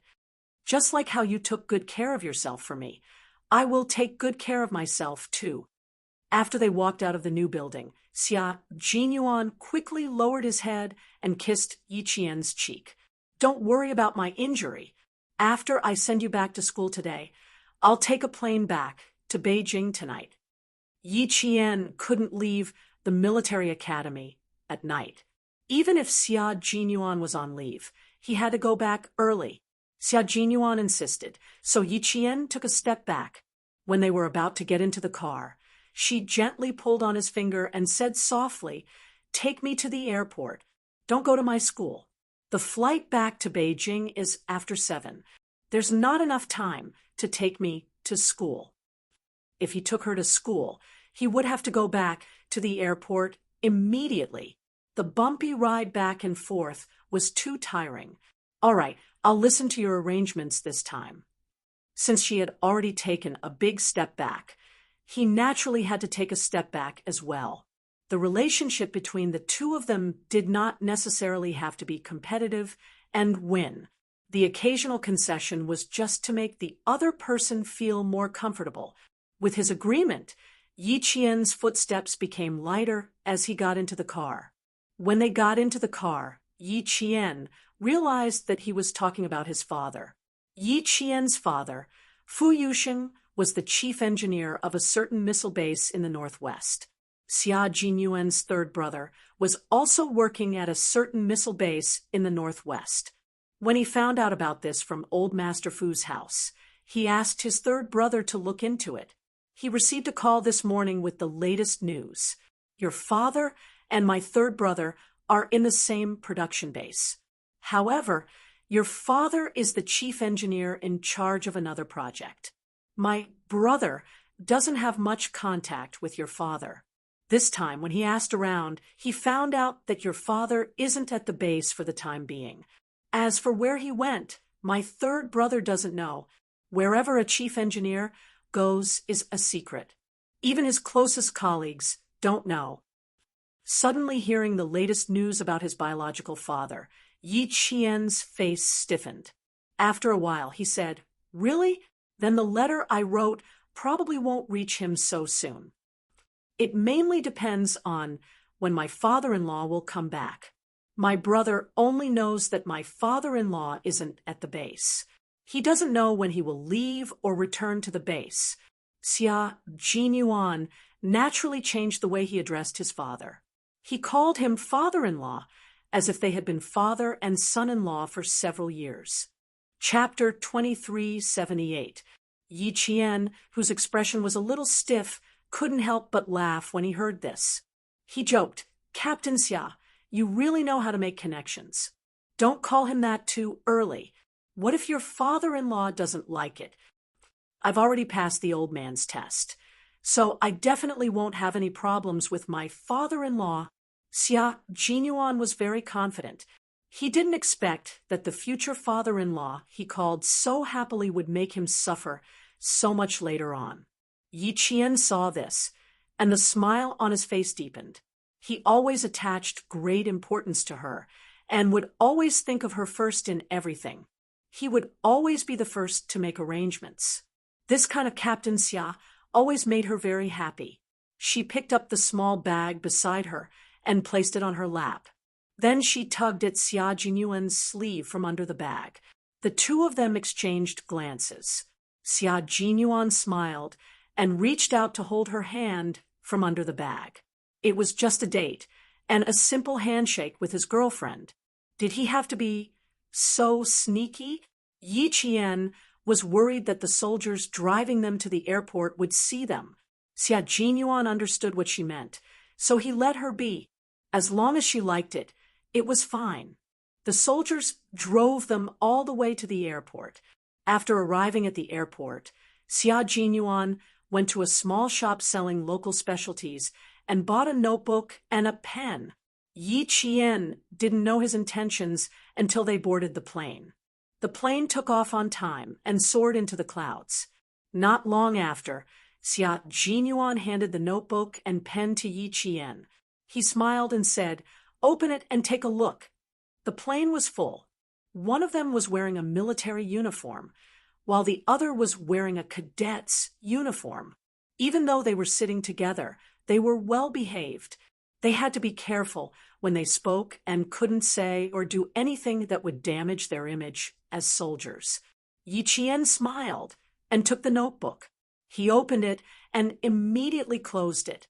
His dark eyes glared at Xia Jinyuan. "I'm very sorry that I didn't succeed in giving myself to you last night." Such a sentence was written in the notebook. Yi Jian glanced at it, and the tips of her ears became a little hot. His hand unconsciously touched his neck. Luckily, it was still early spring when he returned to the military academy, so he would be wearing the uniform of the military academy. If it was summer, he wouldn't even be able to cover the kiss mark. Seeing this, Xia Jinyuan's handsome face slowly broke into a smile. He took the notebook from her hand and slightly touched the tip of the pen before handing it back to her. "Take a look again." "Can I not look?" Yi Qian cleared his throat and glanced at the passenger sitting on the other side of the aisle. They were seated in 2 rows of business class seats. Fortunately, there was no one beside them. Otherwise, Yi Qian would have maintained a serious expression and refused to chat with the men beside him. Xia Jinyuan smiled and shook his head. "I can't not watch it." When he looked again, the corners of Yi Qian's mouth, which he had pretended to be suppressing, curved upwards uncontrollably. "She's so beautiful that it makes my heart flutter." His handwriting was very stylish. The strokes were clear and sharp, and there was a sense of openness between the curvature. His handwriting was like his person, excellent. Yi Qian's handwriting was also very beautiful. Every word was beautiful and sharp. She wrote, "Captain Xiao's figure is very good. It makes my heart flutter. Unfortunately, my hand trembled in the end and ruined the mood. You want to flirt with me? Then let's flirt together." She finished writing in a serious manner and handed the notebook over. Xia Jinyuan opened it, and the smile in his eyes deepened. She didn't use her mouth, but instead used a pen. She was even more daring and directly exposed his dark history. The flight was 3.5 hours long. During these 3.5 hours, the 2 of them only exchanged notes. They didn't make any blatant moves.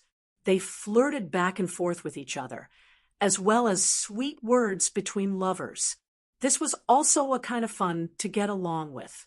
When they got off the plane, the notebook was already half finished. Chapter 2379. The 2 of them didn't check in any luggage.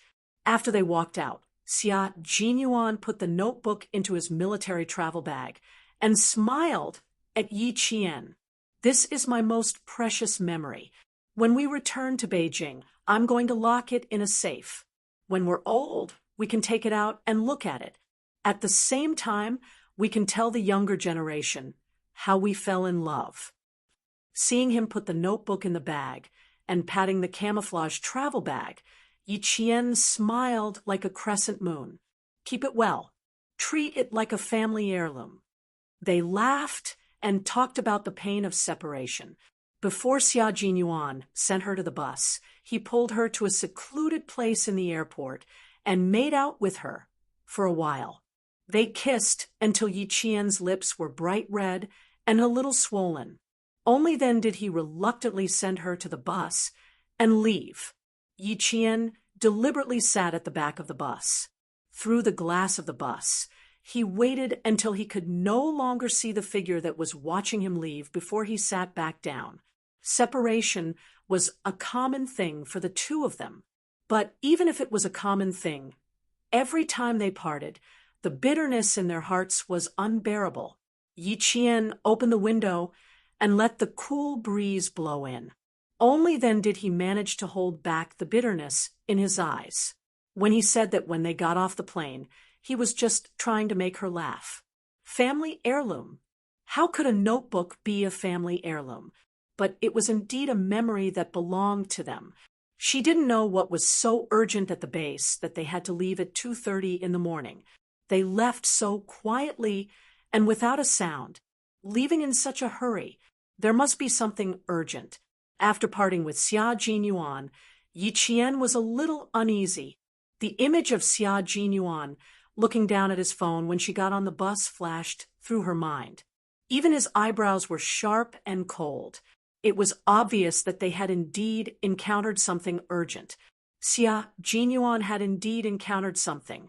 It wasn't an urgent matter, but a matter that concerned the outcome of the competition. He waited until the bus was out of sight before he turned and returned to the airport. He didn't have time to feel bitter about separation. After sending Yi Qian off, he called the base. All the members of the Snowfield Brigade had suddenly returned to the capital ahead of schedule because they had joined two of the world's top special forces for the overseas tournament. As for the Chinese side, it was their first time participating in an overseas competition. In the face of a sudden opponent, they had to improve their individual combat ability to the maximum within a limited time. The Storm Commandos have sent a total of 6 comrades over. They'll arrive at the base in about half an hour. You don't have to rush. Just return to the base on time. J5, who answered the phone, quickly answered Xia Jinyuan's question. His voice was deep and tense, and Xia Jinyuan could hear the nervousness in his heart. There are still a few months to prepare. I hope there will be a big improvement. Standing in a secluded corner of the airport, Xia Jinyuan's handsome face swept away the gentleness he had when interacting with Yi Qian. His gaze was as cold as an arrow as he said in a deep voice, "According to the weekly plan I previously set, the training will be carried out step by step. The Storm Commandos need targeted training. Let the Demon King list all the shortcomings in their team as soon as possible." The addition of the 2 top special forces made the Storm Commandos and the Snowfield Special Forces feel unprecedented pressure. After sending Yi Qian off, Xia Jinyuan had yet to arrive at the base. He had already entered a state of intense training. For the time being, Yi Qian didn't know that the 2 teams had entered the joint training in advance. After taking the bus back to school from the airport, she transferred to another bus. When she got off the bus, it was already 5:20 in the afternoon. Chapter 2380. Before she reached the school gate, she saw a figure she didn't want to see the most. He was sitting on a stone, squat in front of the school gate, looking here and there as if he was looking for someone. Yi Qian's eyes darkened. Sun Dongqing. She was actually sitting in front of his school gate. Yi Qian ignored her. He got off the car on the opposite side of the road and walked across the sidewalk. He didn't try to avoid Sun Dongqing and walked towards the school gate. She went a linguo on Sunday and came back on Wednesday. She didn't have a leave slip with her, and the sentry had to call the school before she could enter the school. Sun Dongqing had been waiting at the school gate for 3 days, from Monday morning to Wednesday. Even though the early spring wind chilled her to the bone, she could only endure it for Sun Ying's sake. Yi Qian. She had to wait until Yi Qian. She had to see him. Her daughter, Sun Ying, was still waiting for her to save her. She had to see Yi Qian. From sunrise to sunset, and from sunrise to sunset, it had been 3 days. Yi Qian, who was supposed to be at school, still hadn't come back. The sentry didn't allow her to enter, nor did the leaders inside. They only told her that Yi Qian wasn't at school and didn't know when he would return. Business? She was still studying. What business could he have? He just didn't want to see her. That wretched girl. She was all grown up now and knew how to give her attitude time and time again. But what could she do even if she hated her? No matter how much she hated her, she had to endure it. No matter how much she hated her, she had to wait for her daughter to come out. She tightened her grip on the black handbag in her hand, and a trace of ruthlessness flashed in her eyes. As long as she saw Yi Qian, she would have a way to force him to make a move. Now, she just had to wait for Yi Qian to appear. In front of the National Science University's majestic main entrance was the city's main road that connected to the river. The road was wide, and there were few cars. Sun Dongqing would pay attention to every bus that stopped there. She thought that she might see Yi Qian coming back from his business trip. After looking around, she would look at the school gate, afraid that she would miss out on something. Sun Dongqing was a shrewd middle-aged woman. She had no choice but to wait and see if she could reach Yi Qian. Previously, she dared to stop the cars entering the National Science and Technology University. Later, she was scared out of her wits. Seeing that the day was about to pass, Sun Dongqing stood up and prepared to ask the sentinel again. As soon as she turned around, she saw Yi Jian. Yi Jian's classmate, Su Wen, came out to pick her up and gave the sentry her leave slip. "You're finally back." The heads of the other classes were so worried that their hair turned white. Didn't they say that the freshmen were divided into red and blue teams?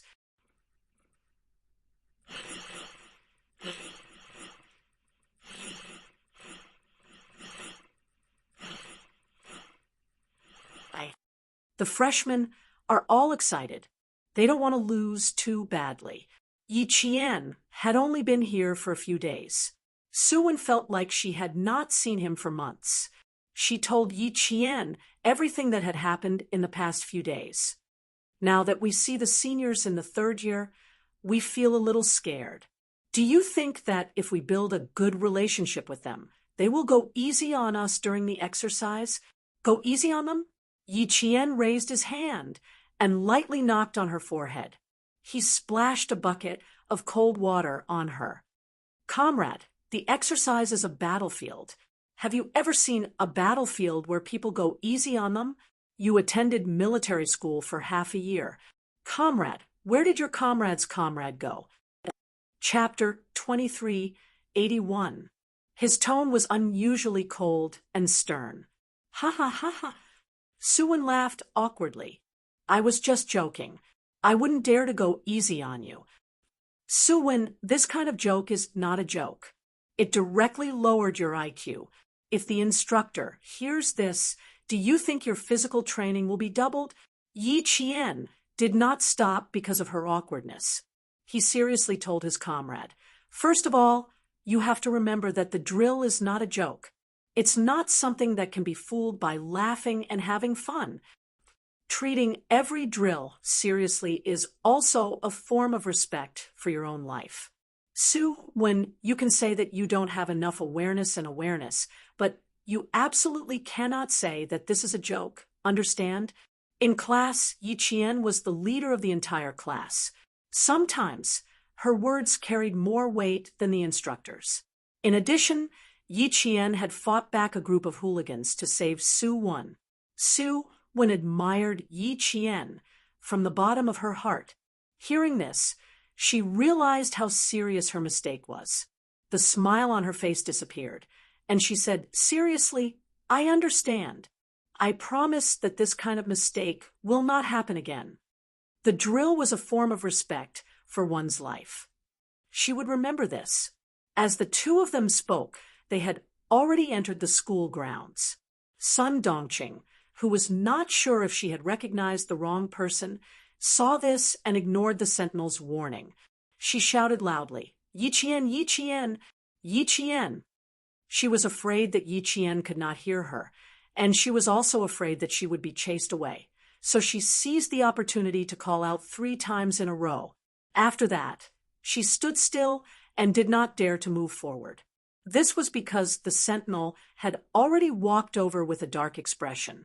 Yi Qian did not turn around. She did not want to hear anything about Sun Dongqing's family. She did not want to see her either. Su Wen suddenly remembered and hurriedly said, Aya, the person who called out to you just now came on Monday. She said that she was your aunt, and then she said that she was your aunt. She was so confusing. Everyone in class knows. Everyone in class knows. Yi Qian, who did not turn around, stamped his feet. What did she say? She didn't say anything.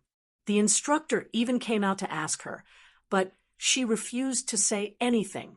She insisted on seeing you in person. The dean said that he would deal with it when you came back. Su Wen could see that Yi Qian's expression was a little cold. He couldn't help but feel uneasy and asked carefully, Is it troublesome? How about I let her go? Even the dean had said that she would deal with it when she came back. Sun Dongqing's ability to pester people endlessly had really improved. In other words, even if she didn't want to, she had to meet him.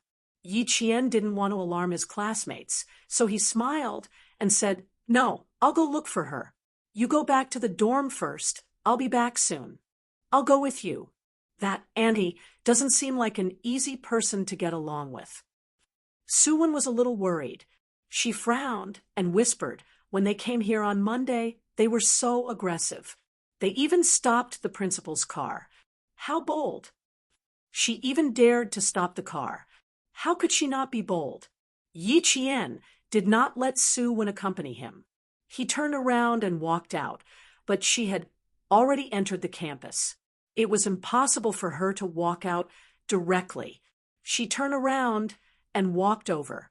Sun Dongqing, who was stopped by the sentinel, was a little afraid of these upright and outspoken sentinels.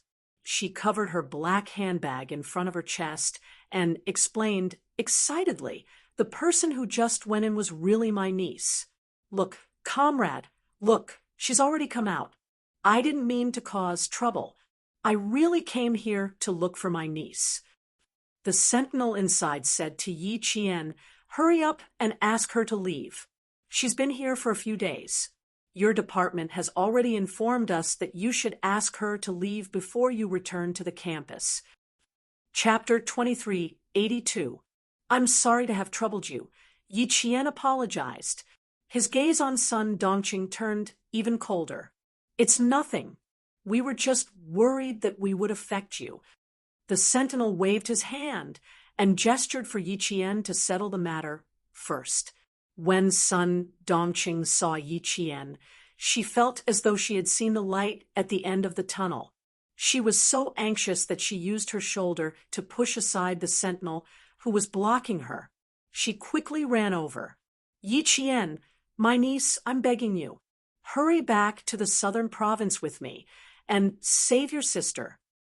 Your sister is suffering now. She's been in the police station for the past few days. Every time I go in to see your sister would cry loudly. My dear niece, I'm begging you, please save your sister. Your sister has suffered too much. She has never suffered so much since she was young. You don't know, her face is so thin that it's only the size of a palm. She doesn't have much flesh on her body. My heart aches for your sister. If anything happens to her, I don't want to live anymore. Sun Dongqing was a shrewish person, but she was also clever. She didn't dare to say anything else. She just pretended to be weak and complained about her sufferings in an attempt to gain Yi Qian's sympathy. Then she would cry and say that Yi Ying's surname was now Sun, and that she was a daughter of the Sun family. For the sake of her dead mother, she would save her. This was what she had discussed with Sun Ying before she came over. Yi Qian could sympathize with anyone but Sun Dongqing's family. She calmly glanced at the hand that was tugging at her sleeve. Her eyes flashed with mockery as she flung the hand away. She said with a half-smile, Madam Sun, please don't try to make connections with me. I don't have a sister or an aunt. Don't talk nonsense. As for who is suffering, what does that have to do with me? What does it have to do with me if something happens to someone? Sun Dongqing knew she was going to hit a wall, but what could she do? What could she do? Her daughter had hired a hitman. If she wanted to get out of this, she had to get Yi Qian to testify that it was all a misunderstanding. For the sake of her daughter's release, she could only endure it. She had to endure it, even if her liver hurt. Niece, in the past, it was Aunt who ate black coal and was blinded by it. That's why I did so many things to let you down. Aunt was really wrong. Aunt was really wrong. Can you be magnanimous and forgive Aunt this once? Those things were all done by Big Aunt. All the bad and heartless things were done by Big Aunt. If you have any anger or hatred, just take it out on Big Aunt, okay? It has nothing to do with your sister. It has nothing to do with her. It's all Aunt's fault. I beg you, niece, for your mother's sake, forgive Aunt this once. When your mother was alive, she was very good to me. She would leave all the good food and clothes for me. Even if I did something wrong, your mother would forgive me. Good child, I know that you are like your mother, soft-hearted and kind-hearted. You will definitely forgive me, right? Aunt won't ask you for anything else. I just want you to help Aunt and your sister this once. The police station is really not a good place to live. Your sister suffered too much in there. She cried every day and was afraid every day. She didn't even have a good night's sleep. Every time Aunt saw her, Aunt hated that I couldn't go in and save your sister. Sun Dongqing wiped her tears, but her eyes kept darting around. Seeing that Yi Qian was unmoved, she became even more anxious. What to do? What to do? How could this wretched girl be so ruthless? She didn't save her sister. She didn't even save the person closest to her. Chapter 2383. The hatred from the previous life and the hatred from the previous life were added to the old hatred in this life. To Yi Jian, it was already merciful that she did not add insult to injury. But Sun Dongqing still had the audacity to beg her. Aunt, sister? If there's a problem, she's referring to her aunt and sister. Did she really think that Yi Qian was easy to talk to and easy to bully? Yi Jian, whose eyes were getting colder and colder, laughed out loud. She lowered her eyes and looked down at Sun Dongqing. Sun Dongqing, everything that you and Yi Ying have done, everything that you've done, everything that you've done, everything that you've done, she pointed at her chest, her voice even colder than the cold wind of early spring. I remember it all. I remember it all. I don't dare to forget it. Aunt, sister? Sun Dongqing, are you even worthy? Don't mention my mother. You have no right to mention my mother. Your current fate, Yi Ying's fate, is the fate that I'm looking forward to. Yes, I'm indeed kind and didn't kick you when you're down. Today, if it were me, Sun Dongqing, what would you and Yi Ying do? You would only want to pour all the dirty water on me and make me wish I was dead. Her voice was cold and clear. Every word was like a thin blade scraping through flesh and bone, making Sun Dongqing's hands tremble. She wanted to explain, but when she looked up and met Yi Qian's gaze, she was so frightened that she closed her eyes. At the same time, she hugged her black handbag even tighter, as if trying to find a sense of security. I won't talk about it. I won't talk about it. I won't talk about it. Sun Dongqing stammered with her eyes tightly shut. There were more words that she wanted to say, but they were all stuck in her throat. No matter what, she couldn't say them. Too scary. Too scary. That wretched girl is too scary. Yi Jian, who had just returned from the battlefield, was illuminated by the dim yellow light. Her face was gloomy and ruthless, and even her dark eyes were filled with bloodthirst, which made people feel intimidated. Yi Jian's murderous aura was too strong, and she had been on the battlefield before. Her momentum was enough to scare Sun Dongqing. Sun Dongqing, whether your family lives or dies has nothing to do with me. Whatever you want to do, don't even think about messing with me. As for your daughter, don't you think it's retribution? You want me to save you? Sun Dongqing, I only hope that Yi Qian abruptly took a step towards her, closing the distance between the two of them. Then he slowly lowered his head to Sun Dongqing's ear, who still did not dare to open her eyes.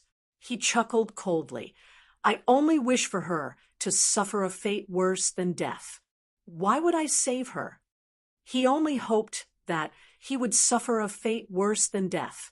Sun Dongqing's teeth were chattering and her knees were weak. She couldn't control her body properly, and her legs gave way. She fell to the cold ground, and the bag in her hand fell from her hand. Yi Qian, you're too cruel. How can you be so cruel? That's your sister. Ying is your younger sister. She couldn't accept Yi Qian's indifference. It shouldn't be like this.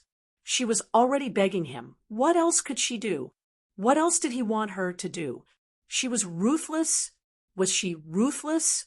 Yi Qian seemed to have heard a joke. In order to let Sun Dongqing hear his words better, Yi Qian squatted down and smiled coldly. Am I ruthless?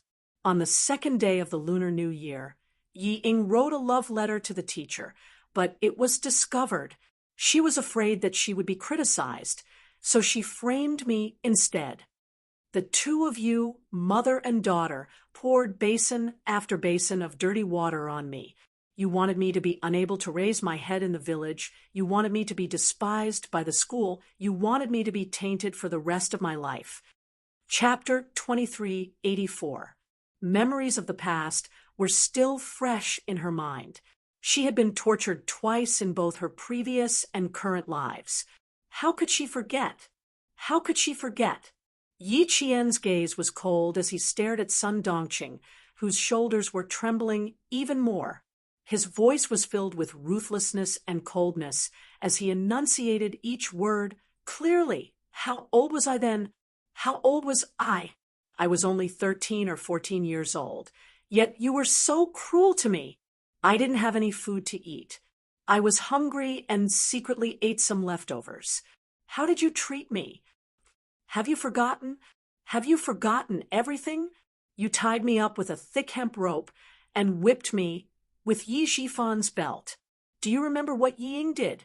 Sun Dongqing, Yi Ying dissolved a bag of salt into water and splashed it directly on my wound. I was in pain. I was in so much pain that I bit my tongue until it bled. I was in so much pain, but I didn't dare to cry out. I was afraid that Yi Ying would splash salt water on me again. I was in so much pain. I still remember how much pain it was. I was cruel. Was I as cruel as you and your mother? HM? Was I as cruel as you and your mother? Sun Dongqing's face lost all color at the mention of the past. She was so pale that there was no trace of anger. Yes, if she hadn't mentioned it, she would have forgotten. How old was that wretched girl then? 9? 10? How could I forget? I can't forget. It was so painful. How could I forget? Yi Ying was suffering in the police station. I don't know if she was injured. If she was, I would have splashed salt water on her too. When I was in so much pain, she was laughing so happily beside me. What should I do? Sun Dongqing, I also want to see her bite her tongue until it bled. I also want to stand beside her and laugh. Beg me to save her? Say that she's my sister? Sun Dongqing, you really dared to dream. I didn't kill her back then. I was being merciful. How dare you come and beg me? The more you beg me, the more it reminds me of the past. The more I want to see her beg for death. Yi Qian spoke slowly and clearly. The hatred in his words was so deep that Sun Dongqing's shoulders trembled in fear. She finally opened her eyes and tears streamed down her cheeks. We won't do it again. We won't do it again. We really won't do it again. Yi Qian, please be magnanimous and let us go. Ying, and I won't do it again. Forget about the past, okay? Aunt, please forget about it, okay? I'm begging you. Also, Ying's surname is not Yi anymore. Her surname is Sun. Look, her surname is Sun, now. She has the same surname as your mother. Niece, for your mother's sake, I beg you. Aunt, please save your sister. We won't do it again. We won't do it again. From now on, we'll be a family. We won't cause any more trouble, okay? Those things, why did this wretched girl remember them in her heart? There were so many things that she had forgotten. How could a child like her remember them? He even remembered it for more than 10 years. Sun Dongqing, whose shoulders were trembling, felt very guilty. She didn't even have the courage to beg. But she had no choice. She could only beg Yi Qian. If she didn't beg her, Ying wouldn't have any chance of being released. How could she bear to let her beloved go to jail? She couldn't bear to. After the divorce, she could only rely on her daughter in the future. If she couldn't even protect her daughter, how was she going to live the rest of her life? How was she going to live? Yi Qian's words made Sun Dongqing really scared. She was so scared that her whole body couldn't help but tremble. No matter how scared she was, she could only endure it. Where's her bag? Where's her bag? Where's her black bag? Chapter 2385. Sun Dongqing, who had been pleading, realized that the black bag she had been holding was not in her hands. She was so shocked that she fumbled around on the ground, looking for it. The bag was right in front of her feet. She grabbed it when her hand touched it and hugged it tightly in her arms. She continued to cry, "Niece, you can't be so cruel. She's your sister, your only sister. You can't be so cruel. Look at you, you're a soldier. A soldier. Isn't a soldier supposed to save lives and heal the injured? You can't leave her in the lurch, right? Look, I've already come to school. If you don't save her, what will the school think of you? What will your classmates think of you?" This was a threat. Yi Qian, whose eyes were cold, sneered. "Why should I save someone who schemed to harm me? Save her so that she can continue to harm me? Sun Dongqing, I can't wait for Yi Ying to stay in prison for the rest of her life. Change her surname to Sun?" Yi Zhifan was indeed amazing. This was to sever the last connection with Yi Ying. Could it really be severed?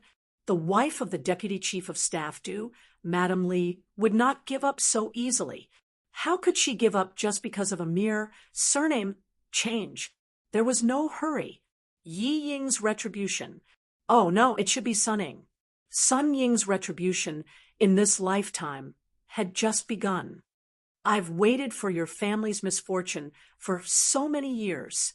I've waited and waited and waited. Now it's finally here. I'll take my time. I want to see your family destroyed, cold and gloomy, with a bloodthirsty aura that could not be dispersed, the hatred of 2 lifetimes, the enmity of 2 lifetimes. Finally, there was an end. She wanted her to save Sun Ying? Dream on. Her family destroyed. That wretched girl said she wanted to see her family destroyed. She wanted Ying to die. Cruel. What a cruel, wretched girl. Sun Dongqing, who was guilty and scared, was angry. She was so angry that her teeth chattered. She begged like this. She was just short of kneeling down and begging, but she would not relent. She wanted to see Ying suffer. Fine, fine, fine. Then don't blame her for being merciless. Sun Dongqing watched as Yi Qian stood up and turned to head back to school. Sun Dongqing grabbed her black handbag tightly and got up. She suddenly shouted, "Yi Qian, how could you be so cruel? Do you still have a conscience? Do you still have a conscience? When are you going to stop harming our family? Are you trying to force me to my death?" Previously, Yi Qian had spoken to her in a low voice. Now that Sun Dongqing was shouting, the passers-by who were hurriedly passing by could not help but stop. She gripped her black handbag tightly and rushed in front of Yi Qian. She stared at Yi Qian with a strange look in her eyes. She gritted her teeth and said hatefully, "Yi Qian, are you really not willing to save Ying?" Yi Qian keenly sensed the change in her. He glanced at the black handbag in her hands and narrowed his eyes slightly. "Yi Qian, do you hate me that much? You want me to die immediately?" Her voice was high and low, and her emotions were also changing strangely. This change made Yi Qian feel alarmed. At that moment, Sun Dongqing suddenly took something out of her handbag. Under the dim street lights, it flashed with a chilling light that made one's heart skip a beat. She raised the fruit knife and stabbed at Yi Qian. "My Ying is suffering, but you won't have a good time either." Yi Qian had been on guard for a long time, dealing with such a trivial matter. She could easily dodge it. Yi Qian easily dodged Sun Dongqing's first stab. Chapter 2386. At the same time, the sentries on sentry duty noticed something amiss. They whistled sharply, and several people ran over. Sun Dongqing was anxious. Her daughter had said that success or failure depended on this. The fruit knife had to have Yi Qian's fingerprints on it. Otherwise, everything would be in vain. "Mom, you must remember that Yi Qian's fingerprints must be on the fruit knife. This is very important." "Mom, as long as she leaves her fingerprints, you can stab yourself. When the time comes, you just have to insist that she was the one who stabbed you. Only then will we be able to exchange with her and get out of this damned place. Mom, you must succeed. Dad doesn't care about me anymore. I can only rely on you. If you don't save me, my life is over. Mom, I beg you, you have to save me." Yes, yes, she must save her daughter. She must make that wretched girl leave her fingerprints on the fruit knife. A sharp whistle sounded. Sun Dongqing, who had failed this time, panicked. "Don't you want to destroy our family? The knife is right here. Stab me, stab me. I'm right here. I'll stab you." Sun Dongqing was very agitated. She didn't know when the hair tie had broken. Her hair was disheveled, and she clung onto Yi Qian like a madwoman. She wanted to force the fruit knife into Yi Qian's hands. At this point, Yi Qian finally understood her intentions. "Sun Dongqing, this is what Sunning taught you, right? You want me to stab you with a knife in exchange for saving her?" Yi Qian only found it funny. Yi Ying was ruthless enough in her previous life, and she was still the same in this life. She could even come up with such a method to frame him and get him out of trouble. Stab you in exchange for her. Sunning, oh Sunning, you're really ruthless when it comes to scheming against your own mother. You can even think of such a sinister method. You should stay in the police station. The first attack didn't succeed, the second attack didn't succeed, and the third attack didn't succeed. Suddenly, Yi Jian exposed her daughter's plan. Sun Dongqing panicked even more. "Stop! What are you doing? Put down the knife." The sentinel roared as he raised the stun baton in his hand. The voice of the sentinel was right behind her. Sun Dongqing's confidence, which she had worked so hard to build up, exploded like a balloon and disappeared without a trace. Panicking, she threw the fruit knife away and ran for her life in fear. After dodging continuously, Yi Qian said to the sentries, "I'll chase after him. You guys pick up the sabers first." Then he turned around and chased after him. She didn't want to chase Sun Dongqing back. Instead, she wanted her to send a message to Sun Ying. How could the obese Sun Dongqing outrun Yi Qian? She was instantly blocked by Yi Qian. What are you trying to do? Don't come over. Don't come any closer." Sun Dongqing was so scared that she stuttered. She couldn't say a single word. My knife, No, my knife wasn't used to stab you. You said that you hated us. It wasn't used to stab you. It was you who came to stab me. She didn't manage to stab him. She didn't manage to stab him. Actually, she was so close.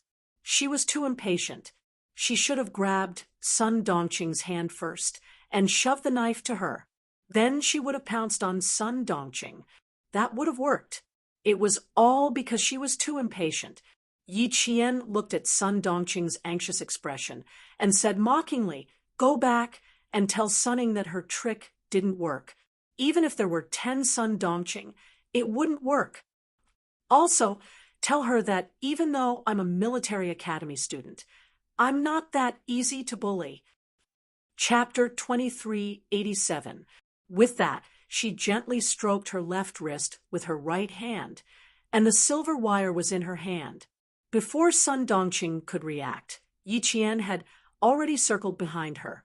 At the same time, the silver wire that carried a trace of her body temperature wrapped itself around Sun Dongqing's neck. Sun Dongqing screamed in fear as something suddenly wrapped around her neck. She wanted to reach out to touch it, but something cold slid past her palm, followed by a piercing pain in her palm. By the time she realized what had happened, her palm was covered in blood. Blood from her palm. Ah! Sun Dongqing screamed in fear at the sight of the blood on her palm, but she was immediately delighted. She was injured and bleeding. Yi Qian was the one who hurt her. She was the one who hurt her. She had committed the crime of intentional assault. Other than intentional assault, there's also the crime of self-defense. Sun Dongqing, you raised the knife just now. There are surveillance cameras all around our school. Our school's sentinels saw you trying to stab me with a knife. Sun Dongqing, why don't we go to the police station and see how long you'll be sentenced to? Yi Qian seemed to know what she was thinking. He slowly put the silver wire back on her wrist and analyzed the situation for Sun Dongqing. Intentional assault. Wouldn't she have committed the same crime as Ying? Sun Dongqing's scalp tensed up when she heard that. She didn't dare to stay any longer. She didn't even dare to treat her wound. She scrambled to hail a taxi and told the driver to go to the airport. She didn't even say the word airport very clearly. She was so frightened that her soul almost left her body. The sentinels had already picked up the fruit knife. When they saw Yi Qian coming back alone, they couldn't help but ask if she was injured. They also expressed their regret that they didn't catch the culprit. She didn't have any regrets. She let Sun Dongqing go on purpose so that Sunning would know that her scheme had failed again. She believed that Sun Ying's expression would be very good at that time. Yi Qian smiled and thanked her. He told the sentinels that he was fine, took the fruit knife, and returned to school. This incident gave Sun Dongqing quite a shock.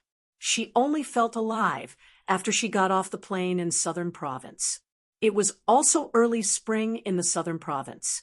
When Sun Dongqing arrived in the Southern Province, it was already past midnight. She stood in a daze at the airport exit, where there were not many people coming and going. What should he do now that he had failed to accomplish what his daughter had asked him to do? What should she do next? How was he going to explain this to his daughter tomorrow? What should I tell my daughter? We're finally back in the Southern Province. Hubby, I won't accompany you on your business trips anymore. I'm so tired. A sweet voice brushed past Sun Dongqing's ear. At the same time, there was a burst of fragrance. The man smiled and replied, I told you it's tiring outside, but you didn't believe me. Now you know. Let's see if you still want to follow me in the future. I won't. Hubby, you've worked hard. I'll cook a table of delicious food for you tomorrow. The woman's voice was still so sweet and full of happiness, but it was so harsh in Sun Dongqing's ears. Hubby. The hubby this woman was talking about was none other than Sun Dongqing's ex-husband, Yi Shifan. Yi Jifan hugged his young girlfriend, who was 17 years younger than him, with one hand. Along the way, he didn't attract much attention. He, who was 6 or 7 years younger than his actual age, hugged his girlfriend who he had just officially started a relationship with 2 days ago. He smiled and said, "Okay, I'll get off work early tomorrow." Chapter 2388. Yi Jifan no longer had any feelings for Sun Dongqing. Now, there was no evil woman by his side, nor was there a burden on his daughter. Now that he was divorced, it was as if 2 mountains had been removed from his body. These days were the most comfortable for him. The Commission for Discipline Inspection carried out a comprehensive investigation in the southern province. The situation in the southern province was strange. Within a day, several government officials were pulled down from their positions. Only he was allowed to be investigated by the Commission for Discipline Inspection. An upright person was not afraid of a crooked shadow. He had been cautious and conscientious for so many years and did not dare to take any bribes. Investigate. The more they investigated, the happier he would be. Why? Everyone in the southern province was in danger, but he was the only one who was clean. What did this mean? It meant that he was clean and honest. It meant that he was a practical person. The more people above him were removed from their positions, the more advantageous it was for him. The more vacancies there were, the more opportunities he would have. So what if he had a girlfriend who was 17 years younger than him in his arms? He was a divorced chief of the Urban Construction Bureau. He did not cheat on his marriage. After the divorce, he needed a family and a virtuous wife to take care of him. Who could say anything about him finding a girlfriend who was 17 years younger than him? Hearing his girlfriend's voice full of admiration, Yi Jifan, whose self-esteem was greatly satisfied, laughed heartily. "Perform well and improve your cooking skills. In the future, you can cook for our son." Yi Jifan had one good thing. No matter how bad he was very loyal to the people he loved, especially to his family. He also did not have the bad habit of playing with women. Although the woman beside him was 17 years younger than him, he was dating her with the purpose of marriage. In addition, he had power in his hands and was a famous Confucian official in the southern province. In fact, he did not lack admirers. After the divorce, many of his colleagues began to become matchmakers. Yi Jifan rejected them one by one. He did not dare to marry his colleagues for fear that one day it would implicate him. Therefore, he went to a state-owned enterprise to find a girlfriend with a stable job. He brushed past Sun Dongqing with a face full of happiness. He didn't notice that his ex-wife had a ferocious look on her face at this moment. When she heard the words, "Cook for our son again," Sun Dongqing, who had been suppressing her temper all this time, completely exploded. She ran around everywhere for her daughter, begging everywhere. And he was holding a shameless B*TCH and showing off everywhere.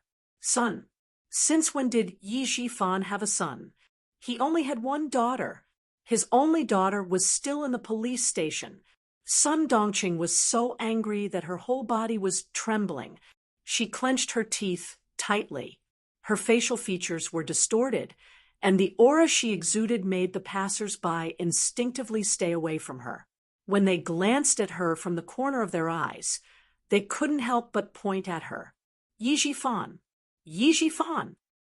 She was furious, and her voice was bone-chilling. This time, Sun Dongqing did not suddenly fly into a rage. Since Sun Ing was sent to prison, her insufferably arrogant temper could be said to have been restrained a lot. There was no other way. Her biggest backer was gone, and she no longer had the confidence to throw a tantrum as she used to. Clutching her handbag tightly, she approached the 2 figures in front of her step by step. She heard the woman's sweet laughter and Yi Jifan's deep laughter. It was ear-piercing. It was too ear-piercing. No wonder she agreed to the divorce so quickly.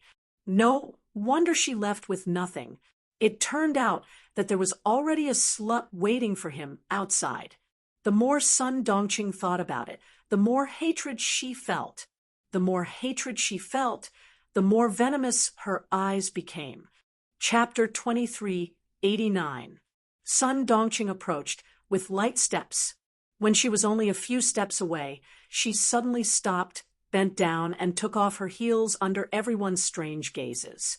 The floor was cold, but Sun Dongqing, who was burning with anger, didn't feel cold.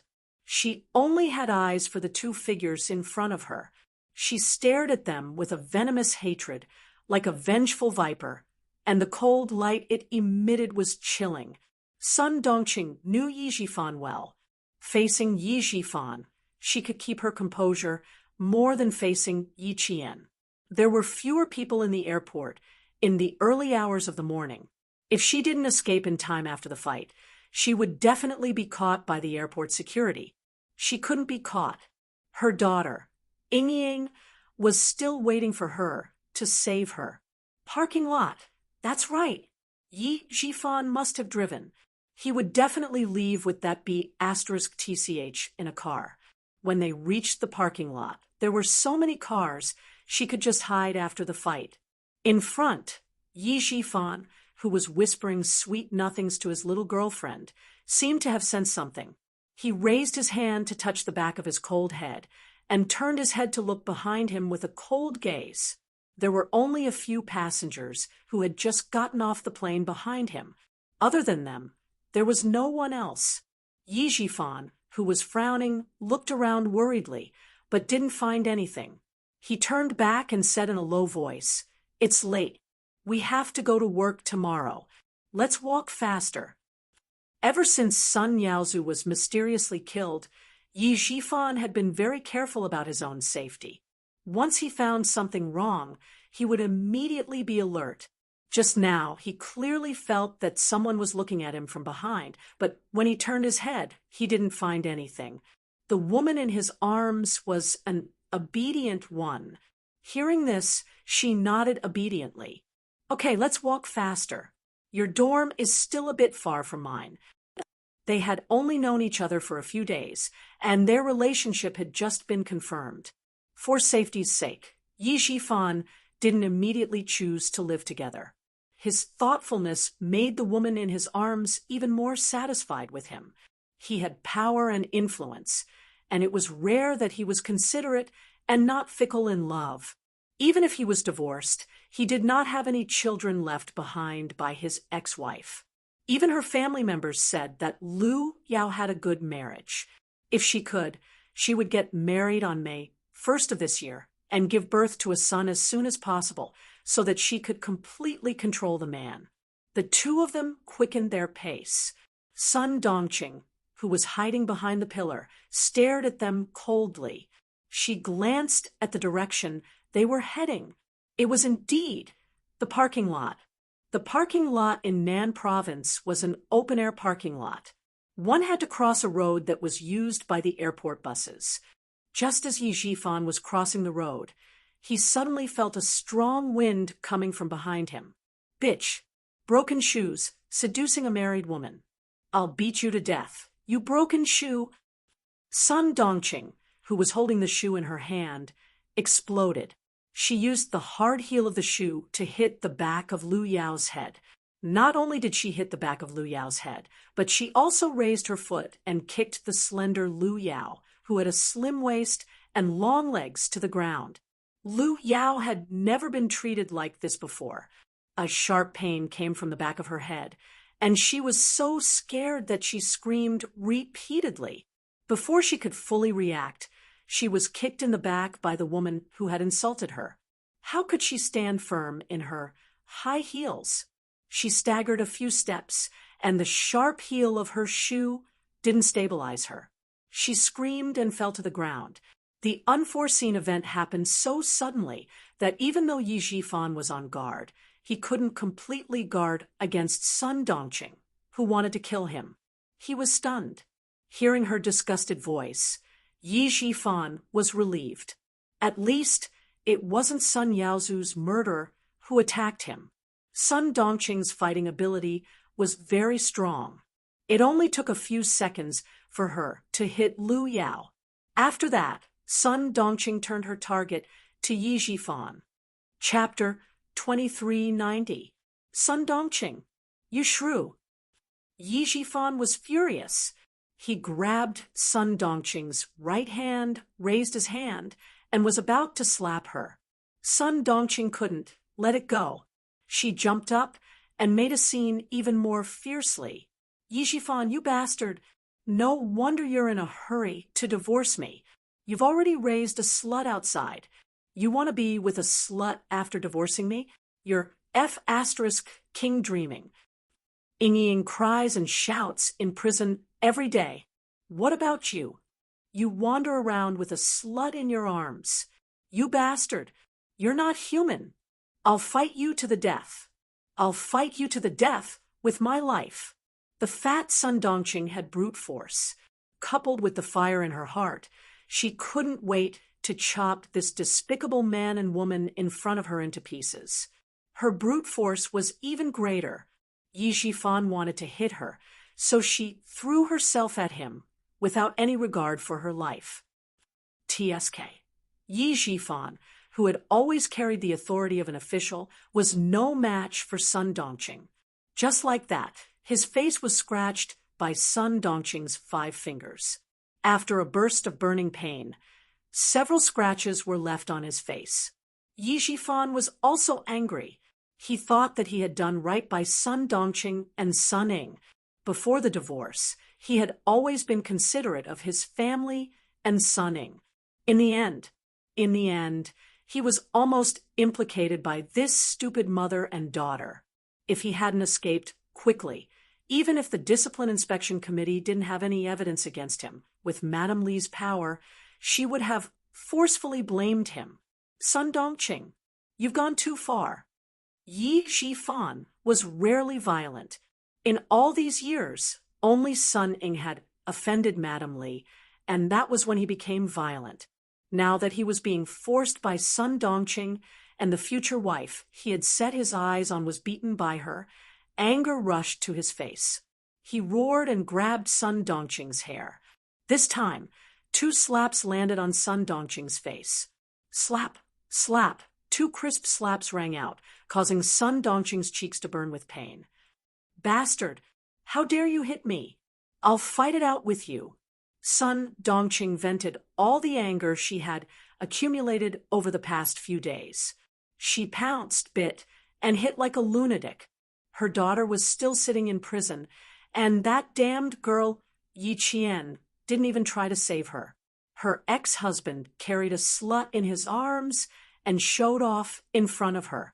Those officials' wives who had tried to curry favor with her in the past all avoided her. There were even some who made sarcastic remarks about her, saying that she deserved her fate today.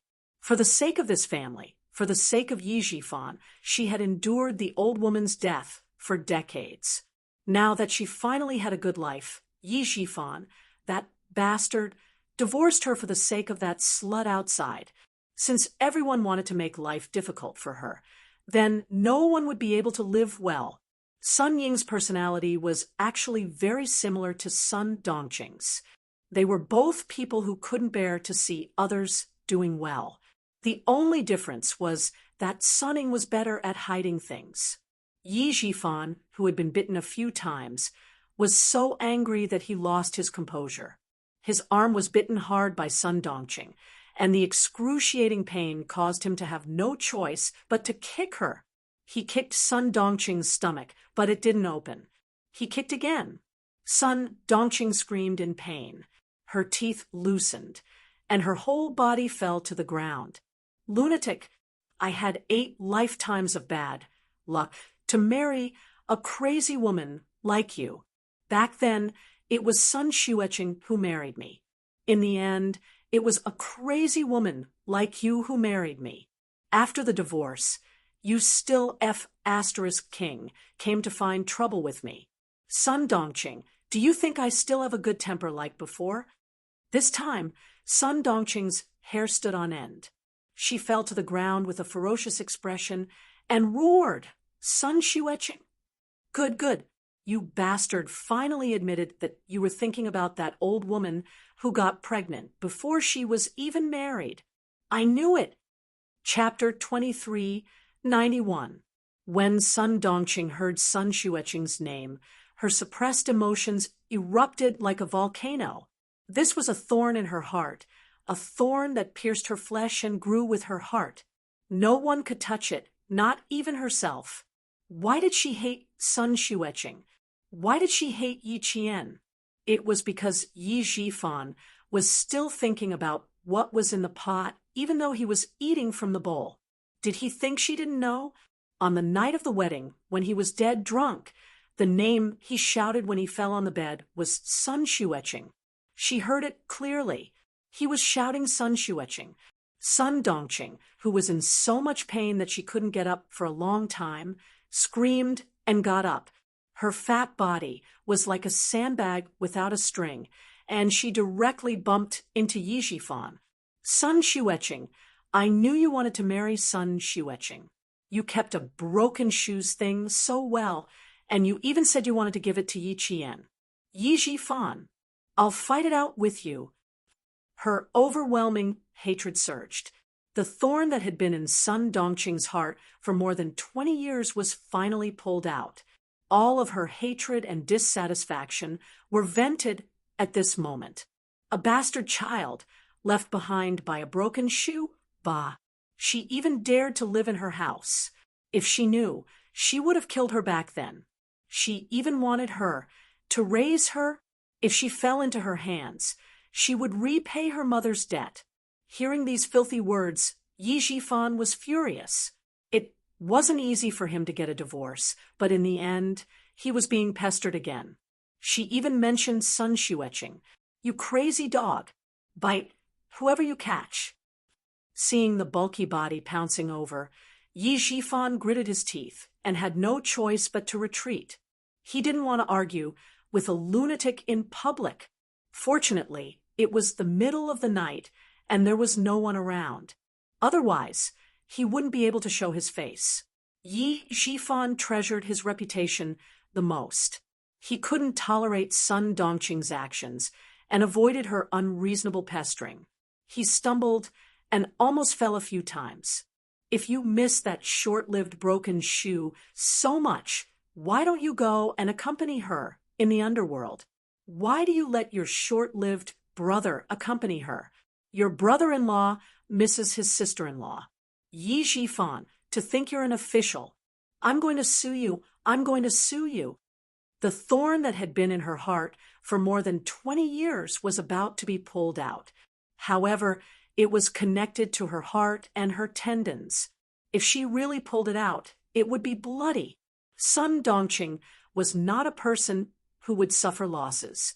Since someone had touched the thorn in her heart, even if she had to pull it out, she would stab it back into that person's heart. She, who was never merciful with her words, now that things had come to this point, she did not want to let anyone have an easy time. You don't dare to admit it. You're a coward. You're thinking about your sister-in-law. If you're so capable, why don't you go and snatch her back? Why are you angry? Or did I hit you? I've been with you for more than 20 years.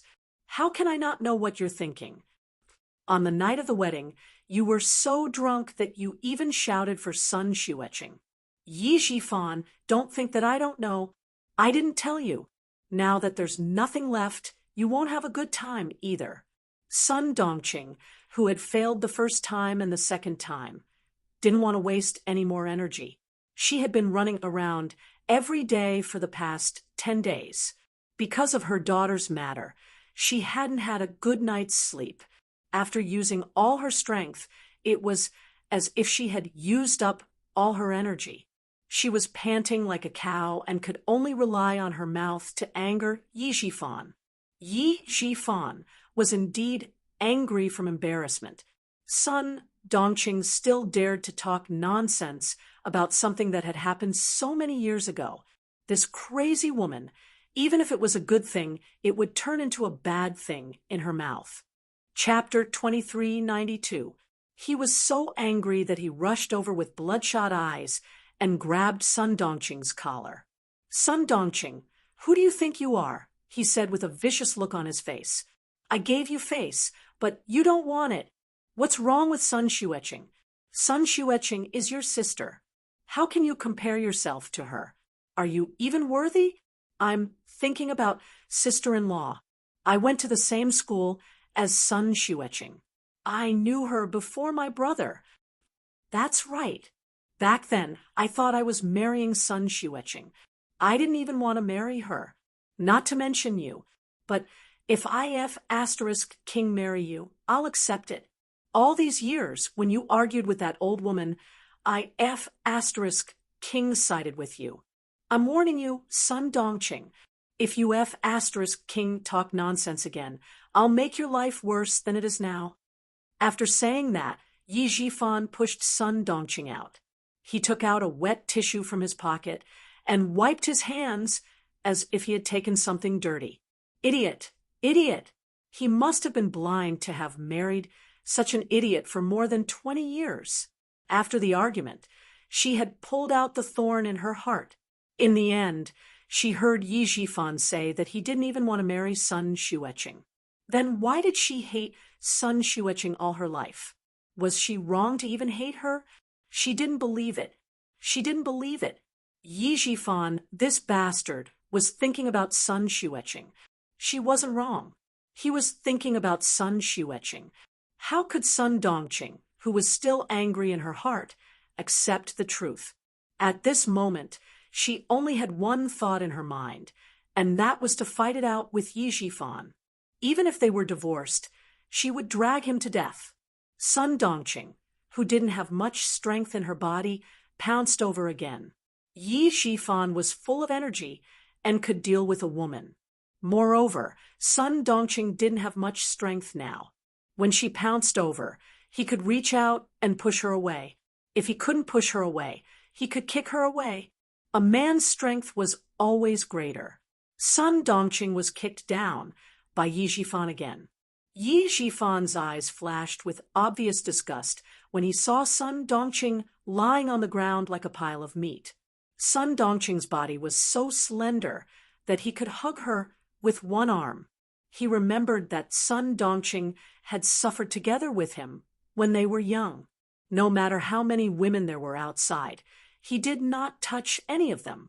Now that he had tasted other women and looked at Sun Dongqing, he lost his appetite. Your sister deserved a short life. She always ran into things that she shouldn't have. She died early, but there's still a scourge like you. What an idiot. I've lived with you for more than 20 years, and I've had enough. A stupid woman dragging a stupid thing. Save her? Can you F asterisk King save him? At the mention of Sunning, Yi Zhifan was so angry that his chest heaved up and down. He lowered his voice. Who would dare to save that stupid thing? Who the hell would dare to save him? Madame Li has said that whoever dares to save Sun Ying in the southern province will be going against the Li family. However, Sun Dongqing was suddenly awakened by his words, bumping into something that she shouldn't have bumped into. Back then, what did Sun Xueqing do when she bumped into Yi Zhifan? Was she really wrong to hate him? Yi Zhifan, that bastard, was not thinking about Sun Xueqing. He was afraid of Sun Xueqing. No, she wasn't wrong to hate him. It was because of Sun Xueqing that she felt a thorn in her heart for 20 years. If she hadn't bumped into Yi Zhifan, she wouldn't have heard anything on the night of their wedding. She wasn't wrong to hate him. She definitely wasn't. It was said that like mother, like daughter. Sunning was wrong again and again, and she refused to admit her mistakes. It was because of Sun Dongqing's influence that she got to where she was today. In addition, without Yi Zhifan by her side to guide her, Sunning kept making mistakes on the wrong path. There was no turning back. Chapter 2393. Yi Zhifan didn't want to be entangled with her anymore. His eyes were cold as he looked down at Sun Dongqing, who was lying on the ground like a dead pig. He shouted coldly, "Don't you know that Mrs. Li has an older brother who is the leader of your province? The deputy chief of staff, Du, has an older brother who is the second in command of a big province. Who would dare to save that stupid thing of yours? I have to thank that stupid thing of yours for instigating you to divorce me. Otherwise, I would have been implicated by her and wouldn't even be able to keep my current position. Sun Dongqing, for the sake of our past relationship as husband and wife, let me remind you." Yi Zhifan saw that Lu Yao had stopped sobbing. He lowered his voice even more and said gloomily, "No one would dare to save Suning. It's useless for you to beg anyone. Tell her that she only has herself to blame for what she has today. She can't blame anyone else. Mrs. Li's anger hasn't subsided. She'll stay here forever and never come out." Suddenly, Yi Zhifan's expression changed drastically. Sun Dongqing appeared at the airport in the middle of the night. "Where did that idiot go?" "Why are you at the airport? Where did you go?" he asked gloomily. His eyes were clouded. What he cared about was whether or not Sun Dongqing's whereabouts would affect him. Sun Dongqing had been kicked a little hard. It was so painful that she hadn't recovered yet. Her face had also been slapped twice by Yi Zhifan. The slaps were so painful that her ears were buzzing. She didn't know where the 2 shoes in her hands had gone. The wound on her palm that was cut by Yi Qian had also split open. Sticky blood stained her hand. She covered her face with her hands, leaving a bloody palm print on her face. When she heard Yi Zhifan ask her, she suddenly raised her head. Her eyes were filled with hatred as she stared at Yi Zhifan. Under the light of the street lamp, Yi Zhifan was frightened and couldn't help but take a small step back. "Yi Zhifan, you'll die a horrible death. Just you wait. I'll make sure you die a horrible death." Sun Dongqing, who had one hand on her stomach, slowly got up. She left Yi Zhifan with 2 vicious words. She didn't even put on her shoes as she walked out of Yi Zhifan's line of sight. Yi Zhifan couldn't help but shiver when the cold wind blew in the night. He had a bad premonition in his heart. Sun Dongqing is trouble. She's trouble. As this thought flashed through his mind, Yi Zhifan's eyes flashed with a cold ruthlessness. "Old Yi, I've twisted my ankle. Lu Yao? Hurt. I can't get up." Yi Zhifan, whose heart sank, pressed down on the corner of his mouth and adjusted his facial expression before walking over. Just now, when Sun Dongqing was fighting with him, he deliberately stayed away from Lu Yao. Lu Yao didn't hear some words, but she knew that the person who hit her was Yi Zhifan's ex-wife. She's really fierce. No wonder she divorced me. The back of Lu Yao's head was swollen from being hit by the heel of Yi Qian's shoe, but she was happy. She felt wronged, but she didn't ask any questions. Yi Zhifan only explained, "She's my ex-wife. I'll take care of it." Then he carried Lu Yao to the car. Sun Dongqing took a taxi home and tidied herself up. She opened the door of the study and sat in front of the desk where Yi Zhifan used to work. She took out a stack of paper from the drawer and a pen and started writing slowly. She didn't study for many years. She dropped out of school in the 2nd year of junior high. Her handwriting was crooked, and there were even mistakes. When she wrote some words, she used too much force. The tip of the pen poked through the paper, leaving a hateful stroke. Chapter 2394. The sky gradually brightened up, and the city became bustling with activity. The sun was shining brightly in the spring, driving away the coldness of the early spring. A peach blossom bloomed on a brown branch, adding a touch of color to the spring. Sun Dongqing was not in the mood to enjoy the spring scenery. She came to the Southern Province Public Security Bureau with a gloomy face. Her daughter, Suning, had been locked up in there for 10 days. Madame Li in the capital had her hands in the southern province. She had nowhere else to go and did not know who to ask for help. Yi Zhifan wanted to be alone. Then he would not have a good time. Sun Dongqing walked into the police station with a numb expression. Compared to the other prisoners' families, at least she could see her daughter. However, she did not see that Madame Li was sitting in the car at this moment, coldly watching her walk into the police station. Mrs. Li looked at her back and said to a middle-aged man in a dark coat who was sitting in the driver's seat. His facial features were slightly fierce, but he had a good temperament. "She is Sun Dongqing. You came all the way here with me just to see this woman?" Madame Li frowned, and her voice became colder. "Li Chuhai, behave yourself now that you are back in the country. Dad has retired and can't protect you anymore." Li Chuhai, Mrs. Li's biological younger brother from the same father and mother, was also Li Jinyan's uncle. He was a tall, middle-aged man who exuded the aura of a successful man. "Why should I look at her? I want to see who made my sister so angry." Li Chuhai looked away and smiled. "Get out of the car, sister. Let's go in and have a look." Madame Li looked at her brother and nodded slightly. She pushed the door open and got out of the car. Inside the police station, Sunning saw Sun Dongqing and cried loudly. She rushed to the window and shouted, "Mom, Mom, why did you come so late? Why did you come so late?" She slammed the window and looked at Sun Dongqing from head to toe. The light in her eyes dimmed little by little. It didn't work. It didn't work. Mom didn't have any injuries on her body. Sun Dongqing saw her daughter's appearance, and her numb expression finally changed. Tears came out of her eyes.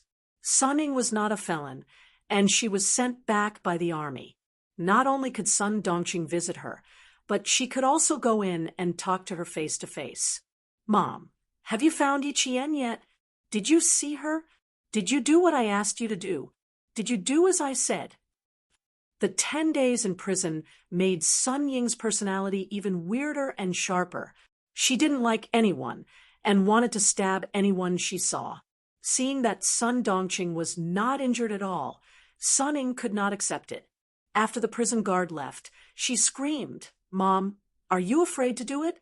Isn't that right? Isn't that right? Mom, you're too heartless. How can you be so heartless? You watch me suffer. You watch me get locked up. You didn't even help me for your own sake. Mom, how can you be so heartless?" She had lost control of her emotions and was shouting like a madwoman. Hearing her questioning, Sun Dongqing burst into tears. "Ying, I have no other choice. Mom had no other choice. That wretched girl, Yiqian, didn't help at all. Mom followed your plan, but it was useless. It was completely useless. Why was it useless? My plan was so good. Why was it completely useless?" Sunning refused to accept it.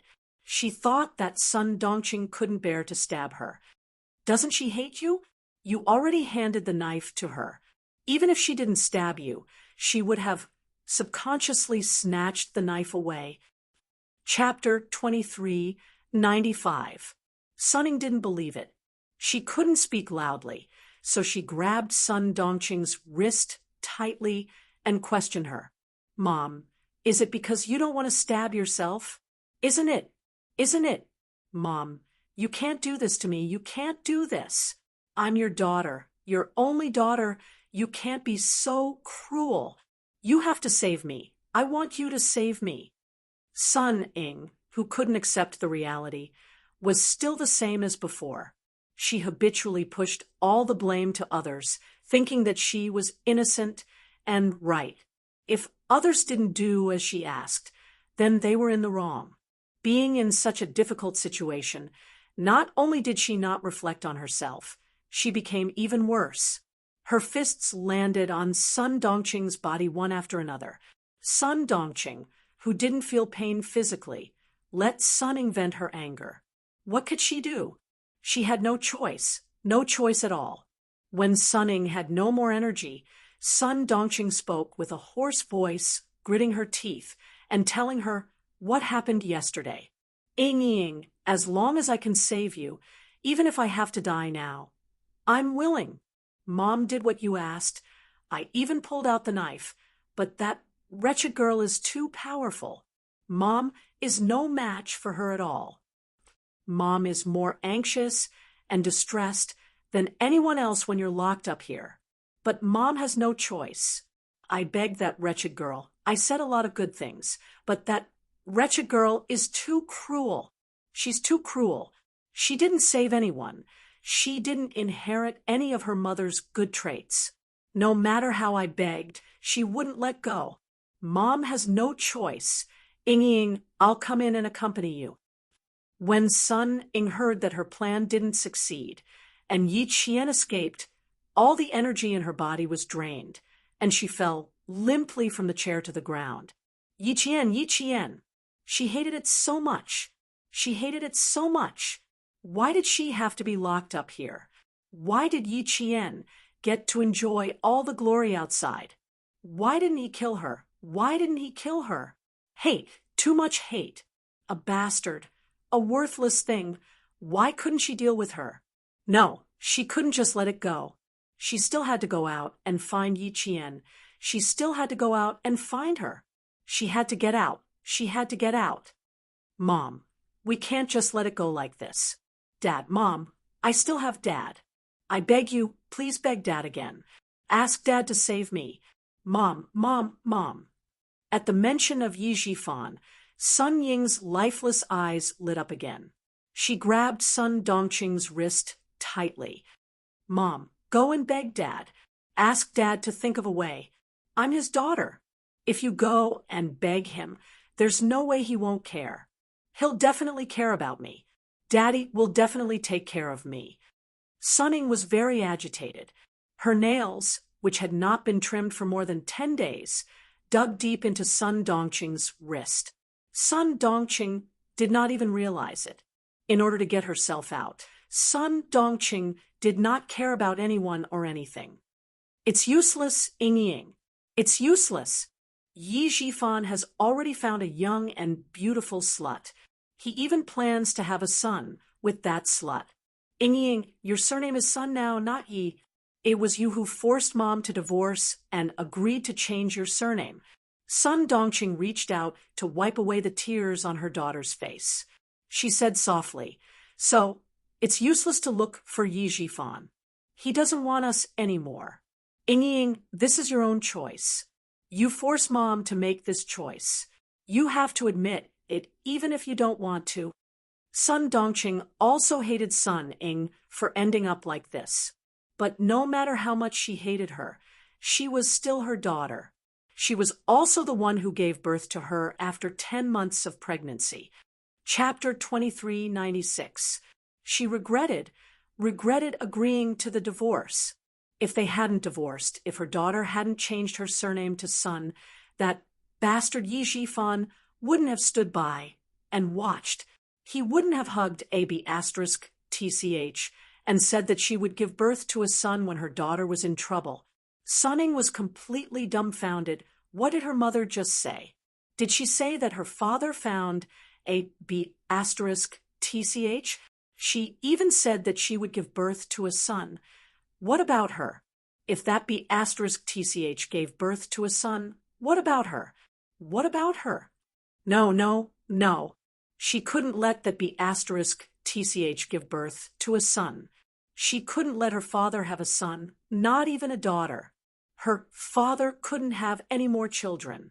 She was his only daughter. Her surname was Yi, not Sun. Mom, Dad can't have children. He can't have children. Mom, go and kill that *TCH. Kill her. Dad won't have any children after you kill that *TCH. Sun Ying couldn't accept it and became even crazier. There was no longer any gentleness on her beautiful face. She was crazy, sharp, ferocious, and full of viciousness. She had lost a lot of weight. There wasn't much flesh on her face, which made her eyes look especially big. When she stared, her eyes looked like they were going to pop out. Even the veins on her forehead were visible. This side of Sun Ying was too unfamiliar to him. Sun Dongqing didn't find it strange at all. She understood her daughter's hatred. She understood it because she wanted it too. So what if I just kill that B***TCH? As long as your father is alive, he can find another one. He can just find another one to give birth to his child. Wake up, Ying. You can't go out. I don't have the ability to get you out. I can only come in to accompany you. Be a good girl. I'll come in to accompany you soon and take care of you. Sun Dongqing didn't cry or make a fuss. She was so calm that it was almost strange. She raised her hand and gently stroked Sun Ying's hair. She looked at her kindly and said slowly, "The lawyer said that you can leave after 3 to 5 years. You'll still be young when you leave. I'll put all my money in the bank and transfer the house to your name. You'll have a good life after you leave." She explained everything clearly as if she was making her last arrangements. Sun Ying, who was slumped on the ground, murmured, "I can't let Dad have a child. I don't agree. I don't agree. I'm Dad's only daughter. I don't agree. I don't agree." Her vision was a little sluggish, and her mind was even more muddled. She would cry and laugh for a while, and it seemed that there was something wrong with her mind. No, I can't live like this for the rest of my life. I'm Ying. I'll be successful in the future. This is not a place for me to stay. I want to go out. I want to go out. It was time for visiting. 2 prison guards came in and said, "Time's up." Then they dragged Sun Ying away. The moment she was dragged up, Sun Ying screamed and struggled. "Let me go! Let me go! I want to get out. Mom, save me! Come and save me! I want to go out. I want to find Yi Qian. I want to ask her why she didn't come to save me." The shrill scream filled the room. Sun Dongqing, who was sitting on the floor, wiped away the last drop of tears on her face. When she could no longer hear her daughter's voice, she slowly stood up. What was the use of killing AB**TCH? She should kill Yi Zhifan. Yi Qian. There was no other way. She couldn't kill her. She was much more powerful than Yi Zhifan. She couldn't kill her. Then she could only curse her for everything to go wrong in the future. Even if she graduated from the military academy, she wouldn't have a good ending. Sun Dongqing, who had calmly walked into the police station, left calmly. Madame Li's sneer deepened. Chapter 2397. Yi Zhifan was very slippery. The Commission for Discipline Inspection investigated him again and again, but they couldn't find any evidence against him. This time, with Sun Dongqing, he was in trouble. Director Ye's daughter is really interesting. She is ruthless and beautiful, Li Chuhai said with a smile. Suddenly, he saw Mrs. Li staring at him coldly. He realized that what he said was ambiguous. He smiled and said, "She is as old as Qin Qin. Sister, don't think too much. It's good that you know it. Don't mess around." Mrs. Li's cold eyes softened. She felt disgusted when she saw Sun Dongqing and her daughter. If she knew that her brother had evil intentions, Mrs. Li clenched her fists. Then she would make the mother and daughter's life more difficult. Li Chuhai glanced at her and said casually, "That girl is really bold. She lied to you. Are you going to let her go like this? She is just a girl. If you don't teach her a lesson, she really doesn't know how high the sky is." Kill. Yes, she was brave enough. She knew that she wanted to kill someone. This kind of person could do anything for herself, and others would be assured to use her. She was ruthless but not smart enough. This kind of person was the most reassuring. With one hand in his pocket, Li Chuhai's eyes revealed a meaningful sneer.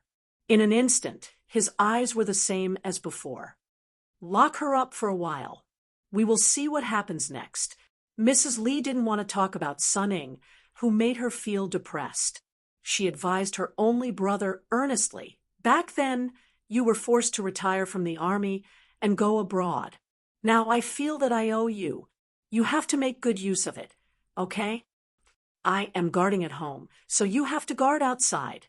I have been suppressed by the first branch for so long. Now that you are back, you have to fight for me and plan for Junjun." Li Chuhai and Mrs. Li were brother and sister. They had a good relationship. Hearing this, he smiled and nodded. I know. I am in my 40s. How can you still think of me as a hothead? Since you know that you are in your 40s, then do your job well." Mrs. Li walked out in high heels. The phone in her bag vibrated. She took it out and looked at the number. She immediately picked it up and smiled. "Old classmate, I am out. Yes, I saw you. I've troubled you, old classmate. When you return to the capital, we'll have a good gathering again. All right. I'll leave you to it. Let's chat when you're free." Li Chuhai, who had walked to the front of the car, had already opened the door of the front passenger seat. After Mrs. Li ended the call, he said, "Sister, you'd better not meddle in the affairs outside now. Brother-in-law told me yesterday that the higher-ups are watching him too closely. You should restrain yourself a little. I'll take over your company in Southern Province now. Leave the matters in Southern Province to me. I guarantee that I'll let you vent all the anger in your heart." As the wife of the Deputy Chief of Staff do, Mrs. Li could not open a company outside. Therefore, all the companies under her name were under Li Chuhai's name. Sun Ying's incident had alerted the General Staff Department.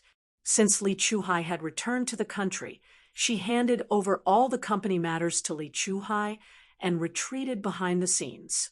Hearing this, she thought for a moment and nodded in agreement. "Okay, I'll leave the company to you. I'm getting old, and there are many things that I can't do. When Junjun graduates, let him join the company to help out. The burden on your shoulders will be lighter." Li Chuhai smiled. "You have worked hard for decades. It's time for you to enjoy your life. I'll take care of the matters in Southern Province. I'll take care of the mother and daughter." Chapter 2398. You don't have to worry about Sun Dongqing. I want to see what she will do next. Madame Li curled her lips and sneered. Yi Jifan's disciplinary committee couldn't even find anything. Let's see if his ex-wife can find anything. Did he think that she would let him go after the divorce? Director Yi, you are an official. How can you be so naive? The car started, and the sleek black luxury car sparkled in the sunlight. Li Chuhai, who was driving the car, glanced at Madame Li from the corner of his eye. Seeing the sneer on her face, he smiled and said, "They're just a few small fries. They're not worth your time. The General Staff Department keeps a close eye on brother-in-law. Don't make any big moves. Since I am back, I will handle some things that you can't handle." Madame Li had a good relationship with her brother. They knew that their eldest brother and second brother were not real siblings since they were young. Their eldest brother saw them as a thorn in his side, and they didn't like their eldest brother and second brother either. The family looked amiable on the surface because Old Master Li was still around. After Old Master Li passed away, the Li family would have to settle the score. They wanted to see who would win between the first branch and the second branch. Madame Li, whose eyes flashed with anger, pursed her lips tightly. The wrinkles on her face deepened, making her usually dignified face reveal a hint of gloominess that was not easily revealed. "We have lived a good life for a long time, and we have to live a hard life. We have been submissive at home for so many years. It is time to turn things around." Madame Li's cold voice sounded in the quiet car, and the atmosphere became a bit oppressive. Li Chuhai, who was driving, was not affected. He steadily turned the steering wheel and drove into the tunnel under the river. The light in the car suddenly dimmed, and the street lights on both sides of the tunnel flickered. Li Chuhai's vision was affected, and he couldn't help narrowing his eyes. With the flickering light, there seemed to be an unpredictable darkness flowing in his eyes. Everything will be fine. There is no obstacle that can't be overcome. Everything would be fine. So many obstacles had been overcome. What else could Li Chuhai, not overcome? The southern province's officialdom was still in flux. Some were on tenterhooks, some were uneasy, some were carefree, and some were applauding. As the Discipline Inspection Commission continued their investigation, 2 more officials from the southern province were removed from their positions in less than a week. At this moment, a report letter filled with countless typos was delivered to the Discipline Inspection Commission. It was a letter from Sun Dongqing to the Commission for Discipline Inspection. Yi Shifan didn't know about it, but Madame Li, who had been keeping an eye on the officialdom of Southern Province, knew about it. Mrs. Li had been staying in Southern Province during this period of time. All the companies in her hands were officially handed over to her younger brother, Li Chuhai. It was announced to the public that Li Chuhai had returned to take care of all the companies. As the elder sister who worked for her younger brother, she could finally relax. In fact, everyone knew about the twists and turns inside. However, because of the relationship between the Li family and the Du family, they knew about it, but could not say it out loud. Madame Li had a tough personality. She dealt with things swiftly and fiercely. When she said that she would no longer manage the company, many people in the southern province were still very happy. Ho Zi, who was accompanying his wife, Xia Yiwei, was one of them. Madame Li, who was staying in the hotel, received a call from her old friend. When she learned that the Commission for Discipline Inspection had received a report on Yi Shifan, she was stunned. As for who wrote the report, it was not convenient for her old friend to say. Madame Li was also very sensible and did not ask further. Chapter 2399. After hanging up the phone, Mrs. Li puts on her makeup and knocks on the door next door. She and Li Chuhai live in the same hotel, and their rooms are only separated by a wall. Li Chuhai is putting on his tie. Hearing the knock, he quickly opens the door, calls Sun Dongqing, and asks her how she is doing. I just received a call from a friend who told me that Yi Shifan has been reported and the Discipline Inspection Committee has gone to the Urban Construction Bureau. Mrs. Li doesn't enter the room. She stands at the door and says, "Go to the company to sign the papers. I'll be there later. I'll change my ticket to the afternoon." According to the original plan, Mrs. Li will go to the company in the morning to sign several documents that Li Chuhai will be responsible for all the company's affairs in the future. Then she will fly back to the capital at 11 o'clock in the morning. At this moment, Yi Shifan, who has not been found out, is suddenly reported. Mrs. Li first thinks of Sun Dongqing. She has been staying in the southern province during this period. She needs to hand over all the affairs of the southern province branch to Li Chuhai, so she hasn't returned to the capital yet. Mrs. Li, who is dealing with the company's affairs, has been sending people to keep an eye on Sun Dongqing. As long as there is the slightest sign of trouble, she will immediately receive the news. Before leaving, she can see Yi Shifan fall from the horse. Her stay in the southern province for so many days is not in vain. Yi Shifan doesn't know that he has been reported. After several scratches on his face by Sun Dongqing, he finally finishes his sick leave and goes back to work in the Urban Construction Bureau. As soon as he walks into the office building of the Urban Construction Bureau, he feels that the atmosphere in the bureau is strange. In the spacious and bright lobby, even the cleaners are nowhere to be seen. When the staff on duty, who usually greets him, sees him coming, they look away and don't dare to look at him directly. Yi Shifan paused in his steps and then strode to the elevator. Walking into the elevator, Yi Shifan's calm face slightly darkens. Something is wrong. Something is wrong in the bureau today. He takes out his mobile phone and dials a number. It is the number of the director of the bureau, who is also one of his confidants. The phone rings, but no one answers. Soon, Yi Shifan dials another number. This is the number of a section chief in the bureau, but no one answers. At this moment, Yi Shifan knows that nothing good will be waiting for him at work today. Director. Chief. When he stepped out of the elevator, he saw a few of his subordinates standing next to him, waiting to take the elevator. When they saw him walk out, their faces clearly froze. After greeting him, their eyes darted away quickly, looking very guilty. As usual, Yi Shifan nodded with a faint smile and walked out of the elevator. The elevator doors slowly closed, and a sentence with a lot of information floated out. I'm so scared that my back is covered in cold sweat. How did the investigation suddenly lead to Chief Yi? Lower your voice. They haven't left yet. Ding. The elevator doors closed completely. Yi Shifan suddenly panicked and raised his hand to press down on his twitching eyelids. It looked like someone from the disciplinary committee was here.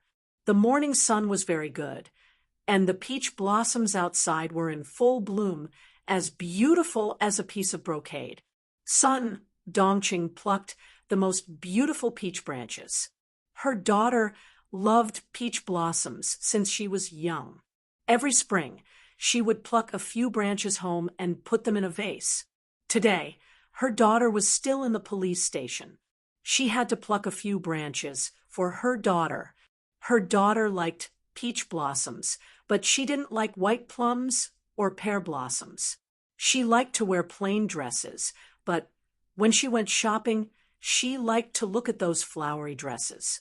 She liked to buy the most expensive things, but she would buy things that were not flashy at all.